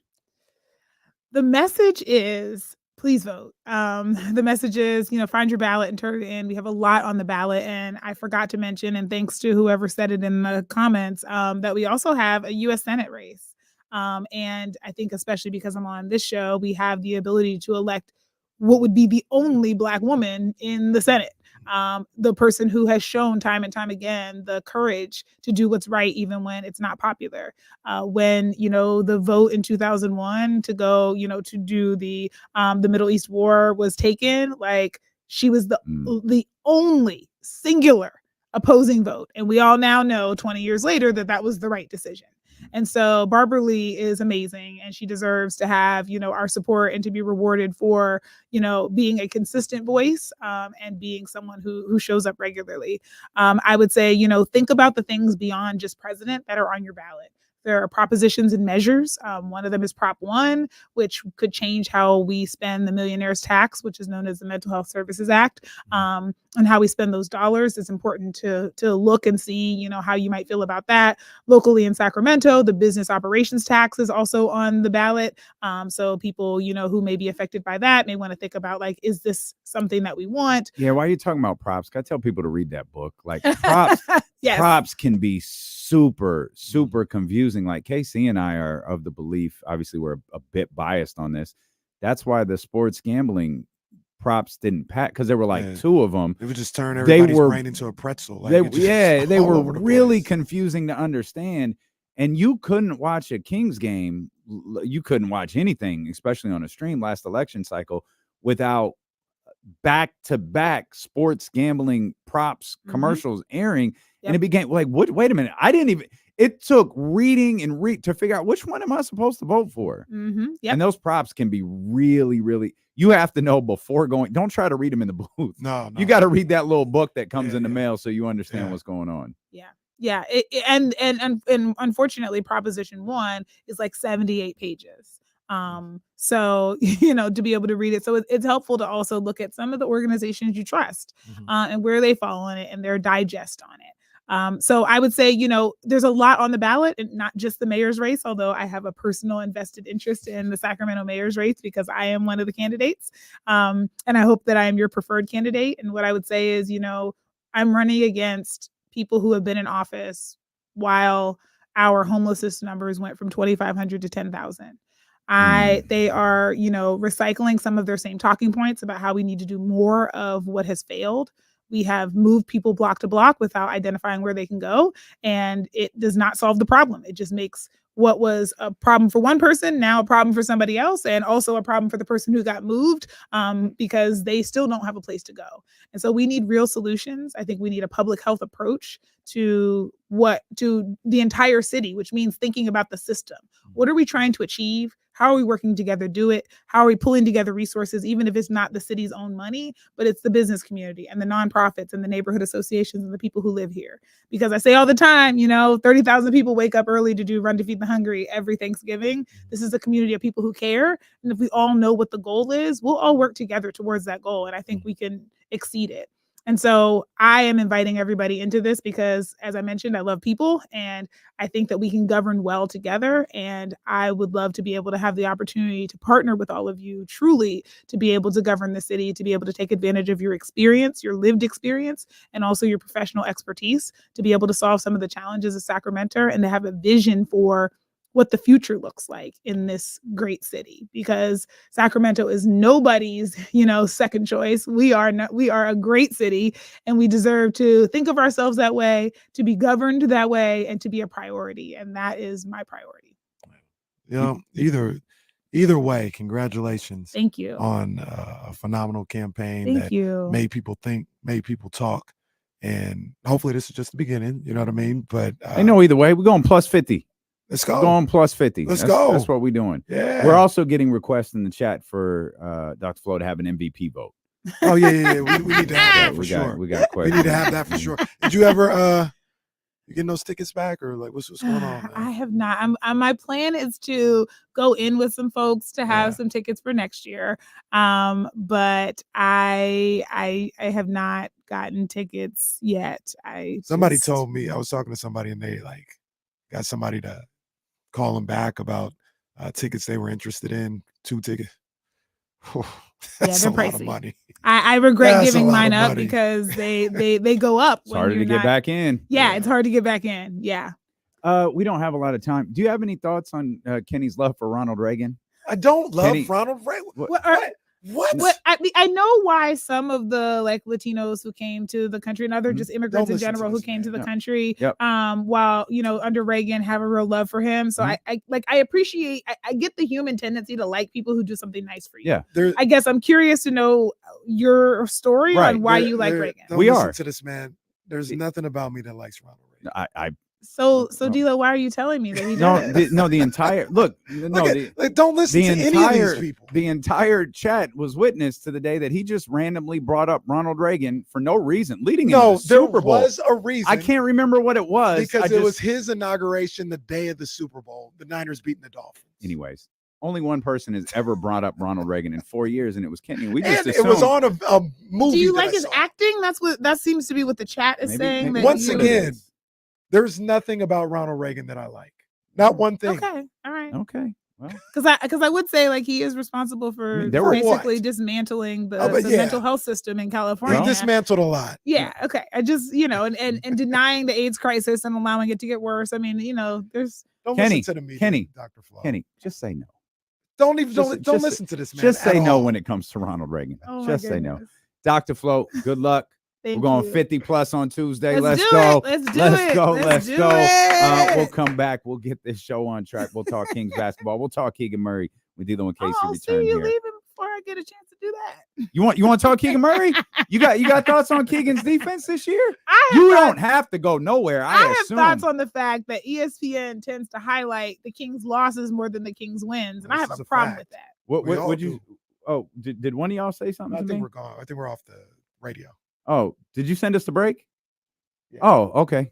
Oh, yeah. All right. I was just gonna say that I feel like the national, ESPN tends to focus a lot more on the Kings' losses than the Kings' wins. They do. They're There's a haters. little prejudice. They're haters. They are haters. And also, this is the most inconsistent team I have ever witnessed. Like, They're a little up and down, but maybe not as bad as you think. okay, Maybe not. you think there's a more inconsistent version of the Sacramento Kings? Yes. That we've had. Okay, say more. Yeah. Say more. An inconsistent version of the Sacramento Kings. Yes. No, most of them have just been bad. Yeah, they've been very. That's what I'm saying. They've been very consistent, consistently and bad. this is an inconsistent team This that is- is surprising but to me. but yeah, in the sense of it feels like on Monday this team was like knocking on the door of greatness, and then on Tuesday they lost to Miami, Right? so it right. was all gone. And I was worried because I was like, "Yo, Miami doesn't have they're not playing at full strength," and I was like, "So the Kings are going to go in and just like." But you know what they have though, and you'll appreciate this. What Miami has is a good leader. Their That's true. coach is That's true. phenomenal. Eric That's true. Spoelstra is the absolute best. And also not that the Kings don't, but I mean Eric Spoelstra. It's the other thing we didn't talk about the other day. He talked about, man, the Kings need a culture like the Heat. He'd have been working on that culture for 25 years. Mhm. This is Mike Brown's second season. Yeah. Yeah. You know what I mean? So that stuff kind of takes time. Yeah. You're right. You're right. I guess I should be patient. I should have kept my season tickets, and I should. Oh man, it felt like they'll have a cost courtside theory. seat for you when you get 50 plus. We'll get you in there. KMB, Kendra will make sure. I mean, listen, if I'm doing my job well, I would not have time to go to 44 games anymore, or 35, which was what I usually was averaging in a season. I just won't have time to do that. But it would be nice to at least be able to go to a few. So, yeah. Well, thank you all. Well, thank you. You want to walk her out? We're coming back. Yeah. I can't hear anything. I don't know if are we back? I feel like we're on the air and just no one told me. Are we good in there? Is everybody good in there? Okay. All right. We're sorry to the radio audience. I don't know what's going on out there, but we're back in here. Shout out Dr. Flo for spending some time with us. Dr. Flo stayed through the commercial break. Do you want to stay and talk Kings basketball? I feel like you don't want to leave. You don't have to leave if you don't want to. If you got some Keegan Murray takes you want to fire off, please by all means. We were trying to be respectful of your time here. I will let you all go because right. I do need to get back and I need to knock some doors. But I All right, appreciate do it. that. I mean I do have some takes, but Well, I'm sure you do. You know where we're at. Yeah, you know yeah. the number. Come pull up on us.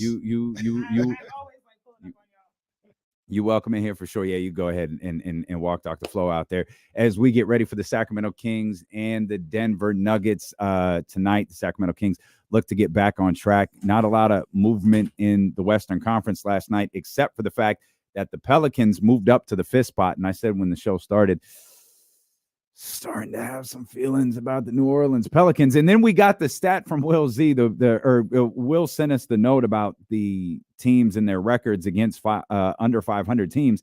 And the Pelicans are they're the highest seeded team with the worst win percentage against teams below 500. And this all started, of course, because it actually started with the New York Knicks. And the Knicks were something absurd. They're like 23-2 against teams below 500, which tells you their record with teams above 500.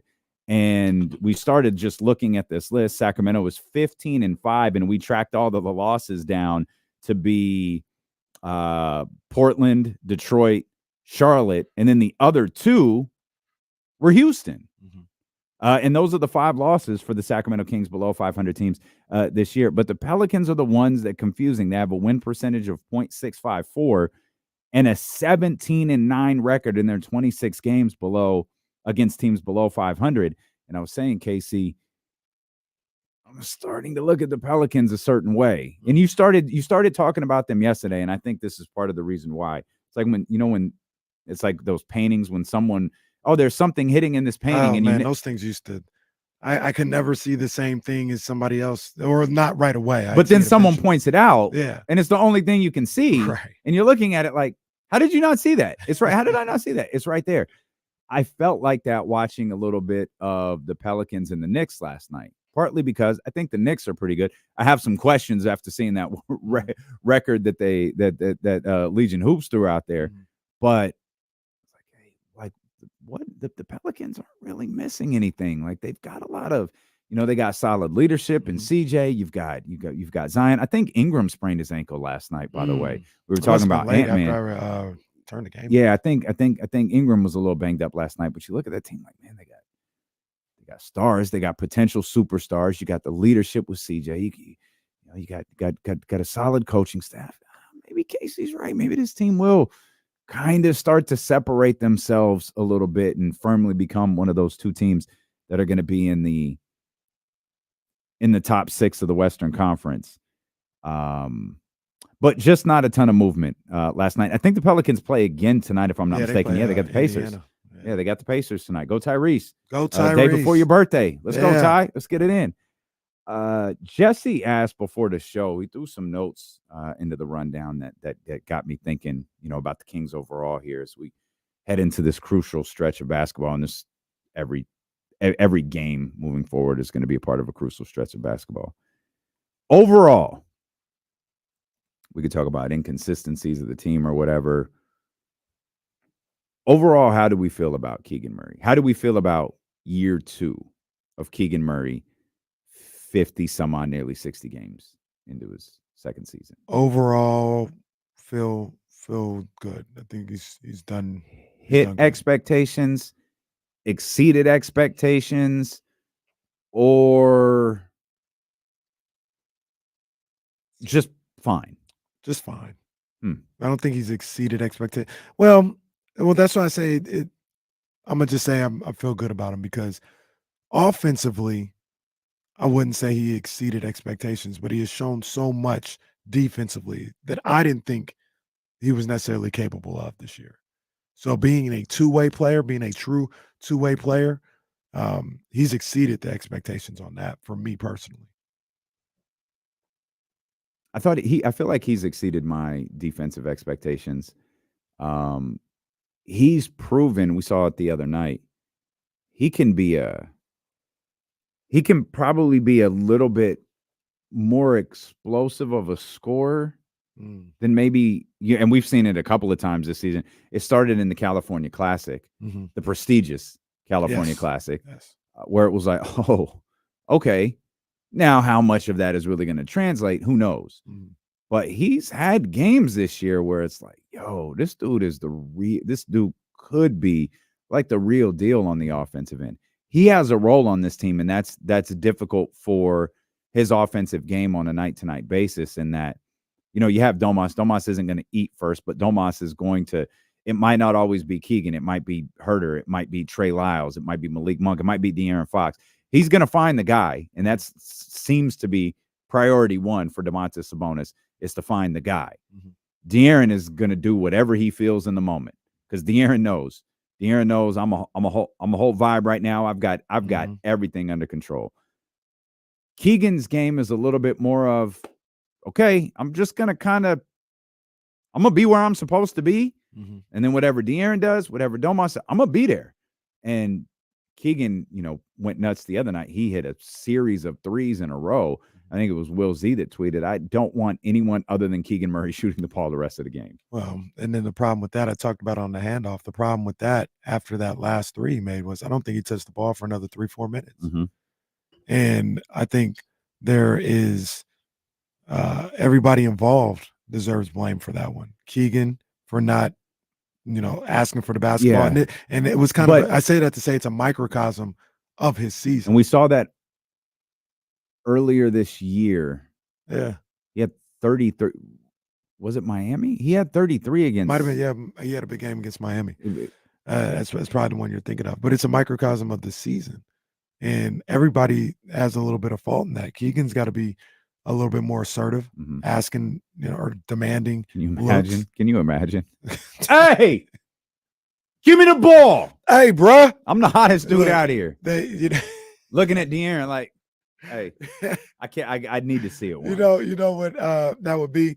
Have you ever seen the memes when, like, I forgot what the reasoning for is, but they show like Obama, and they show him with like a crisp fade with waves, earring, and like tattoos or whatever, and they're like, this will be Obama, being assertive or something like that. That's Keegan. Like if Keegan was assertive, you'd have a picture of him with a tattoo sleeve. Yeah. He'd have the earring and all this other stuff because now he didn't just switched up on him. Yeah. But he's got to be more assertive in those situations.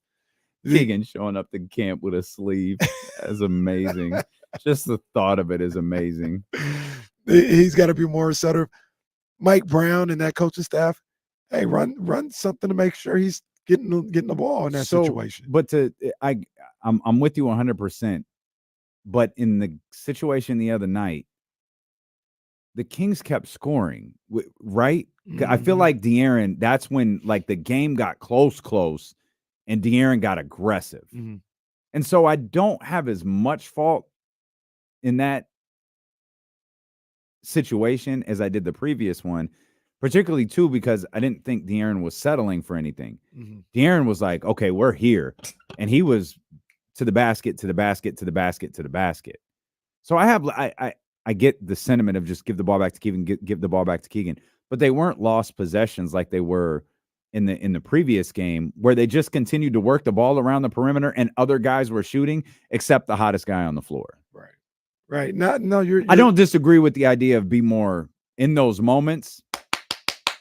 Do that. Yeah. And I'm looking for, I talked about Coach Brown and all them, running something for him, but I'm also looking at the guys on the court. Keegan didn't hit a couple of threes, all net, fall away. Like the last one that he had hit at that moment was like one where he got a bad pass, had to jump up and get it, made sure his feet were set behind the line, falling back a little bit. Somebody hit him on the leg. He thought he got fouled. Pure. Did not touch anything outside of the bottom of the net. He was clearly on fire at that point. And I think they got a steal or a turnover or whatever. And I'm looking in that moment, hey, run some dribble handle, get him the ball. He is on fire right now. And I think that coincided with he didn't shoot the ball again. It felt like for 3-4 minutes. So I'm trying to look. He hit I think this is about the time. So he hit a three-pointer. He hit a three-pointer with 6:31 to go. That gave him his 26 point. He didn't shoot again. Is this correct? So maybe is this 2 minutes and 11 seconds to go? I think I'm reading this right. Well, I'll do you one better. I'll pull up the game here. He didn't. He hit the shot. Like I said, I think he hit that three, to get the lead to 8, I believe, and he didn't. That was with 6:31 to go, and I don't think he took another shot. It's either, if I'm reading this right, until 1:38 to go, or 2:11. No, you were right, and you know how he got it there? A steal. That's right. Steal in the dunk. Right.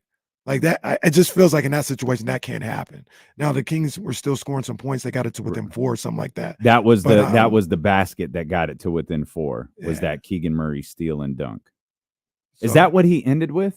Yeah, I think he ended with that. Was it? Yeah, 28. I'm gonna track down. Oh man, you're right. Holy cow! I'm tracking. And I think the very next, that would be even harder to pull up. But right after that, that last 3 that he hit, I think they got a steal or something. 6:33, he hits a 3 to make it 106 to 98. And De'Aaron pick and roll on the next play. He hit the shot, I believe, huh? De'Aaron hit his shot. De'Aaron hit the shot. Yeah. So So these to possessions your were a killer. to your point, but though, again, they De'Aaron did Fox, keep scoring.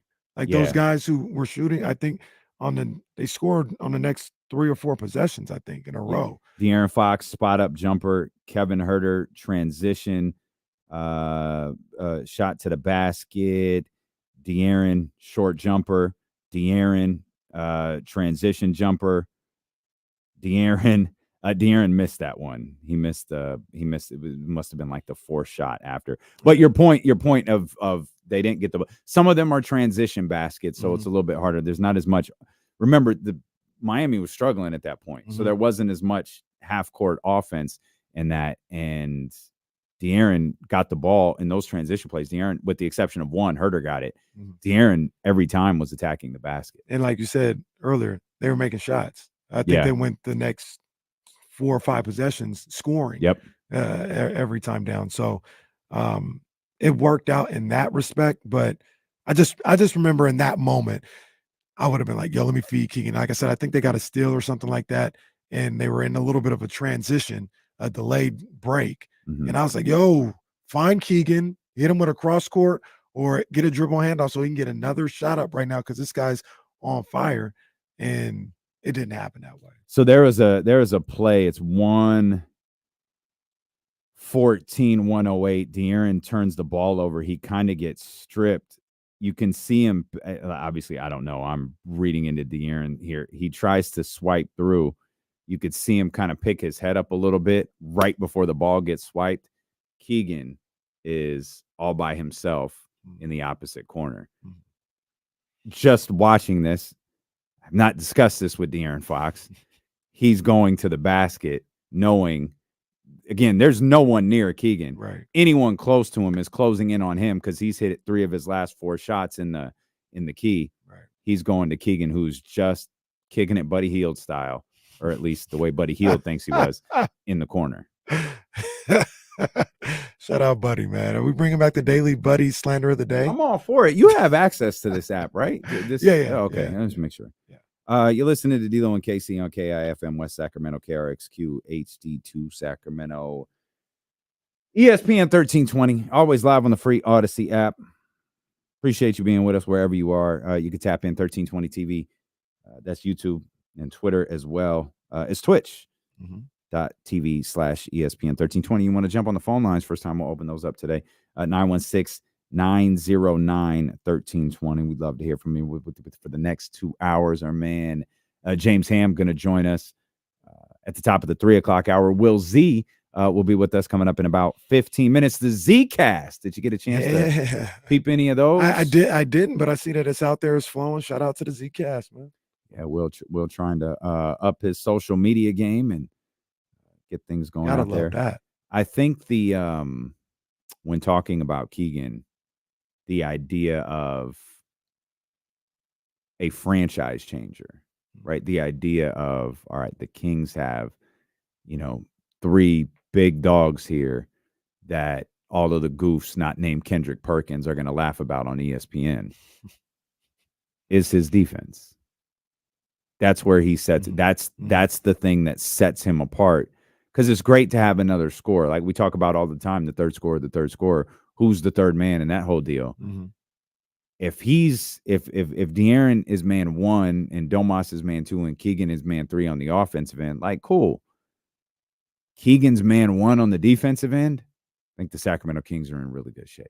Yeah. He might be that now, but I feel like De'Aaron Fox is yeah. I think Fox is. He might be establishing himself as the team, or might established himself. Keegan seems to be right there. Yeah, right. He seems to be right there, and Kyle. But we're not having conversations about Keegan Murray all defense. We did. I don't think he's gonna make it, but we did. But Kyle in the chat, our guy Kyle Renata says we're all talking about his growth on the offensive end, even though all the growth seemed to happen on the defensive side, and no one expected that. And it's a fair point, because he looks like about the same type of person on the offensive end. He hasn't really establish like one-on-one moves or, doing stuff off the bounce the way people maybe hoped he would. But defensively, I can speak for me personally. He's a lot better than I thought he would be. And he's a lot more versatile on the defensive end than I ever thought he would be. And he's made big-time strides on that side of the ball. It's year 2. It's year 2. Like, what's year 3 look like? And that's the other thing when we talk about, if you believe that, the core of this team, and we're guilty. We've talked about it, and we'll continue to talk about it through the remainder of this season. And we've got an entire summer to discuss this after the Kings win their first NBA championship. Getting better. Like, what steps are you going to take to get better? And we could talk about free agencies. We could talk about trade. We could talk about all of that stuff. That's part of the conversation. I get it. And it's fair. It's completely fair. And we start talking about like year 3 of Keegan Murray, right? We talk about year 3 of Keegan Murray, year 3 of Domas and De'Aaron together. There's probably, regardless of what, unless there is massive move out there that we're not thinking about right now, that's still probably where this team's biggest growth is going to be. Like, if Keegan is what I think most of us believe he is, no acquisition the Kings make is going to be bigger than his development over the next couple of years. And so be mindful of that the next 26 games. Be mindful of that whenever the season comes to a conclusion. We're licking our wounds and we're looking ahead to what July brings us. Keep that in mind, that your number one asset for the growth of this basketball team is Keegan Murray. Yeah. And so that's something that we had talked about on the handoff as well, is if Keegan develops to the point that we all hope and think he can, that is the big acquisition. That is going out and getting Pascal Siakam or Zach LaVine or Kyle Kuzma or anything like that. That's what that is. And if he develops to that level, to a certain degree, you won't have to go and really be in search of those type of guys. You can go get a guy like Bruce Brown to be, your 4th option, or a glue guy or something like that, as opposed to being on the search for this 3rd guy. Keegan's supposed to be the 3rd guy. Like, if Keegan is, he develops on both sides of the floor the way we want him to in that 3rd year, you don't necessarily need a Zach LaVine, who is a 20-point per game scorer. Keegan's supposed to be that. And now you combine that with, hopefully Malik Monk comes back. Now you really can get, hey, we need a guy that is really like 8-9 points a game, but his defense is top flight. He's scrappy. And if you leave him open in that corner, he'll hit you for 17 on a night. But Keegan is the one that can get you 20 to 30 on a night. We got Malik Monk. We got Sabonis doing what he does.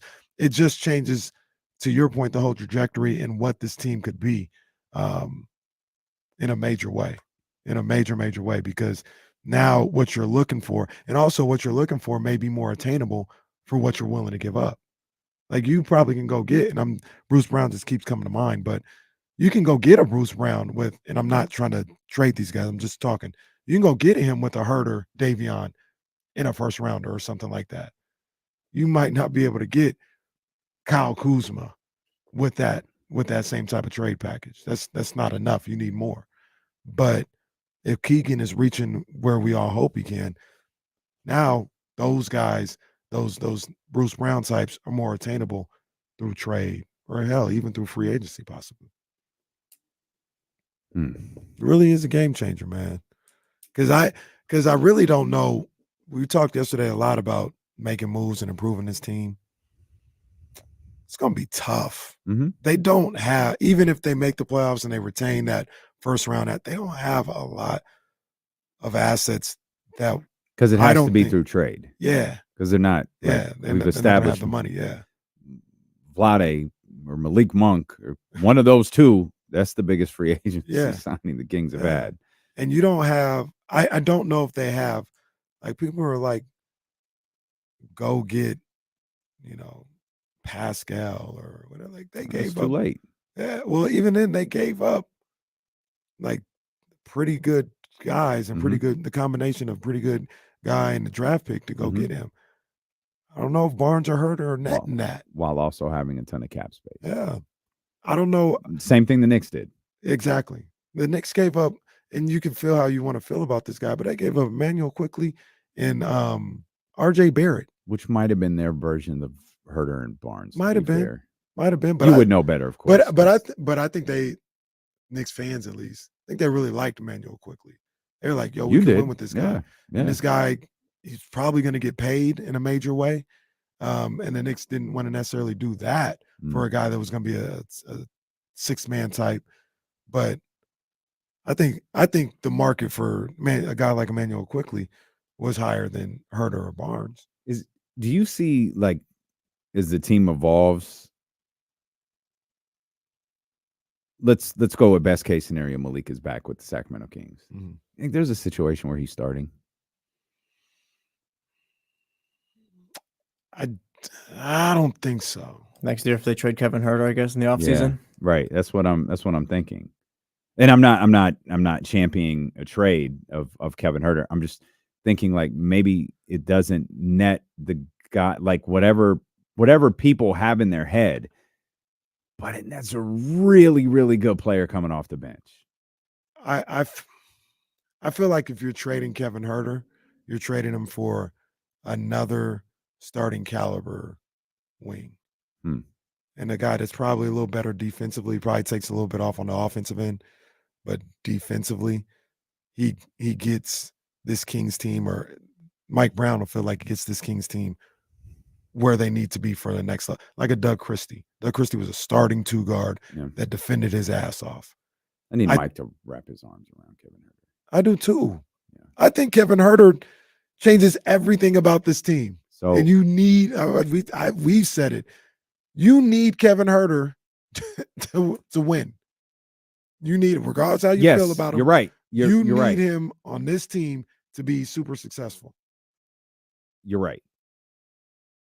However, there was a stretch, and I don't know why this stands out to me. It was really glaring in the moment. The last game we were at, you and I, the San Antonio game. It was like 4 straight possessions. By Herter. By Herter. Like it was 4 straight shots at the basket because the ball handler got past Kevin Herter. And I just imagine that's what is driving Mike crazy. I don't know what Herter can do better in those situations, or what he should be doing better, or what the communication there is on the floor. It happened like on 4. I could be exaggerating. It might have been 4 out of 5, but it was in short order. It was at the end of the second quarter. Just one after the other, after the other, after the other. It was brutal. I just imagine that's what's driving Mike crazy. And because I don't. And you're not wrong. You're not wrong. But this is why Kevin Herter probably yelled back at Mike Brown. He said, everybody has those 4 out of 5 stretches. Why am I getting penalized? Yeah. Right. They all do. That's fine. So why am I not playing? And that's. I don't think they all do. There's a couple that do. There's a couple that do. There's a couple that do. Yeah. I need you to wrap your arm. I need you to wrap your arms around Harrison Barnes. You've been tough on HB. Not lately. Harrison's ever since he decided to show up to the season, he's been great. I hadn't said nothing about HB since he decided to show up. He's fine. I'm just running through my memory to make sure this. And is he don't even like still rebound the way I want him to, but he's doing something. Remember I said that's all I asked. Do something. Do something. You're scoring. Cool. Yeah, do something. Played good defense the other day. He did. Yeah, he played great defense the other day. We'll come back. Did you get a chance to? I must have been on your timeline. I was found an article with your boy Chris Mannix. How's that my time? That's your guy. Did you read the interview with Dame Lillard? I didn't. I saw. You saw the clips of it? Yeah. Poor I don't guy. know. Yo, poor guy. I got an idea what's going on. It's crazy. Oh, word? I got an idea. Yeah. Oh, we'll talk about I it. think it's pretty clear cut. Okay, we'll talk about it. We'll talk more Kings basketball as well, of course. Will Z's going to join us when we get back here on Sacramento Sports Leader, ESPN 1320. Man.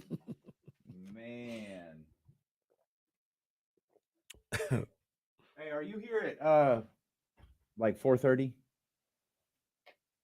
I don't know why I asked you that. I can't hear you.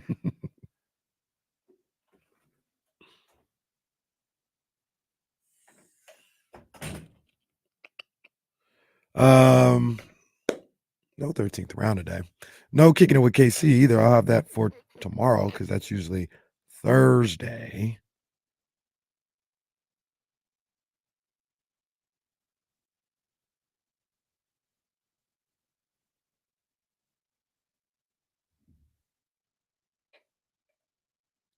I'm actually hungry. I didn't get a chance to eat this morning. Johnny, do it. We talked about that clip like around 1 o'clock. Yeah, so check us out. To all our people in the house, I think that's Aaliyah. I think that's Aaliyah and somebody else, actually.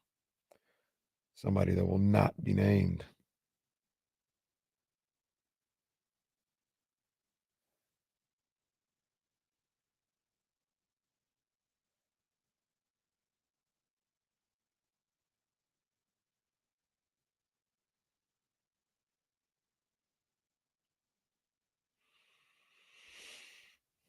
Oh yeah, man! Shout out to our guy Alex Figs, man. Not ready just yet, I don't think, but he's gonna give it when we know. You guys will know, man. Shout out to Alex Figs. Like I said, on the back, that's what it's looking like. So, big ups to my guy, man. Big ups.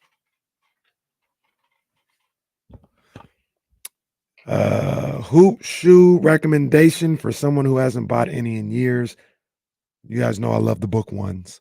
I haven't worn the AE ones, but I love those shoes. I like the Tatums a lot. Yeah, I haven't tried on the Jaws, the KDs, LeBrons, or Giannis's. But and then the Sabrina ones. People love the Sabrina ones. So yeah. I can't lie. Like the book ones for me are like shoes that are made to be like Air Force Ones, but made for Ross.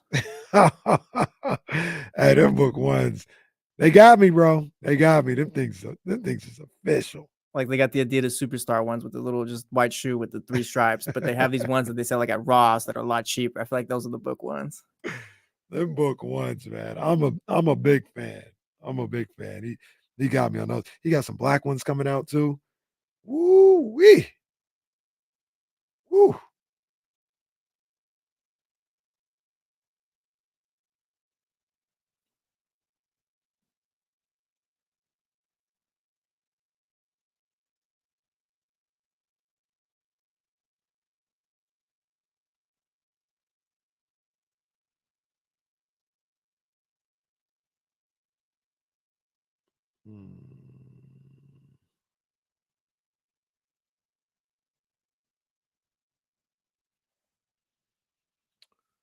Oh snap! My bad. Will Z in the house.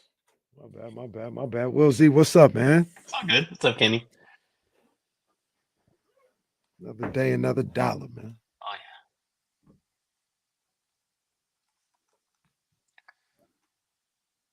William. What's up, Damien? What's up, man? Not too much.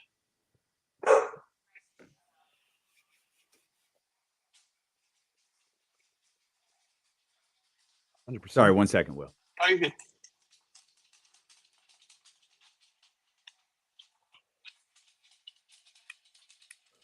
Oh yeah.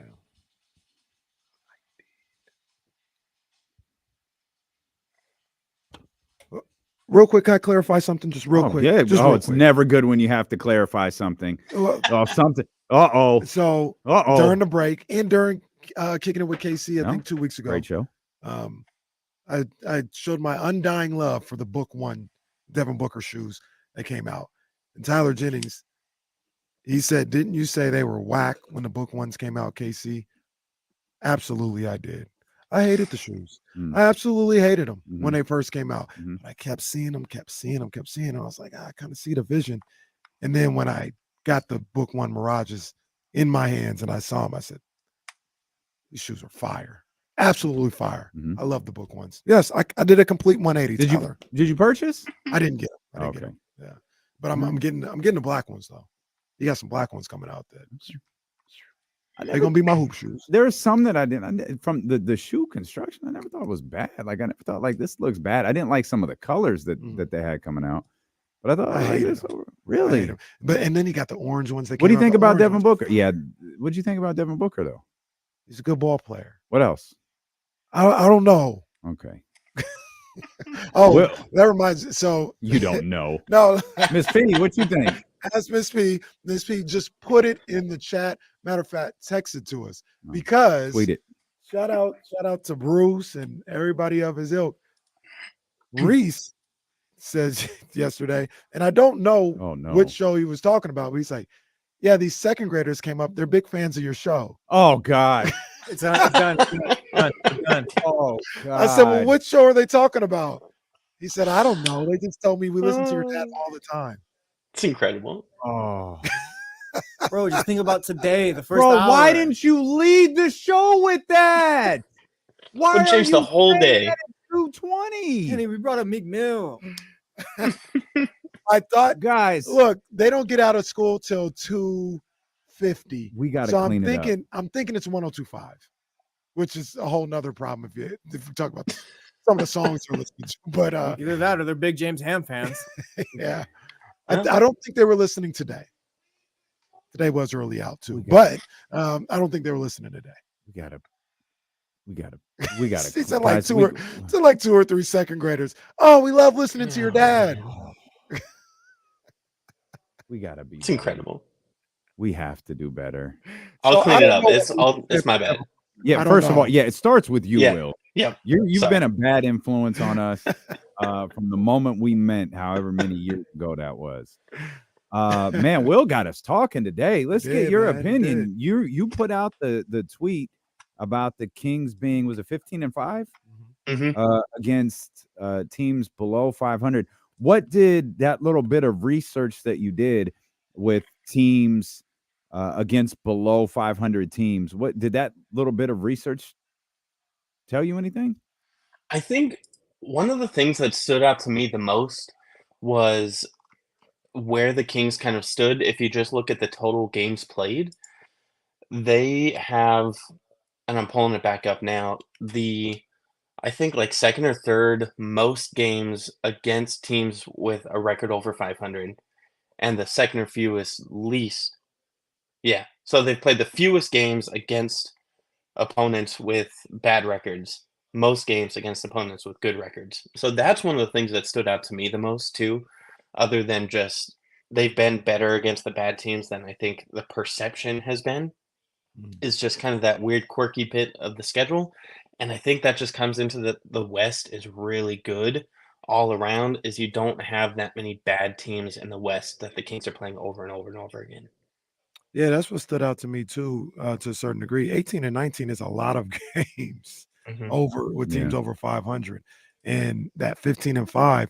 When Damien, you started breaking down different records and stuff like that, 15-5 obviously is 20 games with teams under 500. These other teams you were talking about, they had like 26, 27, 28 games. Yeah, Will pointed out they were in a tie for 10th. The difference was Phillies played 28 of those games.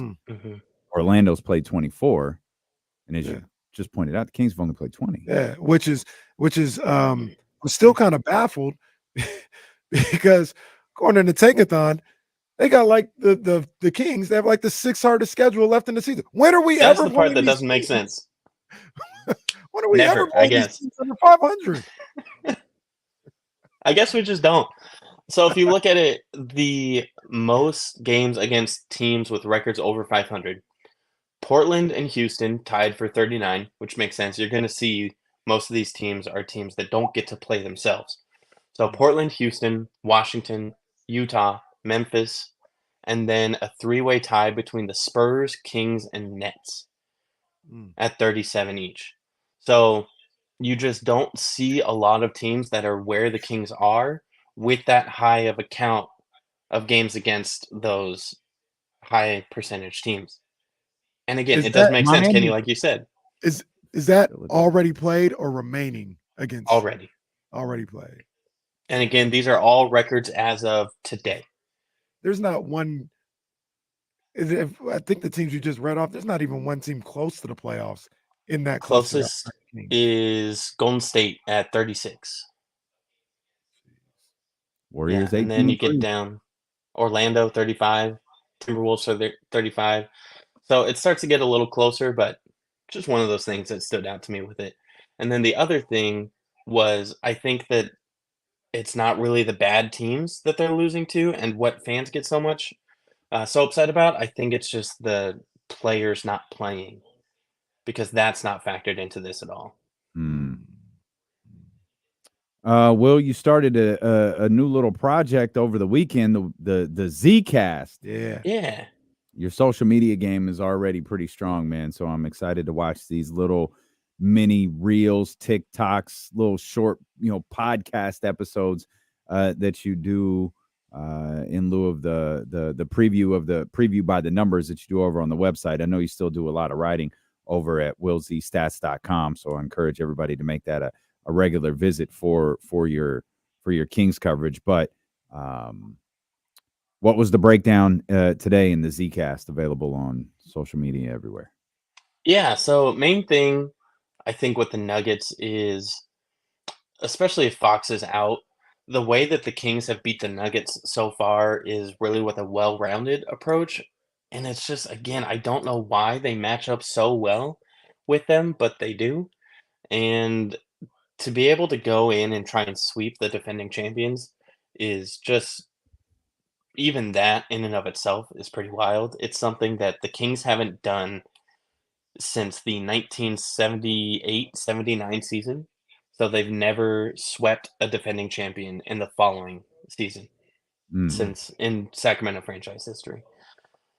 But it feels like the Nuggets are going to be a little pissed, and that's got me a little worried. And the fact that they're healthy, and with Fox being questionable, it's just one of those things where it's kind of up in the air with him. So I don't know. I think that they have a unique ability to guard Jokic one-on-one. They don't have to double him because Sabonis is so strong. That's my theory as to why they match up so well and can kind of slow down the Nuggets on offense. Is there? We did think that last time, though. Yeah. We did think Denver was going to be pissed last time. Yeah. Mm-hmm. And I think they were just bored. They just wanted to. They just wanted to get to All-Star break and get it over with. Is there anything statistically in the 3 games that the Kings consistently do that has shown number-wise to maybe bother Denver? Like maybe have them at a lower 3-point percentage in all 3 games than normal, or anything that sticks out number-wise that has been consistent in their 3 games? Yeah, definitely the 3-point percentage.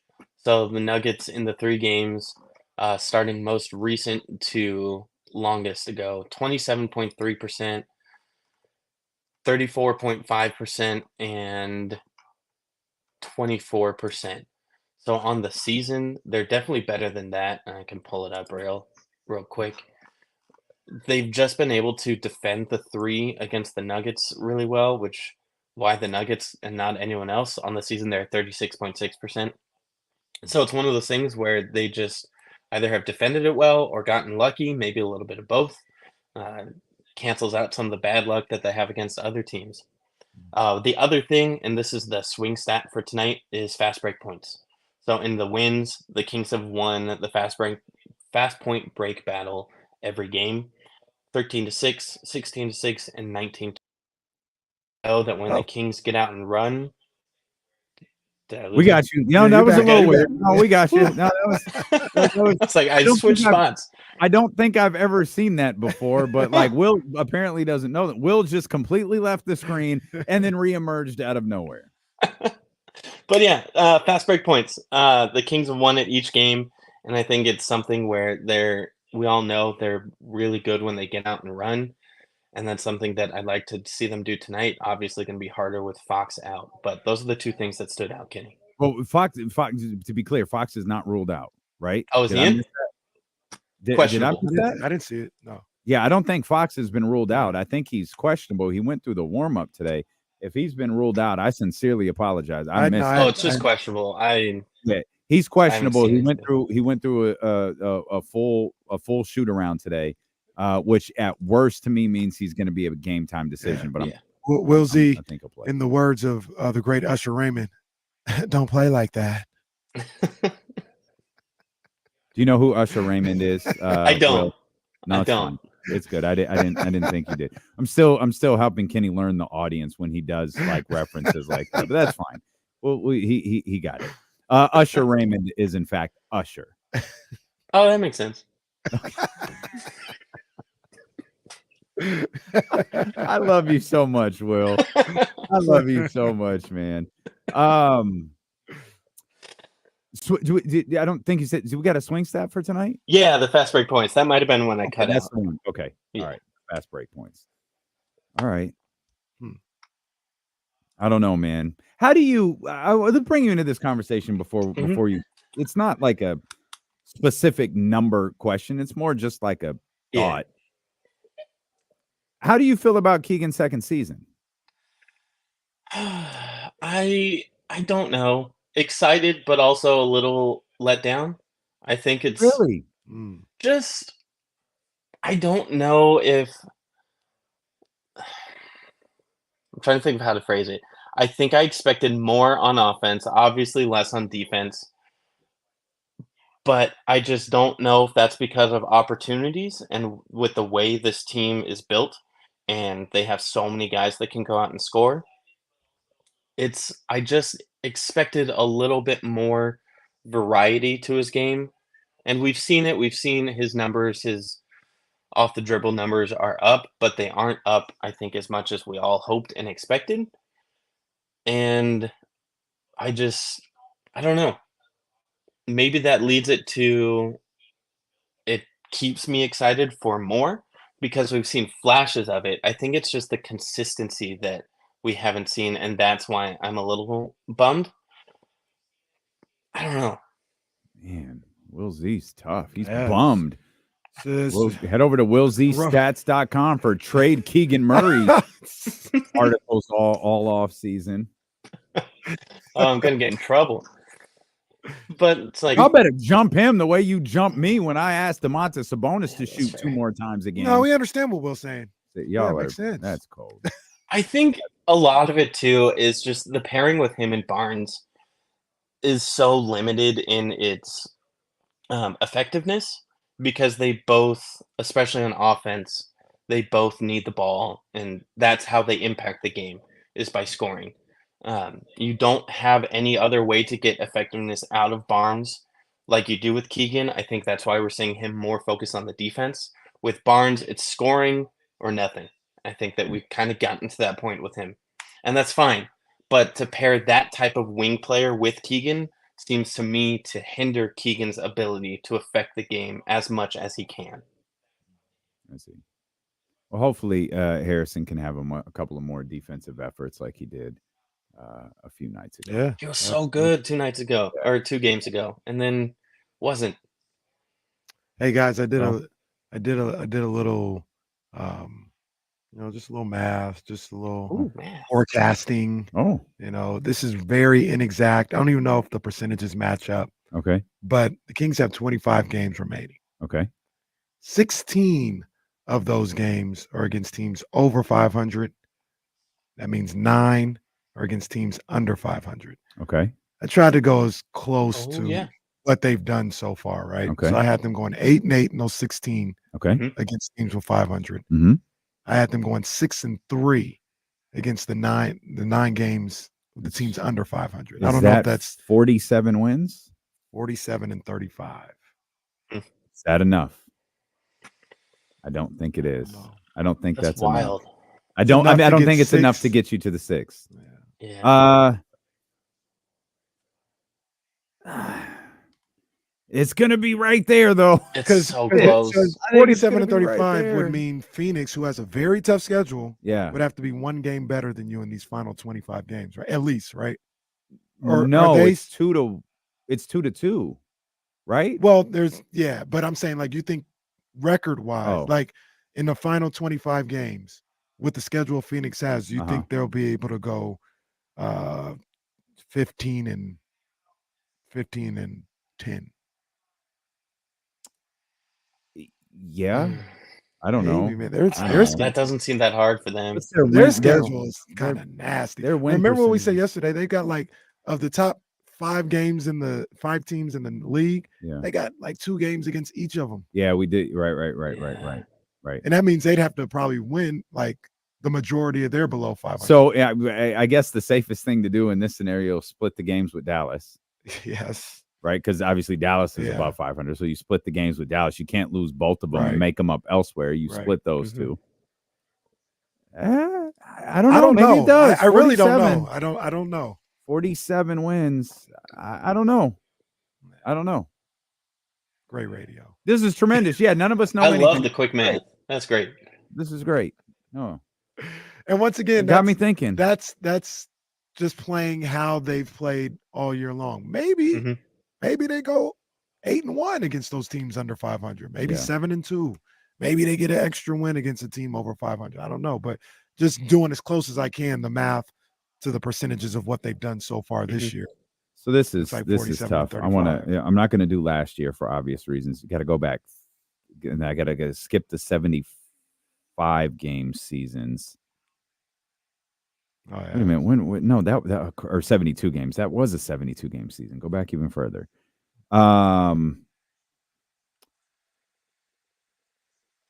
Okay. Well, all right. 1, 2, 3, 4, 5, 6, 7, 8. We're trying to get to the top 6. Oklahoma City, 49 wins. Oh. That was the 6th spot. And this was 2018, 2019. The 6th spot in the Eastern Conference was 42. There's no sense in looking at the Eastern Conference, for God's sakes. 3-3. We'll do this for a couple more years. The Pelicans, 6th seed, 48 and 34. I'll do one more. Yeah, do it till it's like 45. Well, until you want what you like. All right. Okay, so this is 16-17. Oklahoma City, 47 and 35. Well, we're in there. We made it with. Well, hold on. What's the team below them? Oh yeah, they cleared Memphis by a bit. Okay, here you go, Kenny. Yeah. Here you go. Dallas. Took us 10 years. 42 and 40. Took us 10 years, but we found the comp. Let's go. Damn near close. This is the 2015-16 season. This was a year where Portland was the 5th seed at 44 and 38. And then obviously Golden last State year was beating everybody. You were the 3 seed at 48. So so the last year's 6th seed last year was weird, 44. different landscape. Warriors, yeah. The good news is they won a first round series. So just get to the 6th spot. Hell, didn't the Lakers have a worse record than that? They got to the conference finals. They did. They were one. Yeah, they were one game worse. Man, well, you set the tone for today's show with that stat. Good stuff, man. We appreciate you. Thank you as always, my friend.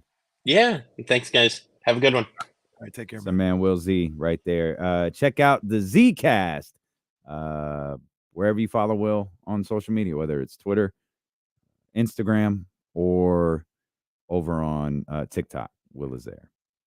I gotta step my TikTok game up. I tried, and now I just, if Leezy makes it, I post it on TikTok, and then I just scroll it. And it can I'm get usually addicting. just on Twitter a lot of the time. TikTok is fun. I started looking up like Las Vegas TikTok video. Now, like I planned this whole trip based on like these TikTok videos, like where to eat, how to book the table, like the whole deal. Damn. Awful Announcing posted the clip of Kendrick Perkins talking about Domantas Sabonis. What did they think was awful is the question. Kendrick's they didn't weigh in. They Yeah. said Kendrick Perkins says a case can be made for Domantas Sabonis for NBA MVP. I'm gonna try to avoid. Well, all right, because there's our man Sean, there's Matt George, there's King's Muse. I said I was gonna try to avoid King's people. There's Deuce, Drew, the local guy,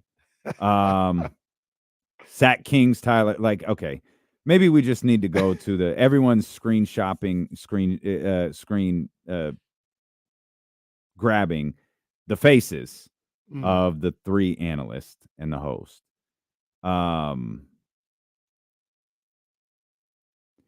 Maybe we just go to the replies, because there were a couple of replies that I certainly thought were interesting.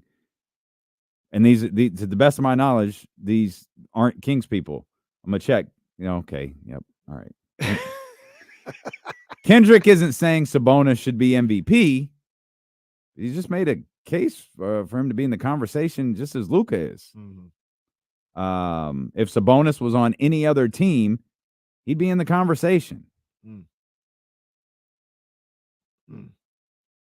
I'm just scrolling through, looking at some of the replies. Perhaps the first reasonable thought I've ever heard from him. No. And even in the because I'm here too. I mean, in the replies, I'm trying not to get Kings people. Yeah, that's tough, because both of those replies I just read follow us. Yeah. So they're Kings fans. Let's see who this guy is. We don't have a lot of followers, but let's read him anyway. For Tim says, I don't know about MVP, but the fact that he was not an all-star is a joke. Yeah, well, I like that guy. I don't know who that guy is, but I like him. This is it made me laugh. Some guy named Swamp Cronky says this guy needs to be on CTE ESPN. Okay, that's not okay. That's not okay. I think that's what Antonio Brown calls it. It's even funnier because he didn't actually play football. He just played basketball, so he don't have no CTE situation. That was clever. But people are just, namely the people on the panel, who I like. I don't have a problem with any of them. Are you guys that incapable to understand what the man is saying? And once again, if you're going to talk about Luka, which was the complete context of the video. Yes. If Luka's in this conversation, why isn't Nikola Jokic? Or why isn't Domantas Sabonis? Doing damn near Nikola Jokic. Well, Nikola Jokic was in it. Yeah. With who were the four faces? It was, Jokic, Shea, Giannis, and Luka. Yeah, Luka was the other one. Yeah. So I don't understand. Luka didn't deserve to be on the graphic. Was the point? Luka doesn't.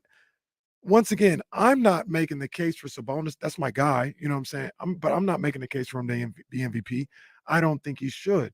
I don't necessarily think he should be in the conversation if we're having a real conversation. But my point is, neither should Luka. Mm-hmm. Right. They're the eighth seed. And if Luka's in it, then Sabonis should be in right. it. That was his everything whole that's point. Going on. You talk about the conversation. It really Instead, should be we're about just going to make guys. we're going to make stupid faces when one of our colleagues tried to make a point that y'all just were ignoring. And what are you making the faces for? Because it's just they act like he brought up some random ass NBA player. Probably like you said, Caleb Martin. I was trying not to name anyone because that was a shot, but because it was this egregious thing or something like that. It's like, no, the Kings are the head of the Mavericks in the standings, and Domantas Sabonis is damn near averaging a triple-double. But it goes once again to what we continue to say is if you watch and you understood what he was doing, this includes Zach Lowe, you would understand what Kendrick is saying, why he may feel that way. Yeah. If you don't, like Malika, like Shanae probably, you have no idea where this is coming from. You're like, what do you mean, Sabonis? Like, where is this coming from? Because you don't know. He's about to do something that I think I saw earlier. Only one other person in NBA history has ever done. That's 40 straight double-doubles. It's only him and Kevin Love. Wow. I think I read that right. That's what that is. He's on the precipice of doing that. He's had more triple-doubles in this season than anybody else in the league. So if you understand that kind of stuff, you understand at least where Perk is coming from with even bringing this up and comparing it to you having Luka in there. But if you don't, if you're not watching, if you haven't paid attention, then it would seem like completely out of left field. And they're just kind of showing themselves right now, to be honest with you. Kendrick Perkins has since tweeted. He said, "I didn't tell one single lie. Sabonis is averaging 20, 13, and 8, and he's leading the league in double-doubles and triple-doubles. So why isn't he mentioned in the MVP conversation again?" Let's go, Perk. Come on, Perk. Let's go, Perk. He's with us. He's definitely with us. He's been with us for a minute. So is James Ham. We'll come back. We'll talk to him when Dylan and Casey return here on Sacramento Sports Leader, ESPN 1320. Oh, I think I know what he's talking about. I saw it. Damn, why did I not see it? Get some more Can water. Domas get to 53?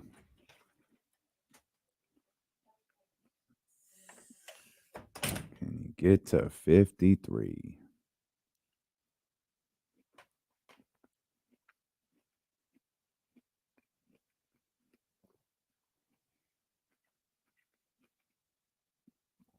The longest streak of double-doubles is 53. I don't know who's second on that list, though.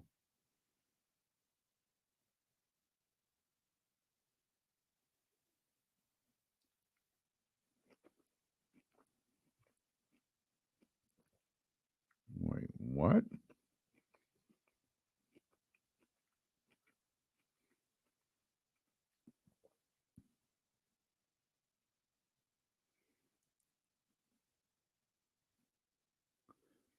I've known Tamika Catchings for like 15 years, and I had no idea she was the first person to ever record a quintuple double. 25 points, 18 rebounds, 11 assists, 10 steals, and 10 blocks at her high school in 1997.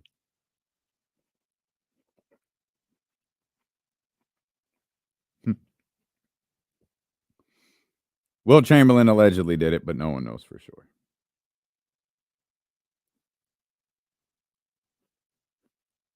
Ramsey and TC. Okay, right out the break.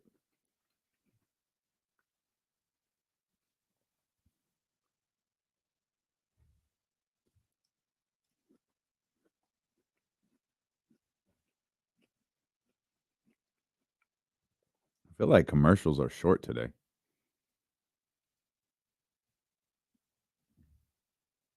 Jesse doesn't give a shit what I think. Feels like it. No? Okay.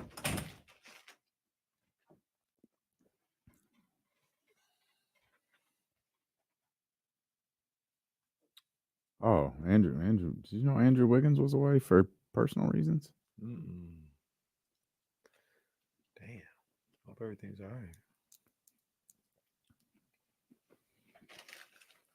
He personally hates that team, so he's going away. Was there ever any footage of Draymond and Jordan Poole yesterday? You know, I didn't take the time to look. I saw the way Poole was playing and was like, never mind.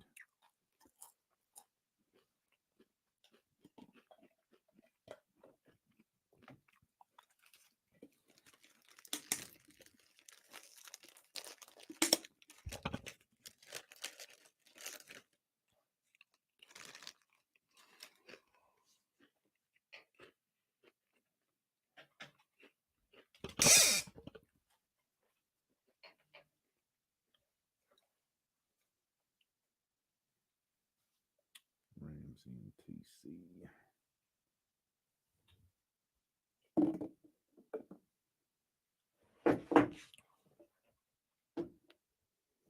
Oh, man.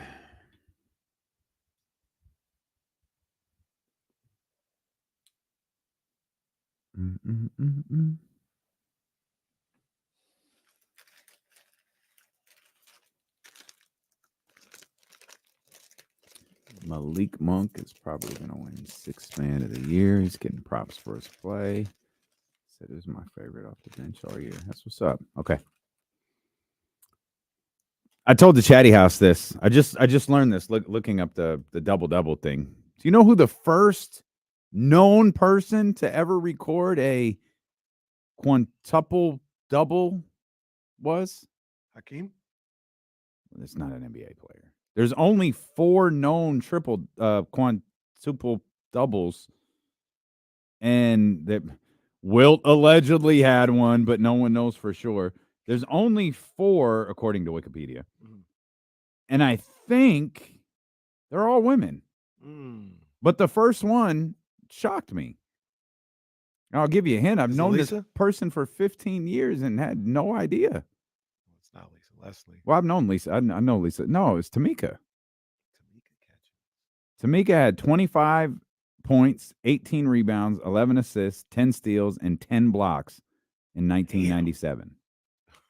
Wow. Amy Montgomery of Tacoma, Washington had 27, 22, 10, 10, and 10. Amy something of Pennsylvania had 26, 20, 10, 10, and 11 blocks. And then very recently, Kiana Christmas had 11 points, 20 rebounds, 11 assists, 10 steals, 10 blocks. That was just a couple of weeks ago. Again, Wilt Chamberlain allegedly had one. No one knows for sure. Like all of Wilt's records, no one knows that they actually happened. Let's get. I believe. If anyone has the video, it's probably Ramsey. Ramsey's probably seen the 100-point game. What's up, Ramsey? Not too much. I just wanted to, as we were touching earlier about buzzer beaters, we got to Max Strus, but there was a bunch of them in college basketball last night.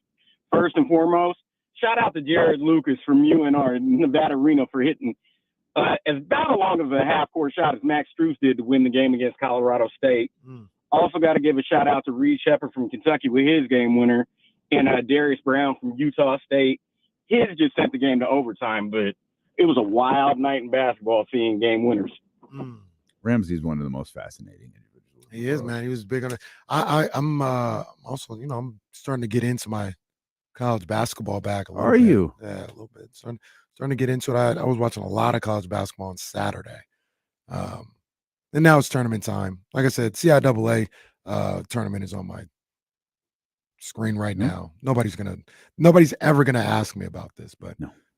Bluefield State. Well, you could be in a conversation with Ramsey one day because Ramsey will know. He might watch the CIAA. I'm positive he does. What else is he gonna do? I don't know how he sees all of this, especially considering he's always driving. Yeah, what's going on? And he's also here? always out with Katrina. When does he probably I don't doesn't know. sleep. I don't know. He probably doesn't sleep. Ramsey is really one of the most interesting people in the world. And coincidentally enough, let's talk to TC. I don't know why Ramsey hates TC, but we love TC. TC, what's going on, baby? Oh, man. What's up with my two brothers? We here, What up, baby. TC? We here, baby. We here, man. Check it out. And the Kings, listen, man, the Kings gonna be good.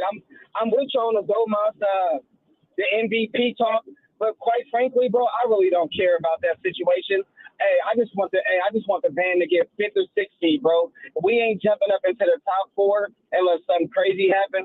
Let's just lock down the 5, 6 seed, bro, and let's make some noise in the playoffs for the boys. That's what we need to be focused on right now. The MVP talk, All-American, whatever you want to call it, first team, that doesn't matter, bro. It's for their pockets, but I really don't care, bro. Let's get in the playoffs and let's make some noise. Seriously. Kenny, you also are sounding like Draymond Green, bro. What? Today. I don't know what it is. Hey, I don't know what it is. You listen, you can imitate that dude super good. But I've been listening to you. I said, is this a bit? Is Kenny trying to sound like him? Or are you just talking, bro? You sounding like Draymond, bro, and it's hilarious. What? No, this is the final straw because my wife is actually upset with me. She said, your voice sounds terrible. You need to get it checked out. You need to do whatever you need to do. And she's right, first of all, but this is the straw that breaks the camel's back. I ain't trying to sound like that, man. I'll be at the doctor's office today. Get your eyes checked while you're there. We'll do it like The Office where Jim throws a key on Dwight's key thing every day. Like maybe Kenny just turns into Draymond slightly each day. Yeah. Yeah. That reminds me of Wait, hold on. Do you feel like his voice is different? No. I don't either. Like I kind of feel it a little bit. I don't think I sound like Draymond. I don't think we'll go that far. See, he sounds different in pros versus Joe's compared to now, but this is normal to me. There's something happened when Reese was born. I'm gonna keep it real. It's That might crazy. be a different person. Like this might be a new Kenny Caraway. Like, Yeah, I ain't even gonna lie to you. I saw some of the videos from when Reese was born. I said, it sounds nothing like that. It's crazy. But you talk about movies like Bamboozled. And it reminded me when we were talking about it. Did you ever see that? I don't think it's Strictly Business. I don't think it's Strictly Business. That's not the title of it. I think that's a different movie. Okay. But are you familiar with the movie that Kyle Barker it was in before he was on his name on Living Single was Kyle Barker. But you're familiar with the movie he was in before? I think it's like T.C. Carlson or something like that. Yeah, it is T.C. Carlson. I think that is Strictly Business. Where he was like a reporter, and it's in the vein of Bamboozled, but the more he got like in favor with the news company, he would turn more and more. So it turned more and more what? He turned more and more what? Well, you know the movie, so you know what I'm saying. No, I just want you to say it. Kenny, He I don't turned know the more and movie. more Yeah, what? can you explain it for us who don't know? It's not Strictly Business. That's my bad. That's David Hallie. Allen Greer and Tommy Davis. No, it's right? and old boy from the Cosby Show. The yeah. That's right. The one Denise married. The app. No, but tell me more about this movie. What's the name of the movie? Oh, I don't know. I mean, I'll look it up. I just want you to tell me more about it. I'll look up the actor and I'll be able to find it. So the more he gets in favor with the what happens? It's a movie. No, I got it. It's a movie. Yeah. But the more he like moves up the ranks as a broadcaster, yes, the wider he becomes. Oh, literally too. Like his skin gets wider and wider. So this is one of my favorite things that we do when we read Wikipedia breakdowns. The movie is called Living Large. Living Large was the movie. That's right. Dexter Jackson is a young black deliveryman in Atlanta, Georgia, who aspires to become a news reporter. He gets what he considers his big break when he drives up to a hostage situation. When the reporter on the scene is killed, Dexter steps in front. He steps in and confronts the hostage taker who threatens to kill himself on live television. However, Dexter talks the man out of it. And ratings-obsessed executive producer Kate Pendergren offers Dexter a reporter position at News 4 Atlanta. A reoccurring gag throughout the film involves Jackson seeing himself on TV with notably different features, i.e., thinner lips, straight hair, and a lighter complexion.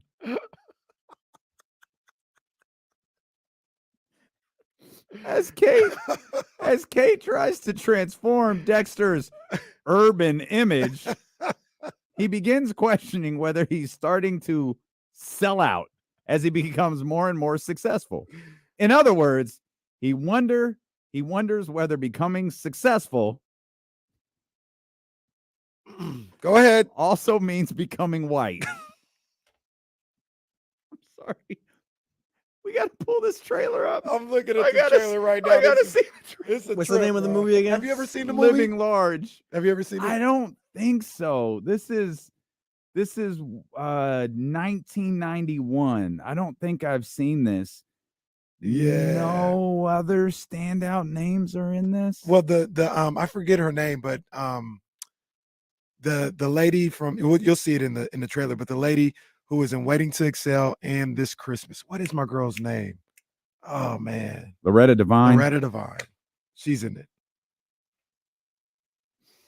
Oh man, Living Large, 1991, right? Yep. Yeah. All right. Yep. Oh yeah. I Oh, love boy. movie time with D-Lo and KC. Bring the projector I out. love movie time with D-Lo and KC. Oh boy. All right. Here we go. Play it with sound too, right? We won't get in trouble. Yeah, no, we'll get in trouble, but I'm I don't curious. know. I have no idea. Let's just play it, see what happens.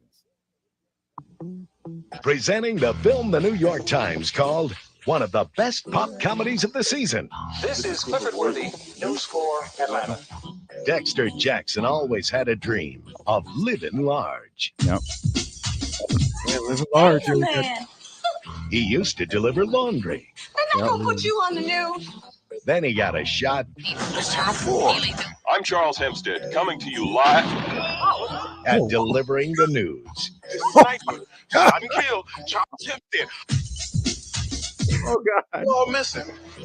The sniper didn't, but we will. Cut that clown off. Don't you dare. You won yourself an opportunity today, Dexter. Is that anything like a job? I'm here. Lord, Oh no. Dexter doesn't work here. Now they're making him cut his hair. Never waiting on live to get my And they're making him cut his hair. Oh, wow. Oh, no. Now he's got a paper. He cut his box. Now from downtown to uptown. You the man. No, you the man. Right from hip hop straight to the top. Oh, look, Dexter, you can see the projects off in the distance. That's about the only way I want to see him, too. Dexter Jackson is living large. Now get out there and find me some stories. But there's always a price to pay for selling yourself out. Do you have a statement you'd like to make, Felix? You tell motherfucker, you set me up. To make prime time. I understand another service you provide is writing numbers. Oh, what you Uh-oh. Selling out the hood now. It's just for the rating. I'm gonna kill a bitch. Oh, Living large. A comedy about making it big. Oh wow. That was. They said it was one of the best pop comedies of the century. That was way worse than I expected. You didn't even get to the bad part. Oh, it got worse? Well, I don't know about on the trailer, but they never showed when The facial features, everything yeah. started to change. With every story he did, everything would change. Or one little thing would change, excuse me. Bro, what is this show?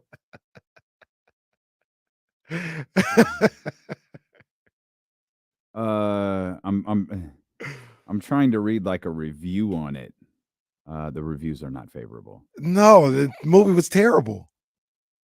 Like that's one of the movies you can't make in 2024. We got that one and Ben the Rat. Which one do you think did a higher rating? Oh man, Ben the Rat. Yeah, Ben the Rat. People Rat. People really like yeah, that movie. Ben the Rat. Yeah, I wouldn't. I'd probably watch Living Large before Ben the Rat, but people probably like Ben the Rat a lot. Ben the Rat may have been a breakout moment for D'Lo and Casey here. Roger Ebert described the film as beginning with a terrific idea for a movie, then works hard and successfully to whittle it down to the level of brainless sitcom. That movie grossed $5.5 million.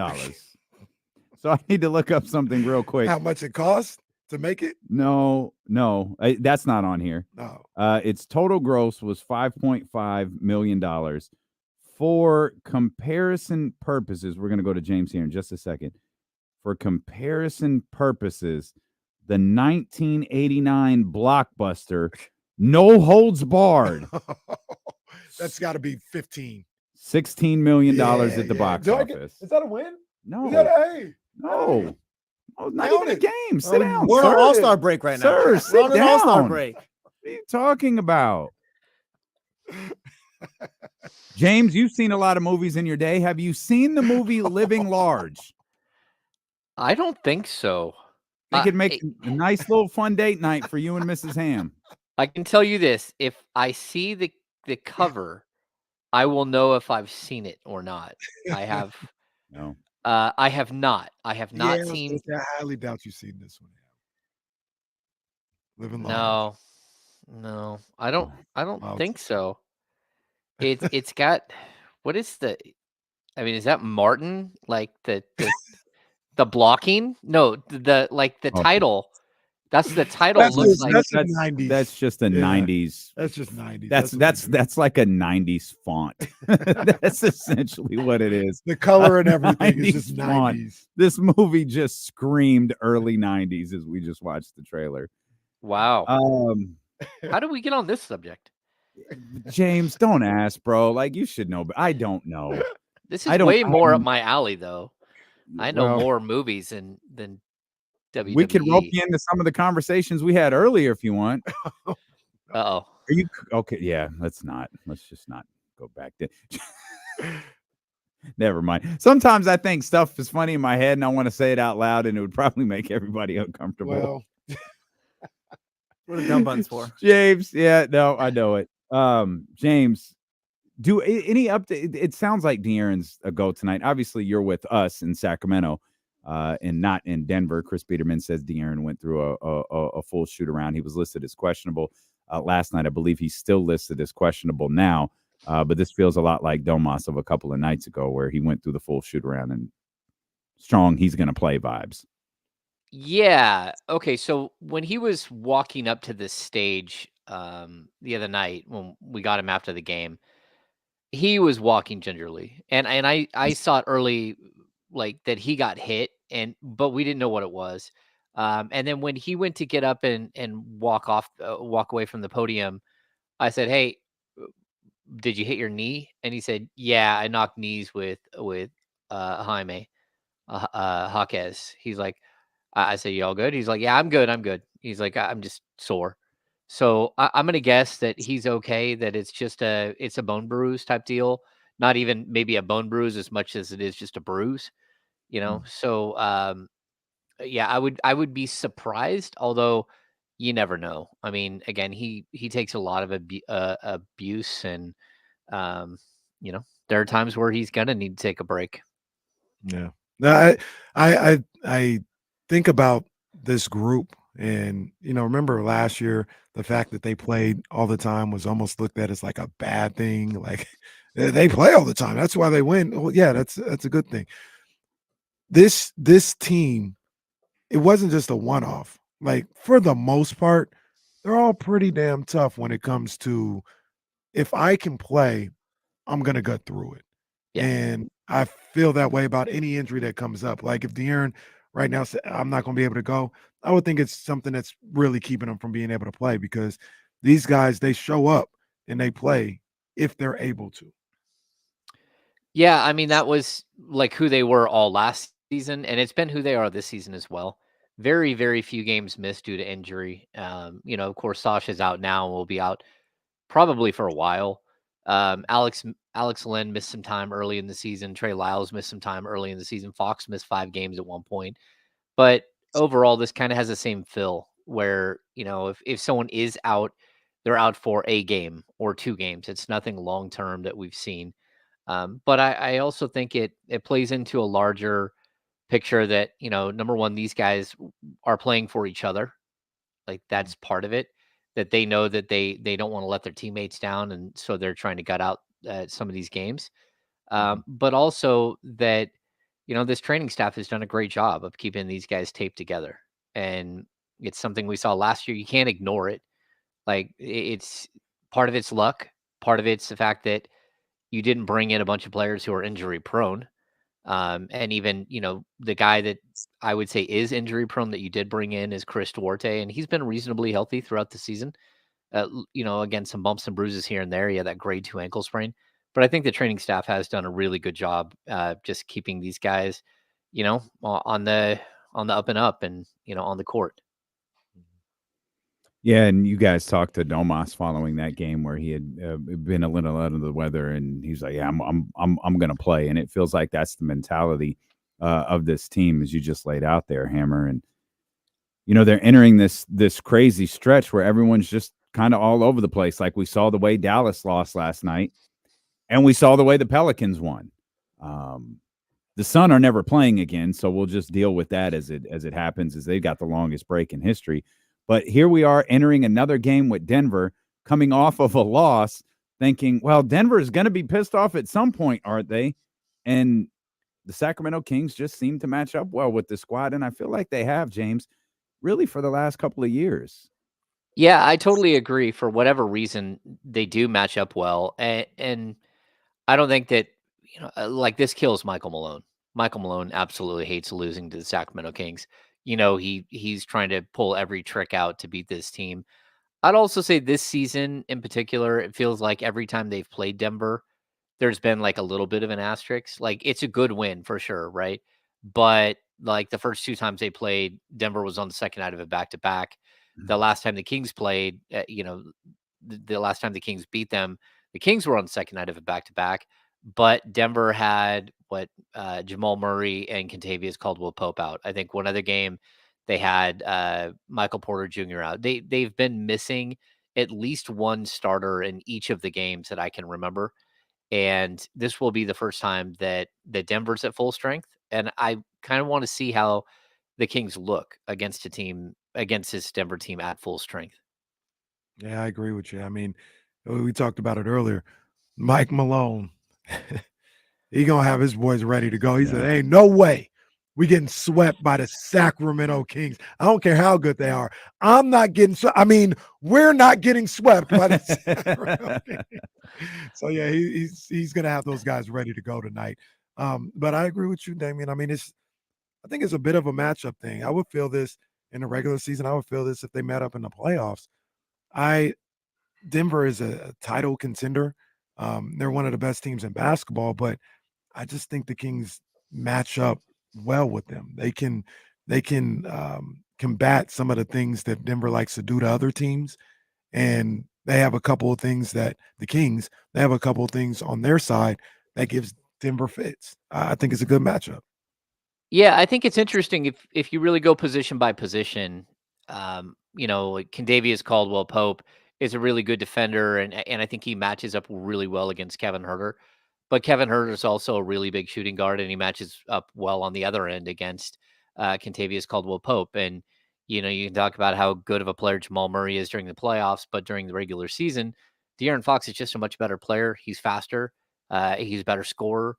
He gets to his spots better. And you can kind of go around all of the positions, and you get to the big boy matchup, which to me is one of the funnest things to watch in the game because both these guys are so incredibly talented. But the big strong guys really bug both of these players, and so Jokic, he has trouble with Sabonis. Sabonis loves to push him out of the key. Sabonis gets under his skin, and we saw it last time where like Sabonis really did almost got Jokic thrown out of the game just because he just keeps battling you and he doesn't give in. And so I think it is a matchup thing. Again, like the Kings don't have anybody that can really, really match up with Aaron Gordon, but he's not so dynamic a scorer that Harrison Barnes can't stay with him. And then for me, one of the matchups to watch in this game, which we talked about on the Insiders, is the battle between Michael Porter Jr. and Keegan Murray. I think it's just I think Keegan can be Michael Porter on the offensive end, but with a whole bunch of defensive game, and he can be a better player than Michael Porter. The Kings just need to go out and find some of these other pieces. But yeah, it's a good matchup team for the Kings for sure. How do you feel about Keegan Murray's second season so far? I don't know. I mean, the leap he's taken defensively, I don't think anyone expected at all. I mean, like nobody. There's an expert out there who said that Keegan Murray could be an all-NBA defender when they were, scouting this guy coming out of college. He's done a tremendous amount of work on his body to be a different player, to be more athletic, to have better lateral quickness. He's worked with Doug Christie. He's worked with some of the other coaches to really hone his skills and to be an elite defender. I think I'm left wanting on the offensive end, and that's something that, like, as much as anything, I blame the system, and I also would put a little bit of it on Keegan for not being very vocal. But the Kings need to figure out, in my opinion, in the last 25 games, they need to figure out how to make this about Keegan Murray. And I know that this is a team game and all that stuff, but like the path forward for the Sacramento Kings next year, the year after that, is through Domantas Sabonis, De'Aaron Fox, and Keegan Murray. And the fact that over his last 16 games, Keegan is averaging only 10.2 field goal attempts per game, that's not going to cut it. That's not who this guy needs to be. The next version of the Kings, the version next year, and the version 5 years from now has Keegan Murray averaging 20 points a game or close to it and playing great defense. So I want more from him on the offensive end because it's all there. He can hit the mid-range jump shot. He's a great 3-point shooter. He hasn't even got to show his post game yet. and he's finishing with force in traffic, which is not something I thought he would do in year 2. So I like what's happening. I just need 15 shots per game. I need 16 shots per game. I do not need 10. I don't need 12. I need it to be way up higher. And we were looking earlier, and it's something crazy like, he's 23 games this season. He's shot 13 shots or more. And the Kings are something like 15-8 in those games. Like it's not about Keegan like scoring more. It's about you're a better team when Keegan does X, Y, and Z.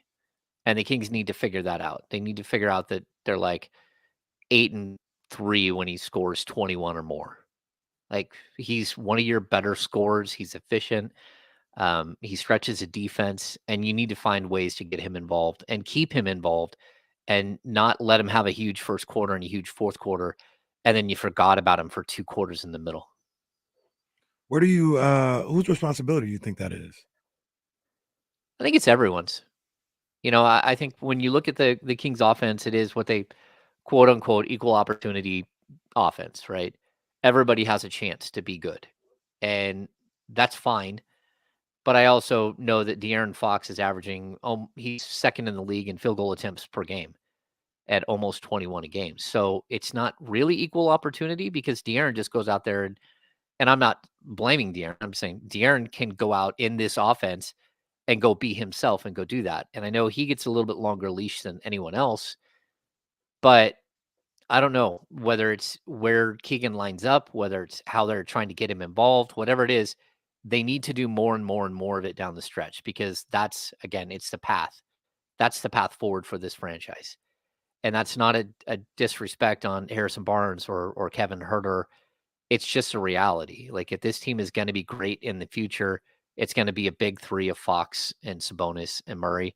And you have to get him there, even if that costs you a couple of games here down the stretch. But I don't even know if it would.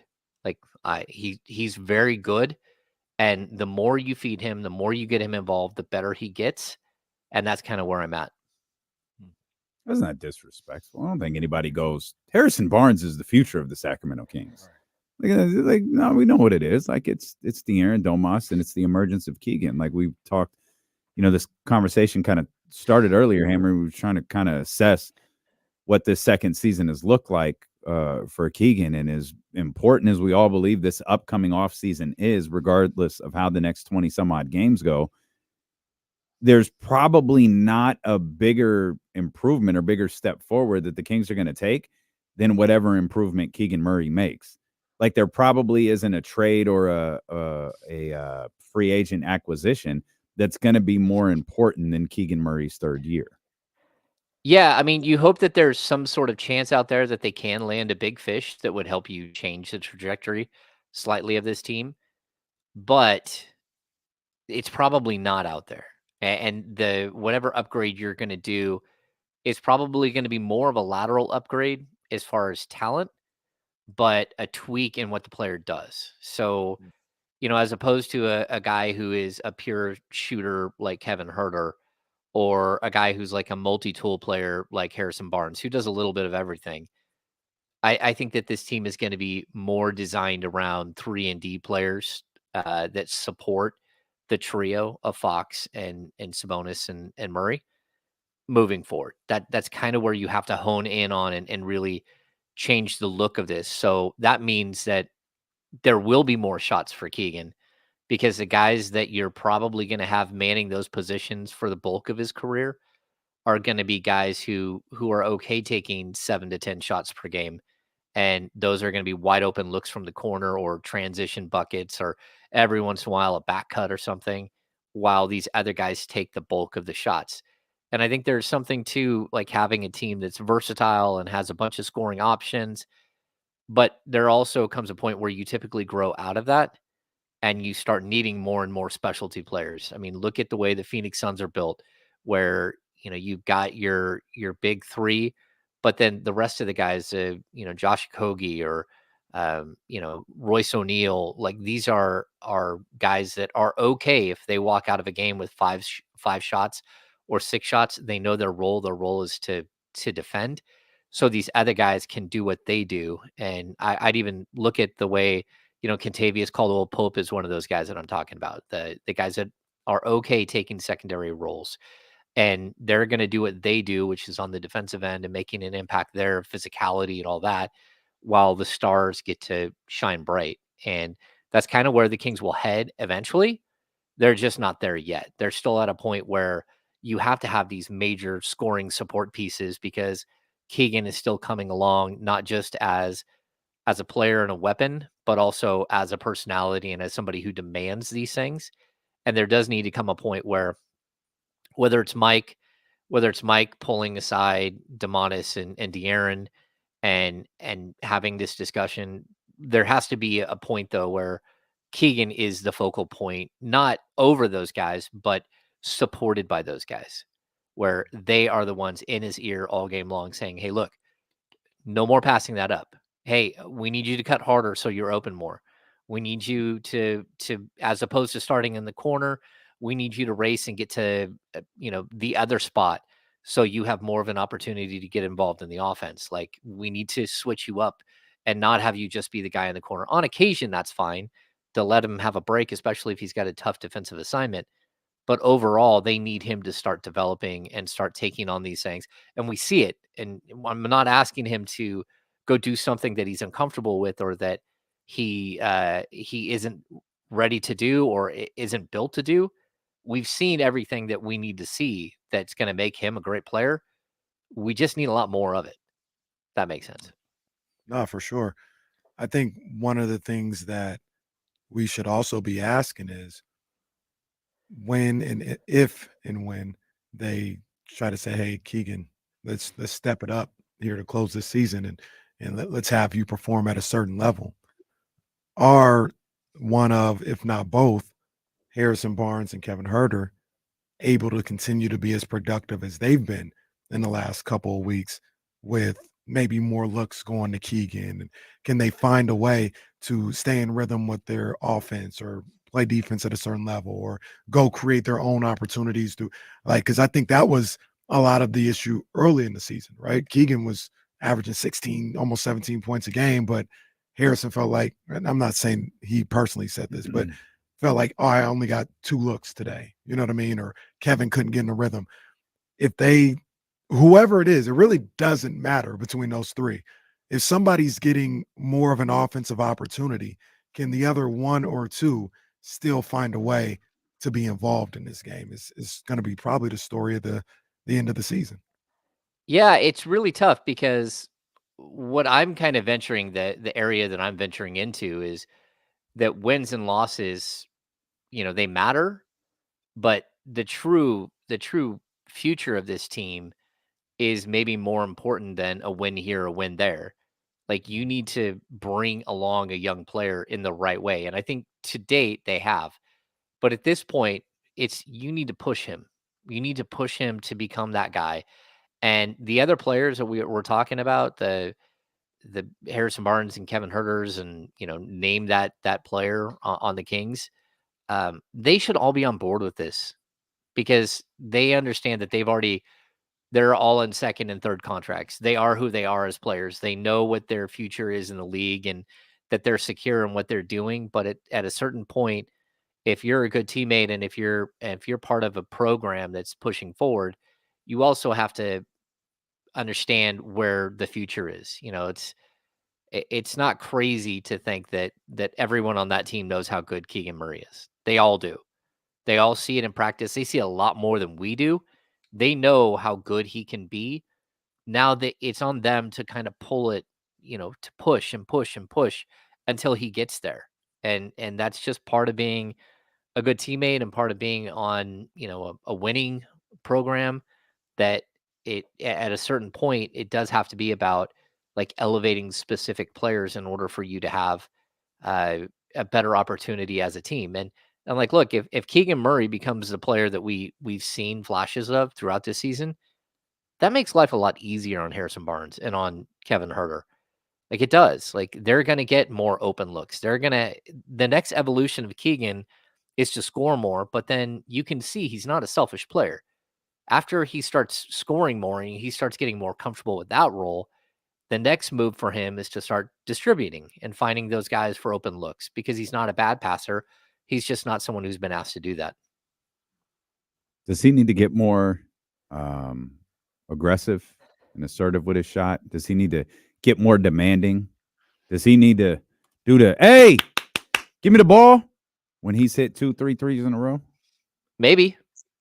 But I also think that, does he need to steal the ball from De'Aaron Fox on the when De'Aaron's in the backcourt? Yeah. Yeah, I mean, I think that's what I'm talking about, though. I think it's on everybody, right? It's on the coaching staff, and not just Mike. It's on everybody on the coaching staff to keep promoting this idea that, hey, the kid is hitting. He shot 6 of 7 from 3. Why did he only get 7 shots from 3? That's, again, like, realize where the flow of the game is going. Realize who has the hot hand, and figure that out. Ride the hot hand. Give a guy an opportunity to blossom. And I'm not saying that the Kings are constricting that, but I also think that, when you're going through a season and you've had the bumpy ride that the Kings have all season long, and now here you are sitting at like 7th or 8th in the West every night, and a couple of wins could get you up to number 5. Like, you're hyper focused on, okay, we can't be in the play-in. We've got to find a way to get up there. We've got to find a way to maybe even get into the top 4. But my question would be to what end? Like, the goal of this season shouldn't be to go out. I mean, it can be to win a championship, but does anyone here think that they're going to be able to saw through 3 teams in the Western Conference and get to the finals, and then somehow get to the finals and be better than a Boston Celtics team that beats you by 30 points every time? Oh, the goal is to build a sustainable product that can win year in and year out. And that's where I'm looking. Like, this is about years of development that you can really bolster right now in the final 25 games, where you can empower a young guy and say, okay, let's go get him. Let's put you out there in front of this thing and see how far you can help get us. Because that's in the end what building a sustainable winner is. Yeah. I just think it's so, his development, to both of you guys' point, is so important for the future of this team. I mentioned it earlier on the handoff, Ham. If he has a certain level of growth, and we talked about year 3, I mean, that's the Siakam, that's the Jeremy Grant, that's the Kyle Kuzma that we're talking about this team needs, the Zach LaVine type scorer that everybody's talking about you need. Because it's when we had the discussion with Mikal Bridges, remember, it wasn't necessarily is like Mikal Bridges better than Keegan, or because we're not expecting Mikal to come in here and average 25. We're saying, can Keegan be better or the same as Mikal Bridges in Phoenix? Right. And if the answer is yes, then you don't make that deal. Yeah. Anybody that comes in here, we're not saying be a 25 point per game scorer. Can you be a consistent 17 point per game scorer? We think Keegan can do that. Can you be the best player you can be with Domas and De'Aaron? Right. And best case scenario, Monk is here too. Right. Because you're not going to get those opportunities as well. So if Keegan can be a guy that you can rely on for 16 to 17 points, and every now and then he may get you 28 or something like that, then in the offseason, like I mentioned earlier, you can go look for guys like Bruce Brown, like not these superstar high-scoring names, but guys that just come in and do nothing but the dirty work, and that could really help your roster if Keegan is taking that next step. Yeah, and look here in the chat, ZZ Sickness says, Keegan has to demand it, though. I disagree. Sometimes you have to demand it from a player. You have to tell them that this is who they're going to be, that, Keegan's personality might not be to like go out there and push his teammates around and say, hey, you're not getting me the ball enough. That's fine. But I always go back to the Greg Popovich, like Kawhi Leonard thing, where the light bulb went on for Kawhi when, after being, berated by Popovich again and again and again, and pushed and told by his teammates, hey, you got to score, and all these things. Popovich pulled him aside and said, "Hey, look, I'm not doing this because like we want you to be a 25 point per game scorer and make an all-star team. I'm doing this because that version of you is our best opportunity to win a game. And if you can figure out how to be that person, we're going to win more games because you are really good and you give us that opportunity." And that's where I'm at with Keegan. Like, he doesn't have to sit there and demand it. That would be nice. But I mean, you got a lot of players who demand it, who aren't any good, who think that they're great and they want every shot and everything else. That's not who Keegan is. What you have to do is some players are quiet. Some players need that push. They need people like pushing them every single step of the way to say, look, you can't be who you are now. We need you to be better and we need it now. Yeah. And again, it's not about asking someone to go outside of their comfort zone and all of a sudden, do a bunch of ISO work and you're expecting them to add on, 3 or 4 assists per game as well. That's not what we're talking about. What we're talking about is Keegan Murray doing exactly what he's doing right now. Just instead of taking 6 or 7 threes, taking 8 or 9 threes, instead of, pulling up from 18 feet, once or twice a game, do it 2 or 3 times more per game. And if you add a little bit here and a little bit there, next thing you know, he's at 13 to 15 shot attempts per game, and he's crushing it, and the Kings are a better team. We'll come back. We'll talk more with James Ham. Kings Nuggets tonight. We'll get you ready for it. Steeler and KC here on Sacramento Sports Leader, ESPN 1320. We are good to go tonight. Hey, I'm gonna pop out and switch my Wi-Fi. Okay. All right. Be right back.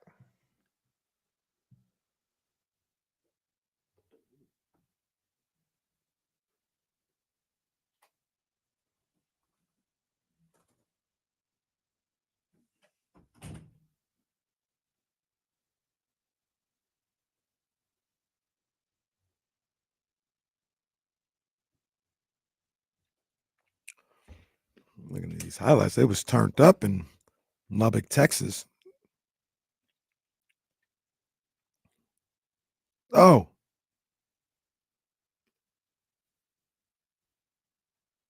Yeah, that was not a basketball move. I'm back. There he is. Hammer.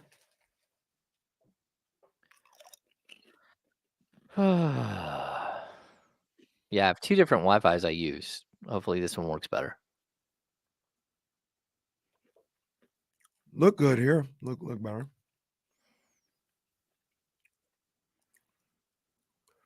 Yeah, but this is the one that when all the kids get home from school starts to cause problems.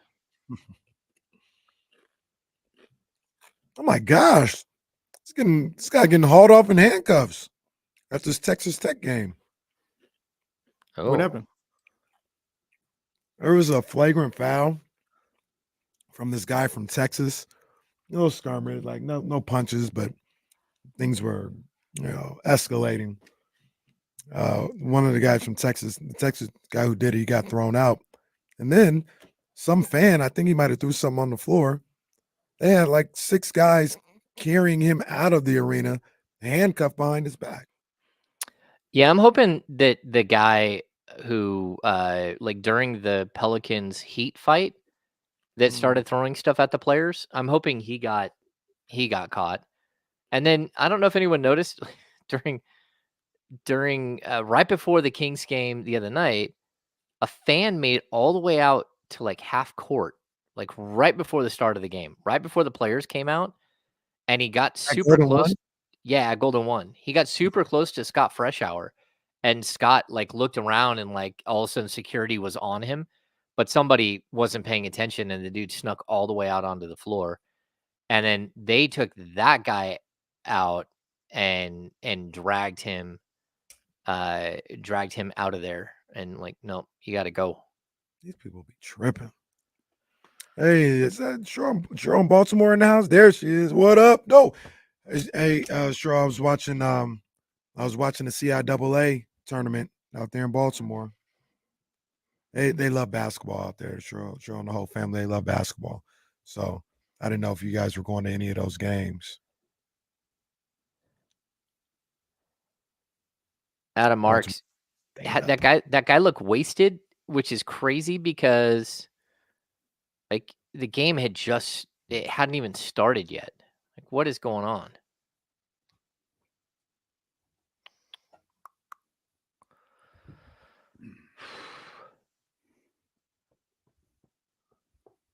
You guys are talkative. No, we were talkative. Oh. Bryce, I think the Aftershock lineup just came out today. There was some celebrating over and I forgot who the headliner was. I heard Slayer's gonna be there. And yeah, a couple of I don't know. I remember Complex told me. I forgot. I saw the lineup to One Music Fest came out. That's gonna be pretty fire. I'm still waiting for the Blue Note Jazz Festival. That's the one I'm waiting for. What was that? That was like September? It was June or July, I think. Where's that at? Napa. Oh. Oh, Slayer, Iron Maiden, Slipknot, and Judas Priest. Yeah, there we go. Okay. Sounds like a good time. Yeah, you guys have a blast. Nope.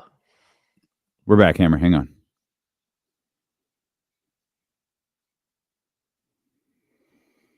All right, as James orders his VIP tickets for Aftershock, we're back here with our man James Ham of the Insiders, Monday through Friday, 10 a.m. to 12 p.m., along with our man Kyle Matson.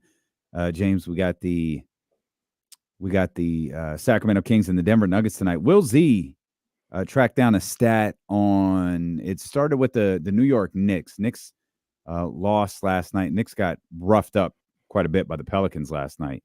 And I guess their Reddit crew was accumulating a record their record of like beating 500 teams versus below 500 teams, and their record against above 500 teams is brutal. Like they're getting roughed up. Yeah, was it 12 and 21? I think the Knicks. Yeah. 12 and Will pulled up the Kings record of plus 500 teams and so on. And it kind of started with the Kings versus below 500 teams are 5-15. And we were able to figure out all of the losses pretty quickly. It was Charlotte, it was Portland, it was Detroit, and then it was 2 versus Houston. That was it. Okay. And it caught, so they're 18 and 19 versus plus 500 teams, but it caused Kenny to ask the question, hey, or maybe we overdoing this their inconsistent thing. Are we overdoing this a little bit? Or they play down. They play down and stuff. When in fact they're 15 and 5, one of the better records. And another aspect of that is they're like top 10 in the league against teams below 500. Mm-hmm. And they played a lot less games than a lot of these other. Yeah. People. So for example, Hammer, Philadelphia has the same win percentage against minus 500 teams that Sacramento has, but they've played 8 more games against minus 500 teams than the Kings have. Yeah, I think that there's going to be a problem here too, because the Kings still have one of the toughest schedules left. Yeah, they just never playing below 500 teams ever again. That's just the way the schedule worked this year. It really does feel like, though, the East is way worse than the West. Again, like the division of power in the East between the top and the bottom is like really, really stark. Like there are a lot of really bad teams in the East, or at least a handful of bad teams, where in the West, I just don't know that there are that many bad teams. I'd also say this, like, I don't think we're being too harsh on the Kings when it comes to that specific, like, yeah, they've blown a couple of easy ones, right? It's the other games that they lay down in a weird way that makes you feel like they just didn't show up. So I think it's a combination of the two. Like, yeah, you only have 5 losses against sub 500 teams, but you also have like those 40-point losses and those 30-point losses and those 25-point losses where they just weren't competitive. And so it adds to this element of, not taking care of business. And we can even dive deeper into it and say, okay, sure, the Miami Heat are a plus 500 team, right? They're a good team. They were missing 7 players, and you lost to them. And we can go down every game this season, and there are plenty of those games as well where teams were missing somebody that was crucial and had no problems just running the Kings over. And so I think it's a combination of things. I will say, though, over the last 2 weeks, they're playing a lot more solid basketball. They're playing like the type of basketball that we expected. And if they would have played this type of basketball all season long, they'd probably have 3 or 4 more wins, and we'd feel a lot more comfortable about where they were in the world. That's a good point about the other losses, the non-competitive losses. I mean, that adds to how people feel about this team and the apprehension that people have to this team. And I was looking back, and I mean, maybe this is just a moral victory, so to speak, or whatever. It seems like they've eliminated those a little bit. The last time that happened was January 7th at home against New Orleans. 33-point loss, just got bludgeoned. They lost against Philly. That wasn't good, but maybe that's one of those two. But other than that, in the last, we could say we're coming up on 2 months, seems like they've kind of eliminated those type of losses. You know what I mean? And I don't know if, like I said, that's just, a good thing, or it's actually ridiculous that we have to be like, hey, 2 months, we haven't gotten smacked up. But hopefully they've gotten that out of their system. And at the very least, every game needs to be competitive from here on out. Yeah, I to that point too. I'd say if you just take away the Pelicans and the Clippers, we might feel something totally different about this team too. Like, in all honesty, the first 2 games against the Clippers and all 4 games against the Pelicans, you take away those 6 like ugly, brutal losses. Let's throw in the Boston Celtics. Okay, that's not a good game, but every time you play Boston, you don't have a good game, and they run you off the table. So if we take those groups of games, top East teams, the top 3 teams in the East, Cleveland's in that now. I'm used to Milwaukee, Philadelphia, and Boston. Ironically enough, Cleveland, and it didn't feel this way, maybe because it was an 8-point game in the fourth quarter, but Cleveland beat them by 26. Yeah, they did. Yeah. So Cleveland beat them by 26, and then Milwaukee was actually the close game.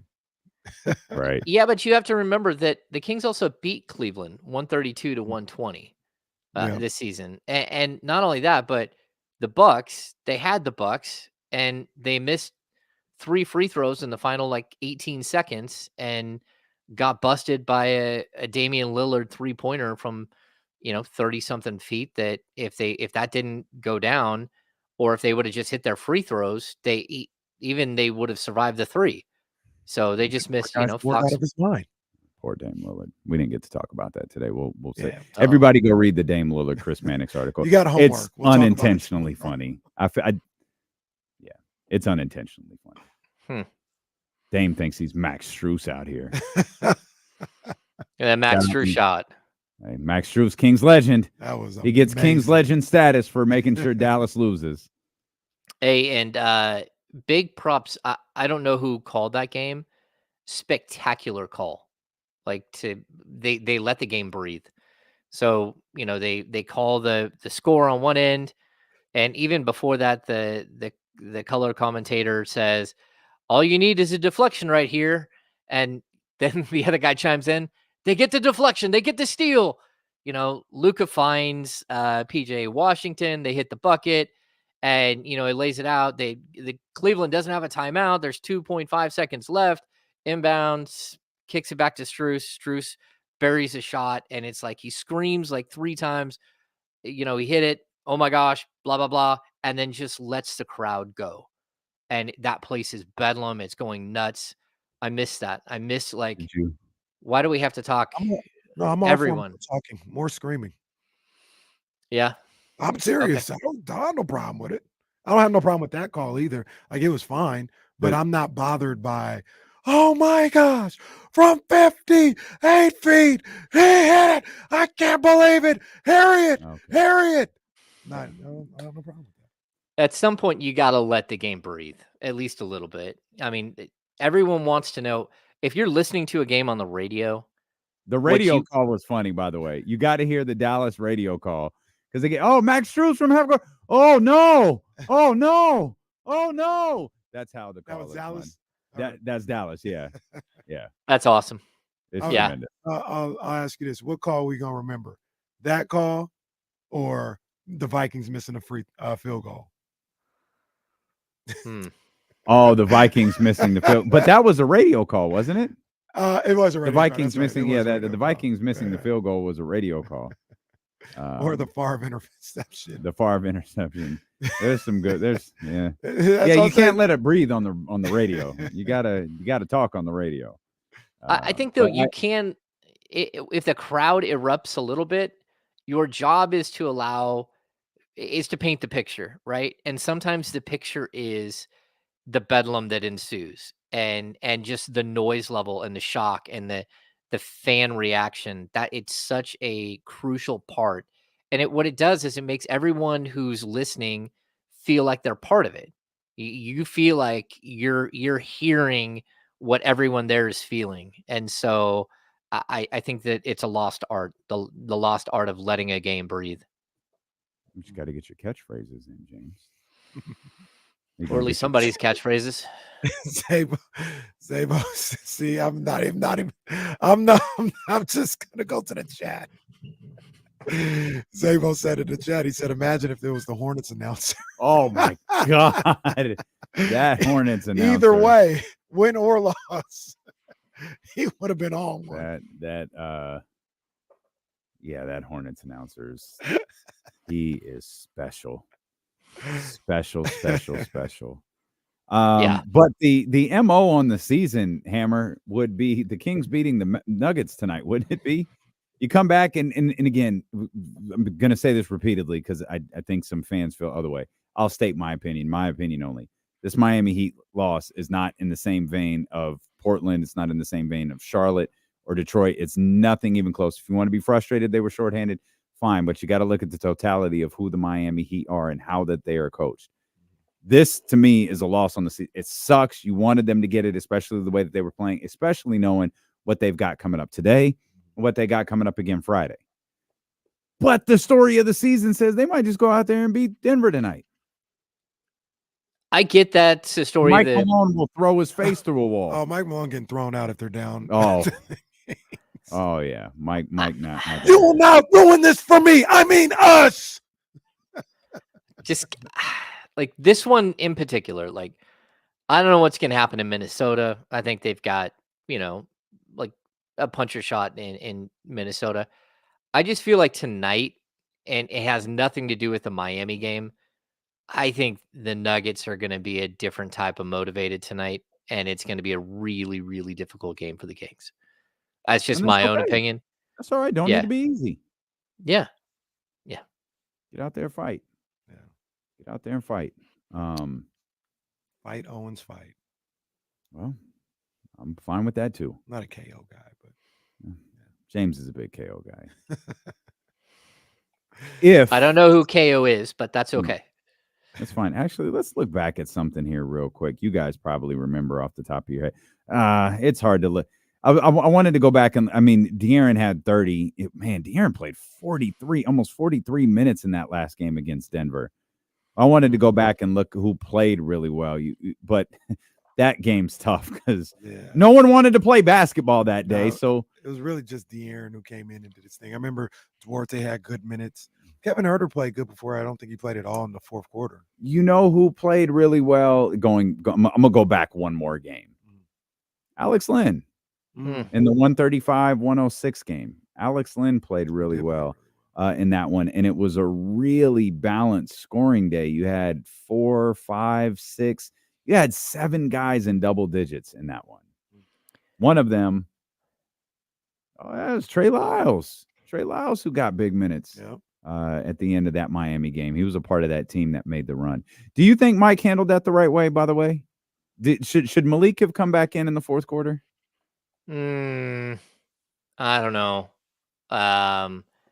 Sometimes Malik shows you that he doesn't have it, and I know you need his scoring, but the fact that he's shooting like 16% from 3 over the last, like, I don't know, 15 games or 10 games, like he's struggling with his 3-point shot, and you're down 20.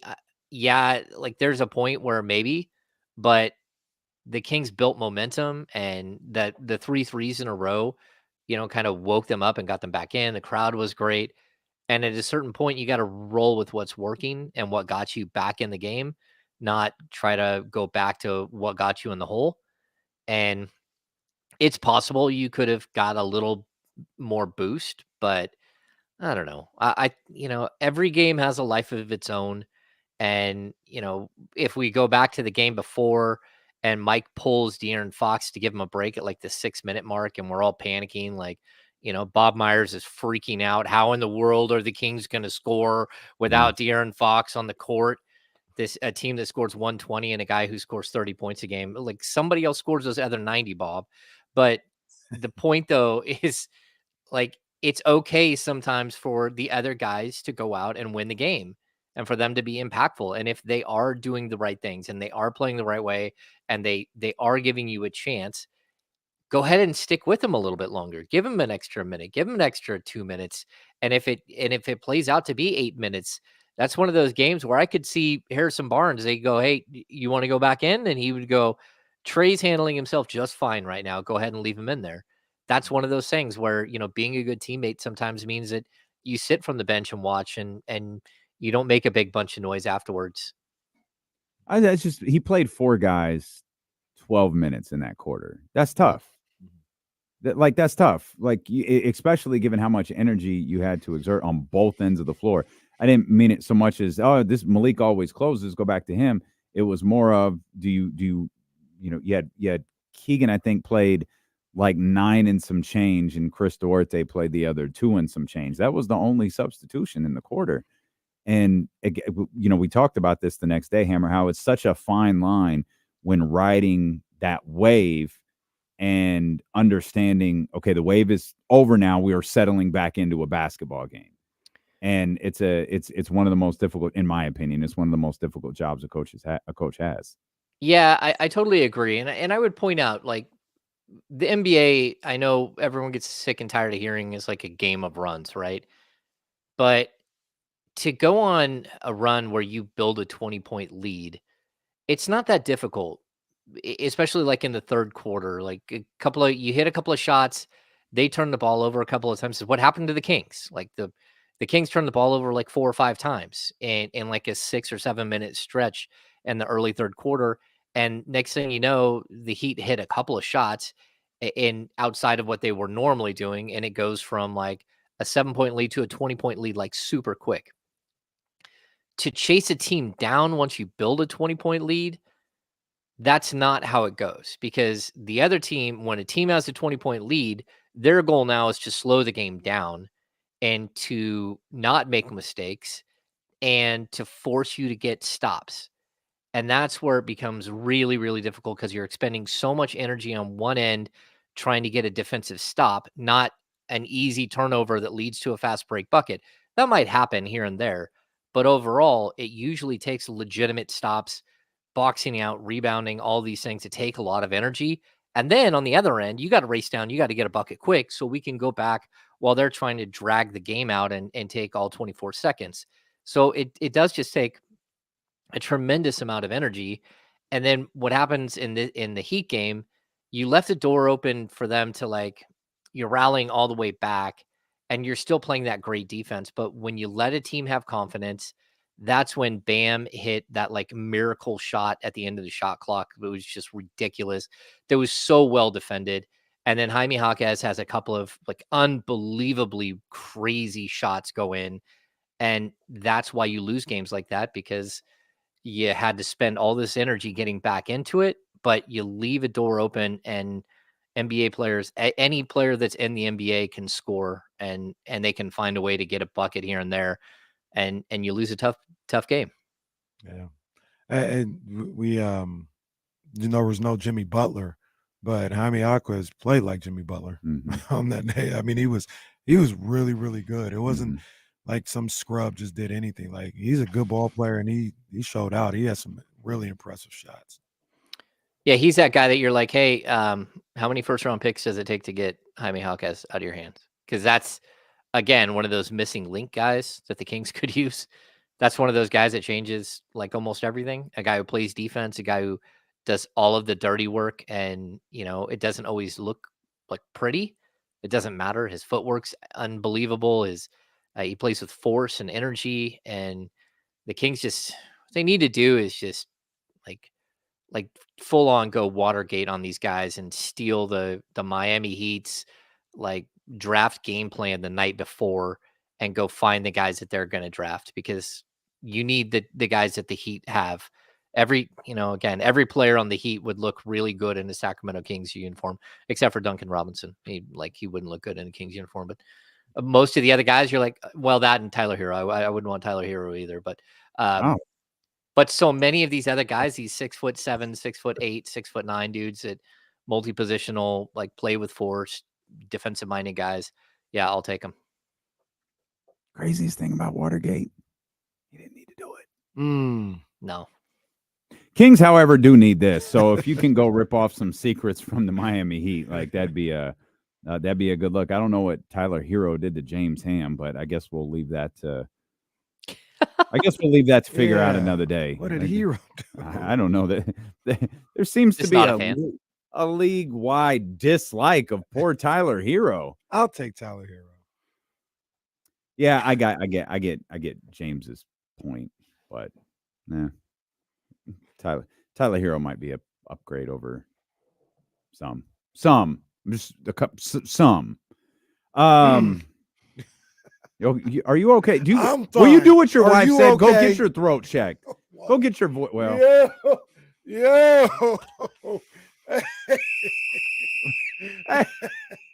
There's 60. There's 60. How you get a flag with 60 seconds left?